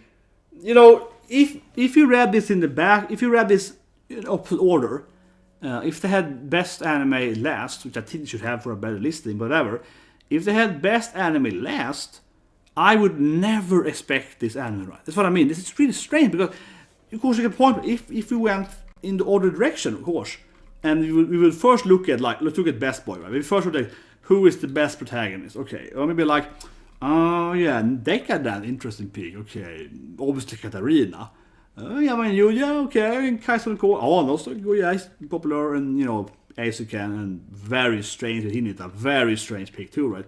But if you look at this list here, what animes would you expect to be in the top anime? You would obviously expect Asukan, maybe Demon, maybe that anime might be too little Isekai main fantasy for them to pick it. I also think Isekai, but I mean, in their mind, it would be too Isekai-ish, right, to pick in the top list. So it probably wouldn't make top anime because they don't want to have like a fantasy top anime. So not that one probably. This one definitely. Too popular probably. I mean, I am very surprised that Baccarina is not on the list because not only is she in many categories, but she's a jury main character. She's a girlfriend. She's several girlfriends. I'm actually very surprised they didn't pick Katarina because that's an obvious choice for them to go for the female main character with a female love interest. That's like classic Crunchyroll to be like sexy girls, yeah, like I mean, it's like what, yeah, and then of course Decadence also female main character. So it's I mean, it's weird. It sounds like I really hate Upper Rama now, and I do, but and I really do hate this anime. No, but I just find it from every aspect of looking at all the other categories. It's never mentioned, while, especially the Baccarina, right, but also Decadence and so on, and Anos is mentioned so many times, and you would expect them to at least claim that Ranman is the best boy or something, right? For example, last year they had Dr. Stone, the 19, right? Was that 20? Jesus Christ. Some might be adding 9. No, I had 2 years ago. Man, Jesus Christ, it's so old now. I started again, yeah. So, for example, they had Dr. Stone, right? 19, of course. It will be last year. I mean, it's last Crunchyroll Awards, yeah. I mean, last year. For example, they had Dr. Stone, right, as best anime, I believe, of 19. And that's a really good anime. I love Dr. Stone, okay? I love Dr. Stone. I'm a huge Senku fan, right? A huge Senku fan. So they had that as, best anime. And I'm pretty sure they had best boy and best protagonist Senku too. They were like, Senku, best protagonist, best boy, Senku. At least best protagonist, he was. I think he won even. I think best protagonist, maybe. But yeah. So basically, right, that's pretty classic, right? So Crunchyroll is like, well, this is the best anime this year. Who's the main character? Well, it's Senku. Let's put him in best protagonist, right? Or maybe best boy. And Ranman then, he's basically, as I mentioned earlier, I always stand by saying that he's like a knock-off Senku. He's very similar to Senku, but less comedic, less intelligent, and just worse backstory. I mean, Senku has a sad dad backstory. Senku has a freaking good backstory. But anyway, yeah, so Ranman is like a bad Senku version. So of course you can't give him best protagonist because they know he's not the best. I mean, they know, but I mean, I would never do it because Senku is a good protagonist, Ranma is it. I'm really hammering down. I hate that one now. No, but I just mean it's strange, right? Because I mean, in their perspective, I would expect them to argue that, well, Ranman is a good anime, and here's the best character from Ranman, right? And this, like the, I don't know, fantasy world of Ranman is really good, or something, or a comedy is really good, or something. I mean, I would assume they should argue, right, from some kind of standpoint, why they put that as the best anime of the year. And they don't, right? But in one way, you can see these other categories as arguments on why their top anime should win, because every other anime in the top list, right, is mentioned over and over again. So that's kind of like an argument to why it should win, because like, look at it, it's the best music, best comedy, and so on. But that anime is completely ignored, and I'm pretty sure that every other goddamn year, every anime they have in their top year list is basically mentioned like 10 times. Yeah, so like we see with Eisuken Festival, right? That's the behavior I expect, right? To see the same anime 5-6 times over, which is also negative, but I mean that's what I expect, right? So I'm really hammering down that this makes no sense to me that this anime is here. I think it's incredibly stupid to have it here generally, but even themselves, I mean, just like Crunchyroll themselves seems to know it, right? This is what I mean. Like they seem to also be aware that this is a bad pick because they don't wanna, give it any more credit, right? They seem to understand themselves that this anime is not good enough to be in any other category, and that's why it's really weird to have it in this category. Like it's really weird, and I'm actually very surprised that they don't have Baccarina. Not because I love Baccarina, but I genuinely probably do think Hamafura is the best anime. Like I probably would put Hamafura in my number one last year. Like that's how much I love Baccarina. Like, that's my best girl of everything last year. But just because it fits their agenda, they love having female main character as their, that kind of Baccarina. I feel it's like the perfect character for them to have in the best character and in the best anime, right? Like honestly, like last year we had Savage Girl, right, which is my favorite anime. Savage Girls. I said every guy I love out about Setsuyu. It's an amazing anime with a train scene. It's a freaking god tier anime. Okay, the train scene. If you haven't seen it, okay. Savage Girl in Maiden no Seasons. Watch episode 1. Get to the train scene. And you're gonna be like train, and then you're gonna love the anime. You're gonna go to the train scene and you're gonna train. You're gonna Linda's and band, yeah. You're gonna get to the train scene and you're gonna be like, okay, this is the anime of the year. When she gets to the train scene, that is so goddamn good. Oh, and it's so funny too because he's hiding the DVD in his neighbor Totoro. So whatever. Side note, but yeah, he has this train DVD in his neighbor Totoro. You get if you want to talk about, it's hilarious. It's hilarious. Anyway, that's the best anime last year, and that of course was like in every category. But I think the anime is similar, right? It is one anime I would say is similar this year to last year. It is Baccarina, right? To Savage Girls. Female main lead, love interest, both boy and girls, right? Both, romantic with both genders and all that stuff, gender fluid and so on, right? So I'm actually honestly very surprised that they never mentioned this thing ever again. And yet they mentioned Baccarina like 10 times, but didn't have it here. Like it's really weird to me. Like it's weird from like dear. I think what? Don't they love Baccarina? I mean, they seem to love Baccarina. She's everywhere else. She's in everything else. Like she's immediately in every other category. So I'm like, why is this my Baccarina winning? What's wrong with them? They love that shit. Come on, I love that shit. Anyway, I don't know. I'm just thinking about this list too. It just annoys me so much they didn't have Claire here. I mean, they were never gonna have Claire from Gleipnir. They were never gonna have her, right? Because she's too sexy. They're never gonna have her, fighting her bikini. So they're never gonna hate that. But goddamn, it's a good antagonist. And also, of course, Ogata from Golden Kamuy. It's just a fantastic anime. And I said this thing, right? Once, I think last year or 2 years ago, I did my own top 10 list. I was like, I'm never gonna have sequels. I was like, this top 10 list this year, we're doing only, new animes, no sequels, whatever, right? And if that's your constraints, I'll be like, okay, that's fine. We can't have Ogata then, for example. Like, it's the season 3 anime. So, okay, that's fine. But of course, I think that is so shattered by having freaking Hinata and everything. Hayaku is like in 3-4 categories. So, and that makes me think that why can't we have, Ogata and so on? It doesn't make sense to me. Like why can't we have other characters from other animes than in season 3 and 4 and so on, right? If you can have Hinata in like 3-4 categories. Rachel is pretty good though, but yeah, Rachel's pretty good. And Kina is again also weird. I hate them. This is a weird thing. And overall, I mean, okay. So my last point then, I guess, yeah. So open your stream, guys. My last point is like, where's my Kenju Suda? Where's my voice actor? Like the opening. Okay, so best boy. This was crap, right?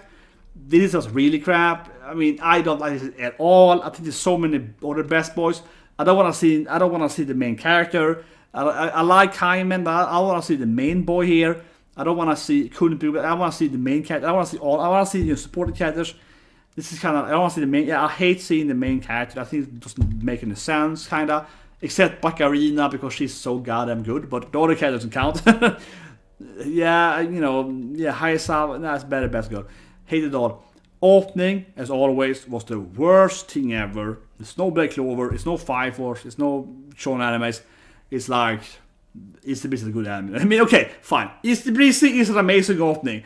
So is Eve's too. So they are great openings. But these are very, I don't like the song.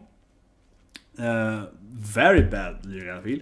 This is a very visual good opening. But like, we pretend it's an opening where you're like, oh, it's a pretty cool opening to look at.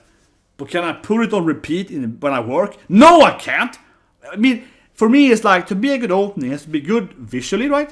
It has to tell you a story. You have to watch the opening, and I can remember the narration, right?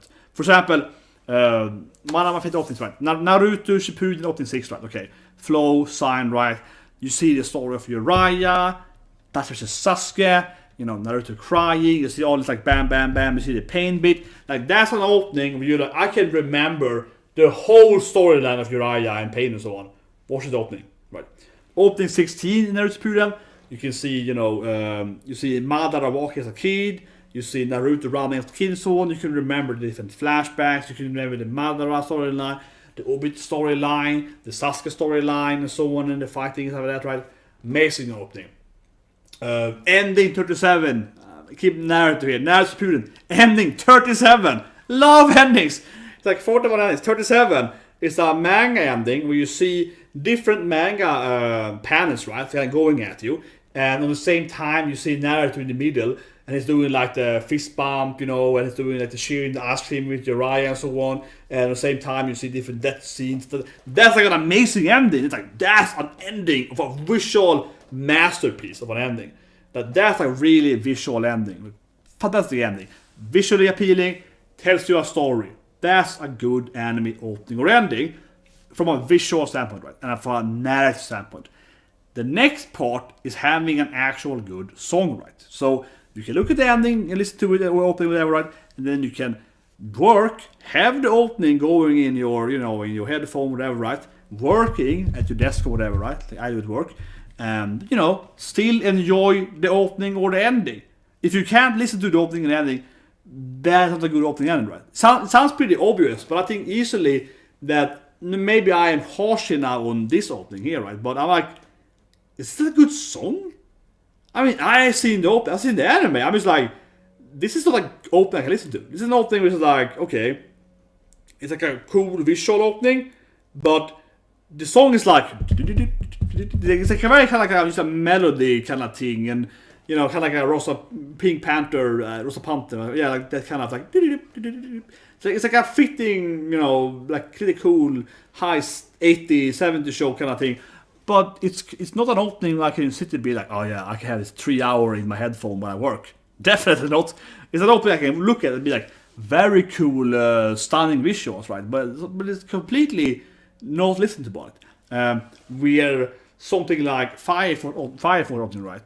That opening, I can listen to it for like, I don't know, 4 days, something, and you have it constantly. I'm like, oh yeah, let's go fire up, man. Kind of like that, right? And also visually appealing, right? And telling a story and so on. So I think as always, the opening category is usually the worst thing they ever have, because they are completely incompetent when it comes to reviewing an opening, because they mainly seem to ignore that the song has to be good, which is kind of weird, right? But it's honestly, they never look at a good song. They're like, well, this opening is kind of strange. That's a good opening. I was like, yeah, but is the music good? Like, is the actual music good? No. Like, it's just, I mean, obviously last year, Dumbbell wasn't even nominated. It's the most addictive song ever. Oniga Maska, that's the most addictive music ever. But it's not even like music taste, because I feel like this is not even a song. It's just like a... It's not even like a music taste. It's like a... It's a visual opening, right? And it's just like a background. This is kind of the opening, honestly, of this opening. That's the level of the opening. It's not a song. It's just like a little background sound effect, basically. You can't have the opening on. You can look at it when you watch the episode, right? But you're never gonna just listen to this opening as a music when you work or you exercise or whatever. It's never gonna happen, because it's not a song there. It's objectively not a music. It's like, objectively, it's like background sound. It's like a background tapping. It's like, what the hell? And this is more opinion based, but I feel the same thing with Beastars. That opening is like a weird, rag kind of doll opening, right? So visually, it's very interesting with the dolls, but from a song aspect, I feel it's like, it's a good song. I don't think so either. That's more opinion based, but I don't think it's a very good song. I think it's like, it's a decent song, right? But it's more like a weird visual opening. Again, this is too much visualization, right? Unravel is opening to forever too, right? So this is visual. This is 100% visual. Doesn't even have a good song. This is a song. Daddy. This is like, Daddy. This I can have like for months on me. This I can have on me. I can listen to Kaguya-sama opening forever. This is the only song I need. This is the only song I ever need in my life. I can listen to this song for days, over and over again, right? It's the best shit ever. This is both a visually appealing opening, there's some jokes and comedy, and it's an amazing song, right? This is a great song. And I said earlier, but I feel Haikyuu is like, this is the worst Haikyuu opening, in my opinion. This is the worst opening they have. I think they have really good openings. And this is, in my opinion, the worst opening. And they are personally the opening to Dr. Stone, right? It's a New World. They have a much better song. From the same band, Dr. Stone opening one, it's a much, much better song for them. And also, I think a better opening visually, Dr. Stone as well. So this is like a very weak pick, especially because Haikyuu has, in my opinion, a lot better openings previously. So it's like... but yeah, when that they do is like an amazing opening. It's a opening one, right? And Eve is also a really good opening, though. Eve is a fantastic opening at the time, so, and Easy Breeze is quite addictive too, though. So I mean, it's kind of a weird thing because, but I think is that when it comes to this list, though, when opening always makes me the most salty, right? Because it's never ending Black Clover. They never had Black Clover. I say it again, but like 3 years now, they never had Black Clover. They didn't have Black Clover open 3, not 10, not 6, not 7, not 8. They're all amazing. They're all amazing. But they never have that. That would probably be the same shit though. It'd be like, oh, what's the most appealing, what's the most mainstream anime? And let's pick it, and then pick the fan anime with like pick the anime with weird shit happening and just do it 10 times. Pick the anime with the most arty stuff and just do it in every category.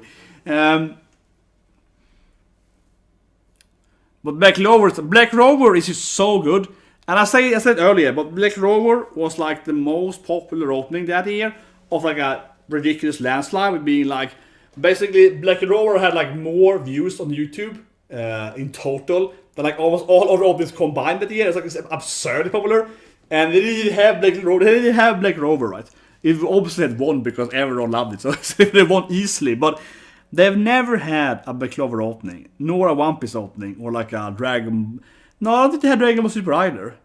They could have like the Dragon Ball, Super opening or something, but they never had it either. That's a really good opening though, Dragon Ball Super 2, right? When they're fighting in the universe. That was a really good opening.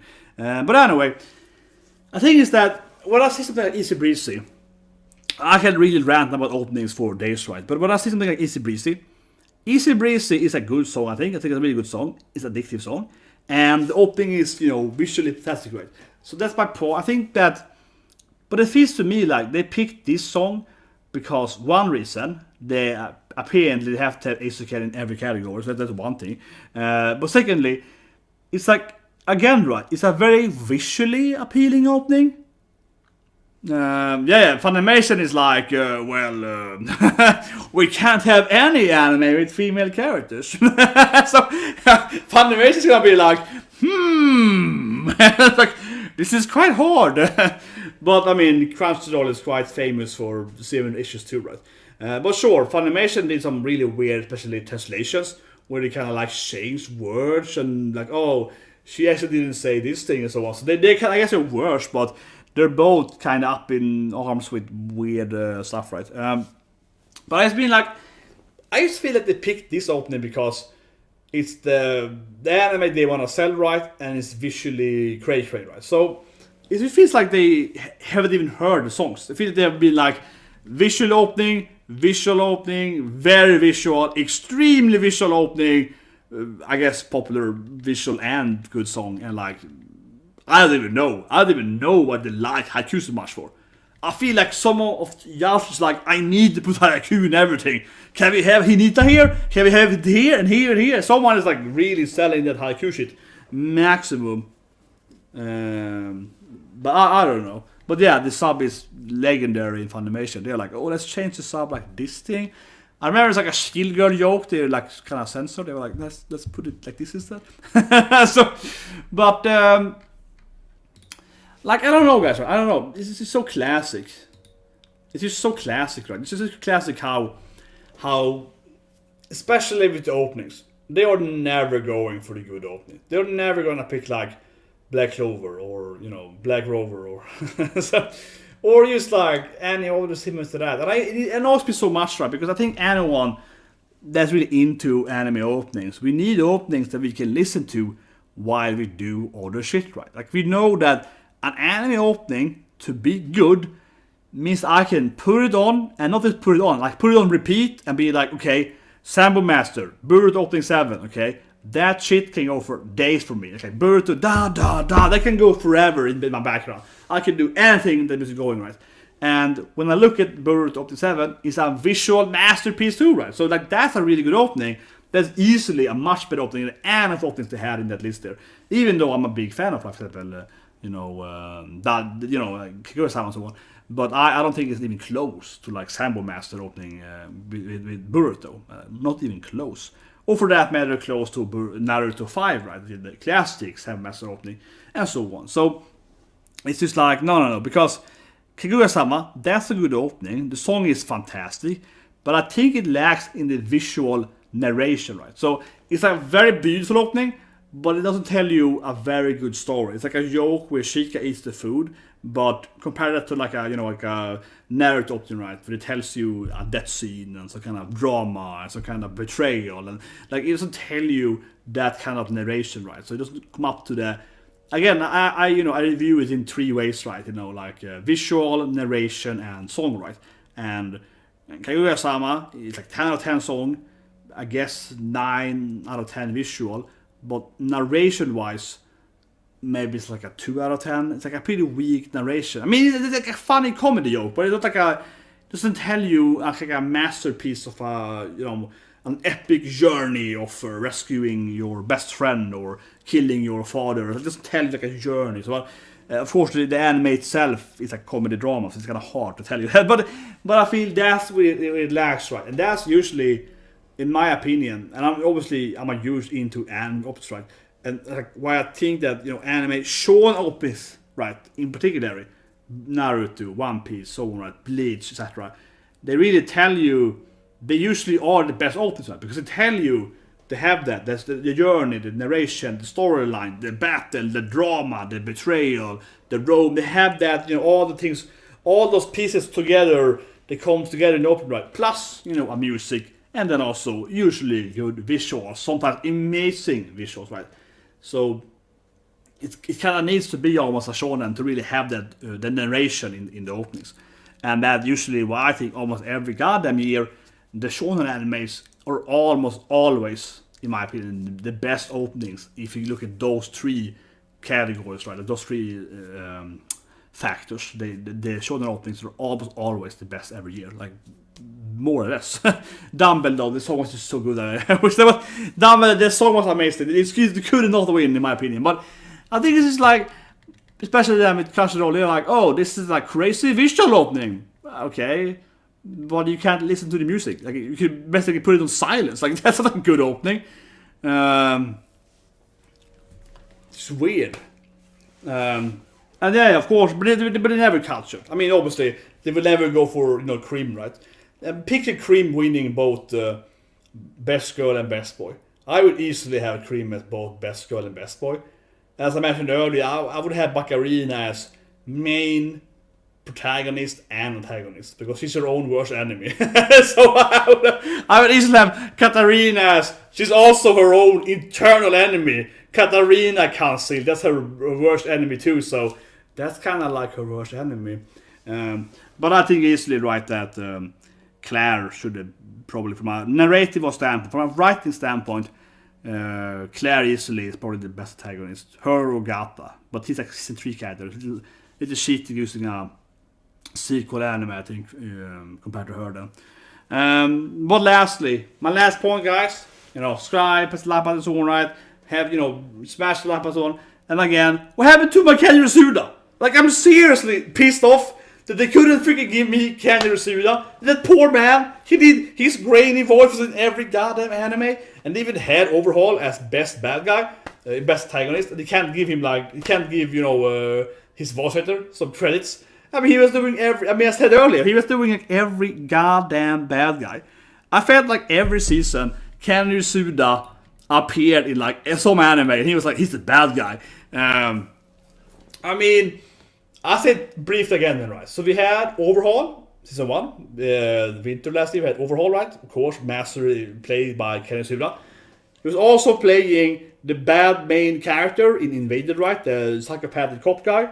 So that was Kenji Suda. So okay, that's him. He's playing the main character there. And then we have something like, God of High School is playing evil shark guy. It's him, right? He's playing the bad. He's Sephiroth bad guy. Okay, that's good. And he's also playing like Ogata in Golden Kamuy, clearly the best bad guy this season. And that is Kenji Suda and so on. The guy was like doing everything. I was like, he was doing like every. I was stuck up on this thing, but he was taking almost every goddamn anime. He was like in so many animes. He was the bad guy of like every second anime, and they were like ignoring it completely. I'm just gonna go back, look at the time here. Okay, he was the main character in like 4 animes. It was just crazy. He was even in Ramen they love so much. Of course, he was the Tower of God, right? It's 2. He was in, he was like half the characters in Gaku. It's interesting. There's like 10 characters in that anime.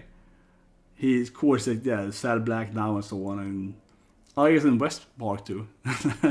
He did so. He was also the bad guy in Boruto.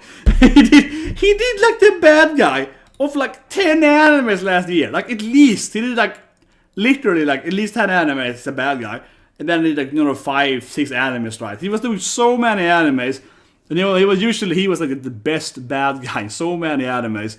He was carrying half the animes he was in. Like that guy he's crazy overworked. And they even had his characters in several lists, right? But he never had his voice actor. I'm just like, come on, man. That guy was in everything. He's the best part too. Yeah, he was also in Ika Bukuro West Part 2. Yeah, he was like in everything. And I mean, he was even the character he played was even nominated as the best character, right? The character he played. And he was playing both bad guys, and it feels weird. Honestly, it feels weird. It feels weird. That it's like, I mean, for me, right? I mean, I'm pretty into the voice actors, especially the female voices. I mean, I know my voice actor, right? But it just feels weird that when I look at the voice list, I wouldn't even imagining doing someone else than him in the voice list. Like if you ask me who's the best voice, I'd be like, Kenji Suda this year, like easily. I wouldn't even imagine anyone else being mentioned in that list. So it's kind of a weird thing to me that he would been. I feel it's ridiculous because he was like the bad guy in like every anime. It's like I was like, what happened? God, you said he was even playing, in my opinion, a better voice actor in Kaisen.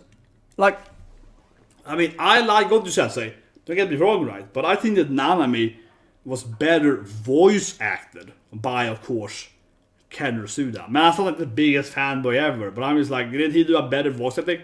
Was it like a better performance from like a voice actor? And I think the problem here is that with that thing is that you know, they are like, well, who's the most popular character? Well, it's Godio. He's in more episodes, so let's pick him, right? Like, that's how you judge a voice actor. You can have a person appearing in one episode, right? And they can still be a better voice actor. It doesn't matter like a number of episodes or, you know, number of popularity contests among the characters, right? So it feels weird to be like, well, you know, Godio is a popular character, Nanami not as popular, let's pick Godio. That's how it feels to. That doesn't look at the actual voice actor, right? It's just like a weird thing to me. Like, what are we actually judging here? What are we actually talking about, right? Yeah, it's just weird. It's like, honestly, it's just weird to me. I was like, what happened? And the only person I feel I'm happy about in the voice actor category is, of course, Minare, right? You know, so Riho Sugimiya voiced Wave. Listen to me, because that is a really performance, because she's playing this, like, you know, radio host voice character, right? So that is clearly, that's the voice actor is like carrying that anime tremendously, right? She's doing like all these lines, right? This like the rap battle and all that stuff, right? So of course the Minare performance, that is arguably probably the best voice performance from like a standalone anime, I guess. So that's like a fair point having her here, and none of the other actors I cared about. I was like, oh, whatever. Yeah, none of the other characters I was like, okay, I guess Subaru, of course. Okay, fine, Subaru is this. Subaru is this. Okay, Subaru, I suppose, is doing a good too there. But it really shouldn't matter if the character is popular. It should be who is doing the best voice, right? I think it's just. But like I think Minare, like that's a good. That she should win from like a technical standpoint of view, playing in that list though. I'm just gonna say some more performance here before I turn off here.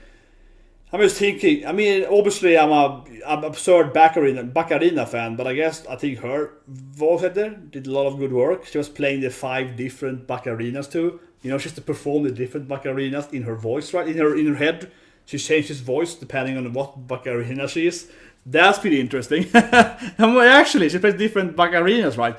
That's a good performance. Kaguya is a good performance. Definitely. It's a really good performance. No, I can't remember his name now, but the person that plays Goto Sensei, he's really good. He, of course, also played Sayonara Setsuba Sensei, right? Who's playing him again? Oh my god.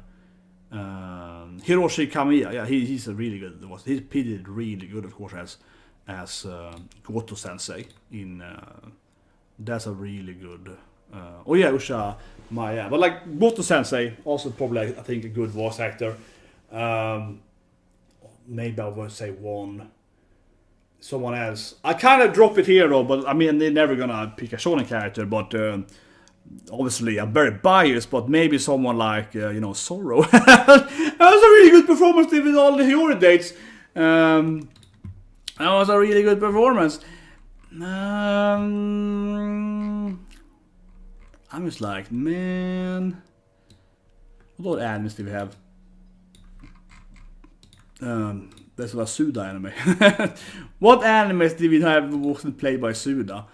I was gonna call Attack on Titan because it started airing in the end of it. Tonikaku or Tonikai Kawaii is like a pretty good voice acting. Obviously, I mentioned earlier Sora, right, doing different characters like, for example, Shisaru and Alice and so on. It's a good character. One voice that no one talks about is probably like Swindler. I could do Drive. It's pretty good too. Maybe like Nana, pretty good carrying her anime too, right? Tennis Nana. Also probably Mayo's, Little Demon Princess, also pretty good, interesting, voice acting, right? Maybe like Renshan in Tyson Samurai too. But yeah, whatever. I'm just like, goddamn it, opening, voice acting. It's just like, man, it's always weird. I just don't understand it. I mean, I just don't get it, right? In openings, I don't get it either. I mean, opening, I assume they don't care about the song at all. In opening, I think they just like, oh, this is a visual opening, so let's go with that one. I mean, but it's horrible. Whatever, visual opening. But it's like, this is the opening level. This is the open. It's like literally Great Pretender doesn't even have a lyrics, right? It's like literally like tapping. So that's horrible. They completely ignore the actual song, which is ridiculous. I mean, it's absurd they can do that, but it's absurd. But then the voice acting I feel is so strange. I feel the voice acting, again, I think the problem is that they are so bad at like distinguishing between, you know, popular character, or like popular anime, kinda, and actual good voice performance, right? So they're like, okay, here's the most popular character in this anime. It has to be the best voice actor. Kinda, yeah. Where it's like, you can play a character with bad, you know, backstory or writing, whatever, right? Because they do a really good performance. But they're like, no, but this is the popular character. So it's like a really weird thing there. They kind of force themselves into a situation where they're like, this is the popular-ish character in a popular anime most of the time, right? For most, of course, right? Because, I mean, that's kind of the issue, yeah, I mean, it's generally, because it's the same thing like the best girl category or whatever, right? They're gonna pick a best girl out of like an under the radar anime that, you know, they didn't see, right? They're gonna pick a best girl out of an anime they didn't care about, like a popular anime or a cringy, weird anime. You're gonna pick a best girl out of an anime that's like, oh, it's a good anime. You're not gonna do that, so. I mean, it's kind of the same issue, I suppose. But yeah, Bunny Girl Senpai is a really good opening ending. And that's really funny too in Rent a Girlfriend, because she mentions that her favorite band is is them that are playing, yeah, the sequel. They're playing the opening. She's like, that's my favorite band. I mean, on a date, she's like, that's my favorite music. She mentioned the actual opening performance. I love that. Love that fourth wall joke there. Always a big fourth wall fan, right? But anyway, guys, thanks for watching. Next live stream, then, right, it's gonna be Attack on Titan, coming later. Was it like 6-7 hours from now? 8 hours from now, yeah, it's be Attack on Titan, and I know it's Isekai. If you wanna see, it's written at the same time. Yeah, that's true. So yeah, we're gonna watch Mushoku Tensei probably after Attack on Titan, and then I probably do watch. I mean, I really love Non no Byaru. It's kind of like a weird anime to react to, because it's wholesome. It's like, oh, they're like Toad and it's cute. I did the first impression of it, and I loved it, of course. But it's a little weird anime to react and review, because I'm just like, it's really wholesome. Like, I don't know what to say. It's like, this is beautiful, wholesome anime. Rengu-chan is so amazing. Ren-chan, Nyampasu. This is a comedy gold. I don't know. It's like, this is hilarious. It's that kind of anime where you're like, it's just perfect. This is the best wholesome anime ever. But I might react to that too again. I don't know. I mean, I really love Non no Byaru, but at the same time, it's like slice of life animes are kind of weird to react to, because you sit there and, I mean, you laugh and it's like really enjoyable, but at the same time, you're like, I mean, the review is like, oh, this is awesome. It's like, I don't know what to say, guys. It was really cute when she got the frog. That was like really fun.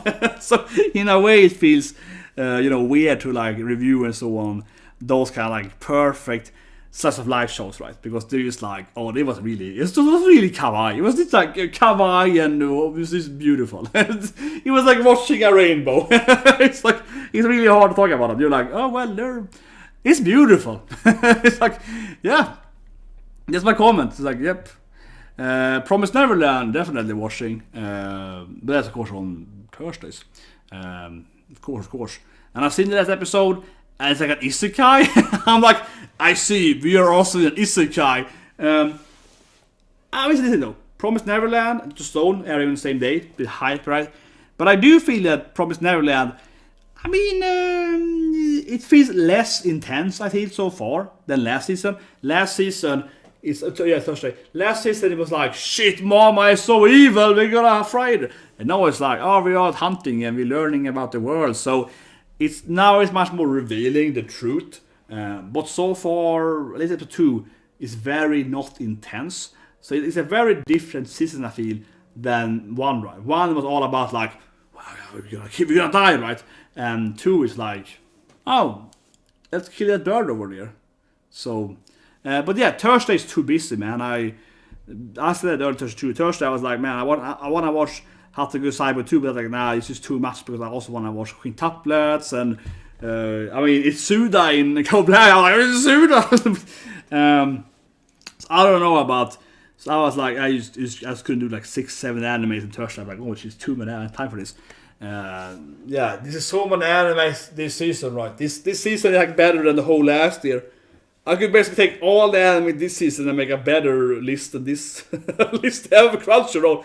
Like this season alone is like better than all the animes they have on the list there. It's like this is insane.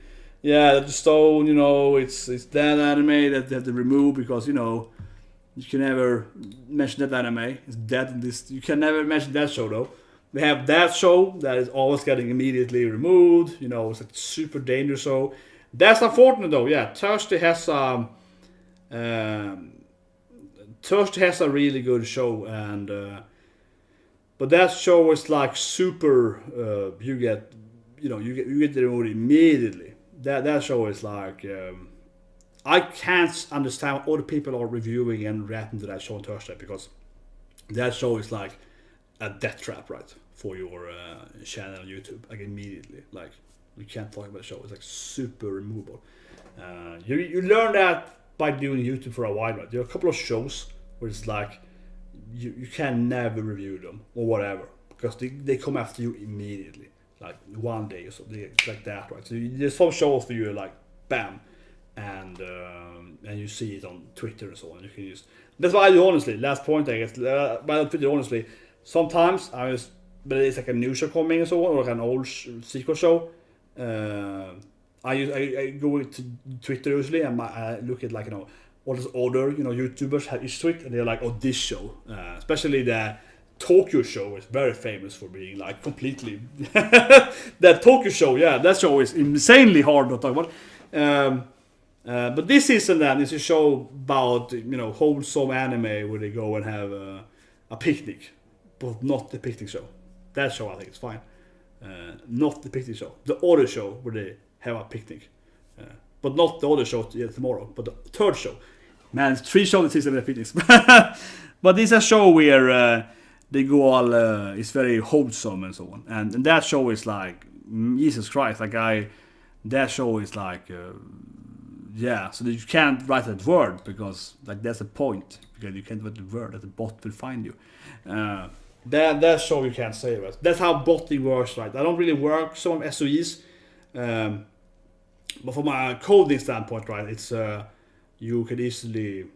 That's why I don't even say the show's name because that's how bot works. You look at different sounds and different words or text, right, and so on, and then they kind of do their combining and so on. Yeah, exactly. They teach you how to do. In one episode, they were doing svenska. They call it Sweden plays or whatever. That's something weird. They were calling it. But can you please stop writing words? I mean, you even still have captured the bots though because you like. I mean, you know how bot works. Like you picture up the words. The more you use those words, an algorithm will combine those words to understand the topic though. So I don't want to take any chances, right? No, but honestly, this is how YouTube is, right? Because the more you write these words to, even on just a chat, but and the more I say them, the bots will do a cluster effect, right? So what you do is that I actually worked on that like 15 years ago, doing like cluster heat map and so on. When I was doing a paper in universities, on post-graduate school, on PhDs. So you cluster stuff, right? So you cluster words or different data, and then you do like tree maps, and then for those tree maps, you can then find different things, right? So you can see like the overlap of different words in different contexts, like anime and these words, and then you will like combine and be okay. We are this tree, right? So you can find different dimensions and be like, okay, someone said these 7 words in this topic and this title. Okay, this is anime. Right? So they can. Then you can use like a dimension, it's called like dimensional differential, whatever it's called. But basically you can easily do like a short algorithm to kind of locate the dimension. So, and that's actually quite easy to write. Like I could write that myself very easily. Just listen to words or different words, text, right? And the thing is that when it comes to YouTube, and for that matter, my cousin is a YouTube programmer, been there for 10 years. This is how they work, right? You do this kind of overshadowing system that combine words and they hit you know, and they kind of hit harder and have to do so, right? You kind of do that thing, and so for example, like that kind of comment there, you shouldn't write, right? Because that kind of comment is also what you're looking for, right? That kind of comment where you're like, don't combine that word A with anything, because that word A is gonna absolutely, and also that word too. So this is like, god damn it, they're gonna remove every comment, and also not that word. You should never. First of all, you should never write the words. Okay, this is just generally coding. Like I'm just this is generally programming. Do not write the words. Never write the actual words. Never say the actual words. Always say something similar, right? That's like the basic thing. Use generally in life. Never be obvious with things. Say, always be ambiguous. Always be like, what does he actually mean with that thing? No, but like an algorithm that can listen to your words. You can look at stuff as well, and all the stuff and text is very easy. Yeah, text is very easy. So you can just read stuff and so on. You can do heat map or whatever, and you just collect it. Right? But the thing is that it's very weird, because what I know that they use the systems, and I had issue with that of course this week here, is that most of these companies, they just kind of like go for, I don't know, just like, well, whatever, just find everything, right, and you go after it. And it's really annoying too, because it happened to me in Monday, it's very annoying. And then you can find that whole anime on YouTube completely, the whole anime. So it's just absurd. So I got a review, and then it's like, a review, just clearly nice review of the anime, and that was like, oh, it's okay. And then you can find the whole anime on YouTube, just up on YouTube. I'm like, what? So you can just go, like, why don't they take that video first? It's like, what the hell? It doesn't make any sense. That is very strange too. That is very strange too. But anyway, yeah, that is super scary. And I mean, I don't know, man. It's like you sit here and I don't know. From like not from a YouTube standpoint, from like a human standpoint, it is definitely kind of weird. I wonder which site did we go with that, generally, right? And one thing that scares me is the European new ideas they have in Europe, because they have some really weird ideas in the European Union, which is like that, which is just so ineffective, right? Which is so ineffective. I mean, I'll tie it a bit up here, but it is so ineffective because in Europe, and this is affecting the whole planet, not just Europe itself, they have so weird ideas in the European Unions that are probably, like, they're so old, that they're written by like 80-year-old people, don't understand the internet, right? And those ideas are so crazy that if they actually would go for those rules, it's like, oh, holy shit, they would basically just remove the internet from everyone, at least from the whole Europe, and then like, I don't know how the things that YouTube and Google and so on will have to be kind of ignoring Europe just generally. It's like a weird thing, and that's what you do to Twitter and everything. So that is really scary. As a side note, that is really weird, and like that is really, really weird. And if those things happens, it's gonna affect the whole system, not just like Europe itself, but everything around it, right? Because either they have to adapt to it, or they have to just ignore Europe. So we just really, really sad. That was another live stream, but that is really, really weird and very classic, right? The worst thing I probably know when it comes to government and so on, right, is really, really old people like me. You know what I mean? Old people, right, that are like, in the 1780s, they don't understand computers or internet or gaming or whatever. They don't get it. They don't get it. They never got it. They probably were never cool when they were young either, right? They don't get it at all. And they are like, how to maybe should write it like this. And they are the people writing these, ideas, right? And they're like, holy shit, they don't have any idea how it actually works, And especially one thing I say, last thing about that, is that the weirdest thing, and I'm defending, okay, so I'm on YouTube side, okay? I'm actually on YouTube side of the thing. I think YouTube is doing the correct thing there. So they were like a really weird thing where they were trying to make YouTube make some other, system, and YouTube is like, Nani? YouTube is like, Nani the F, right? YouTube is like, we can't do that. YouTube is like, we can't do that. YouTube is like, we can't do that. We can't, it's kind of like a YouTube thing where, and I am, agree with YouTube there, right? There's a last point here that on this technical stuff here, that yeah, the European Union is like, YouTube, please do this thing, right? Google, please do this thing, and they are like, no, right? Mostly because they're like, how will we code that? They're like, how can we code that? That's not technically possible.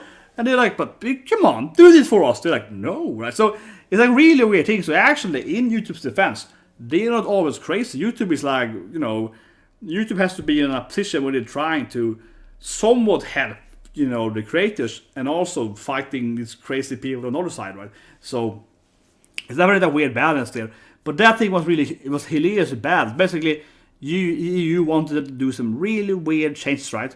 Especially on the Google actual search system, and they were just like, what? Like that is impossible. Like it's literally, I read the whole thing, and I even though I didn't live in Europe at that time, I even mailed my like European Union representative kind of thing, and I was like, what are you doing? And I wrote them like a mail. Hello, I'm like a well-educated engineer, work with this stuff. Your proposal is impossible to do. And if you have to do the proposal, that's gonna completely turn off the internet, because it doesn't make any sense. And I never got an answer, but I was like, this doesn't make any sense. But basically, I'm tired of here. But basically, they wanted YouTube to like, I don't know, mainly Google, and also Reddit, Twitter. They wanted Twitter, Reddit, Google to basically like look at everything people, like a meme, right? It's called a meme law, yeah. Like before you upload it, Twitter has to like verify that it's perfectly in the different systems and everything. And you're like, how the hell would they do that? They have to like a manual review before you do something? It's gonna take hours, right? It's never gonna work. Basically, it will completely cancel Twitter, because Twitter can't like sit there and be like, oh, you wanna post a tweet? Let me first call this guy and look at the yeah. It wouldn't make any sense, right? And then the bots or algorithm, the computer system can't distinguish that stuff. So it was basically, best case scenario, these tech companies could do that system maybe in like 20 years from now, something like that, right? Like it's insane. Like it would take them like 20, 30 years to do that. And the worst thing is that they wanted that on every platform, and Google, which is one of the FANG stock companies. So FANG is Google, right? Big tech, so like Facebook and Apple and so on. They can't do that. So I mean, again, I'm on YouTube's side here. I'm on Google's side, right? Google, I believe genuinely, from my engineering standpoint, that Google can't do that, right? So Google can't do that, not in at least 10 years, probably like 20 years from now. And they want to enforce it on every internet system, on every technical system. Which means that if YouTube and Google can't do it, I bet you the tiny companies, the startup companies, the tiny people in the industry, they definitely can't do it, right? So that's the dumbest thing, because the only companies that in theory could listen to the European Union's ideas are Google and other, Facebook and Twitter and so on. And I think they are right that they are the first to do it. I think Google and so on is correct. They are like, Europe people are crazy. I think they're absolutely doing the good thing and saying no to them. I think Google and YouTube is doing the right thing there, of course. But even if they want to do it right, the only companies that could do it are these very rich companies. So while the European Union is like, we are doing this for the little people, for the small people, right? We're doing it to help the individual companies. It's completely opposite, because no, the only companies that can follow those crazy ideas is like basically Google. No other good company can do it, even if they wanted to. So it's like, Jesus Christ, it's the dumbest idea ever, because the only company that could do it is the biggest company, and they can't even do it either. So it's like, how the hell would that work? But yeah, that is scary to me. Not just for me as a YouTuber, but I mean just in general, because if they actually did start those ideas for actual, popping on, that would remove Twitter, that would remove Reddit, that would remove everything. You wouldn't be able to use anything.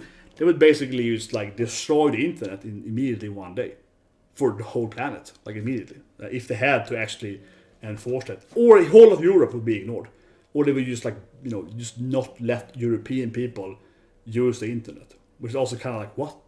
So you have like an internal internet in Europe. I mean, it doesn't make any sense. I mean, they're crazy, but that's the problem, right, with old people in power, right? It's really bad. They have zero understanding of how it works, and also from a technical standpoint, how it actually can even work. Because their ideas are so ancient, they're so completely how to say it, like you cannot compute them in real life. Like, I can't code that. It's impossible from a coding standpoint to even implement your ideas. Like it's impossible. Like we can never do it. Not now at least. Maybe in 20 years from now. Like, and that's just. And even if I could implement it, why would I do it? Right? It's a bad idea. I don't want to do it. And I can't even do it. And they're still like, but we want to do it. But I can't do it, right? So they're like, we're gonna fine you. It's like, oh, fine me? It's like, and that of course also is the only companies that can pay the fines are Google. The only companies that have enough money is also Google. It doesn't make any sense. But I am on Google's side at that point. Absolutely. I think some people really shit on Google, YouTube, and so on, and all the systems. And I agree that I feel it's unfair with the system, and bigger YouTubers have better leeway and so on. Obviously, I think that's unfair. Right? If I had a billion subscribers, I could do whatever I want, rather than how it is. Right? But on smaller aspect, though, I think they are right. I think they are very right fighting the crazy, basically the old people with has no idea. I think they're on that side. I think YouTube and Google is doing the right thing and being like, we're never gonna do that. Yeah, that's like must show. It's like a balanced thing, right? But that's kind of how reality actually is, right? Reality is quite gray, right? A person can both be evil and good on the same time, right? It's not like in it's not like it's black and white. That's like an antagonist should be like Ogata, where they're both evil and good at the same time, right? That's like good antagonist. Or like Claire, that is like antagonizing the main character to do bad stuff, to survive, because that's like good stuff, kinda. That's like good antagonist, because they're both evil and good at the same time. It's an actual, human character, right? That's why, it's good. Not like these freaking Crunchyroll recommendations. But I mean, guys, that's that a bit now. Yeah, I'm gonna rant a bit there on the lot. But I mean, that scares me, though. I talked about my brother about this just a few days ago. He's like, yeah, this is weird, man. He said, it's weird, right? He's like, it's weird what that is to have. And he's like, man, you're probably gonna remember this internet we had when we were young. That's like the freedom we had. And maybe it's gonna be gone. Maybe you won't have internet in 30 years from now.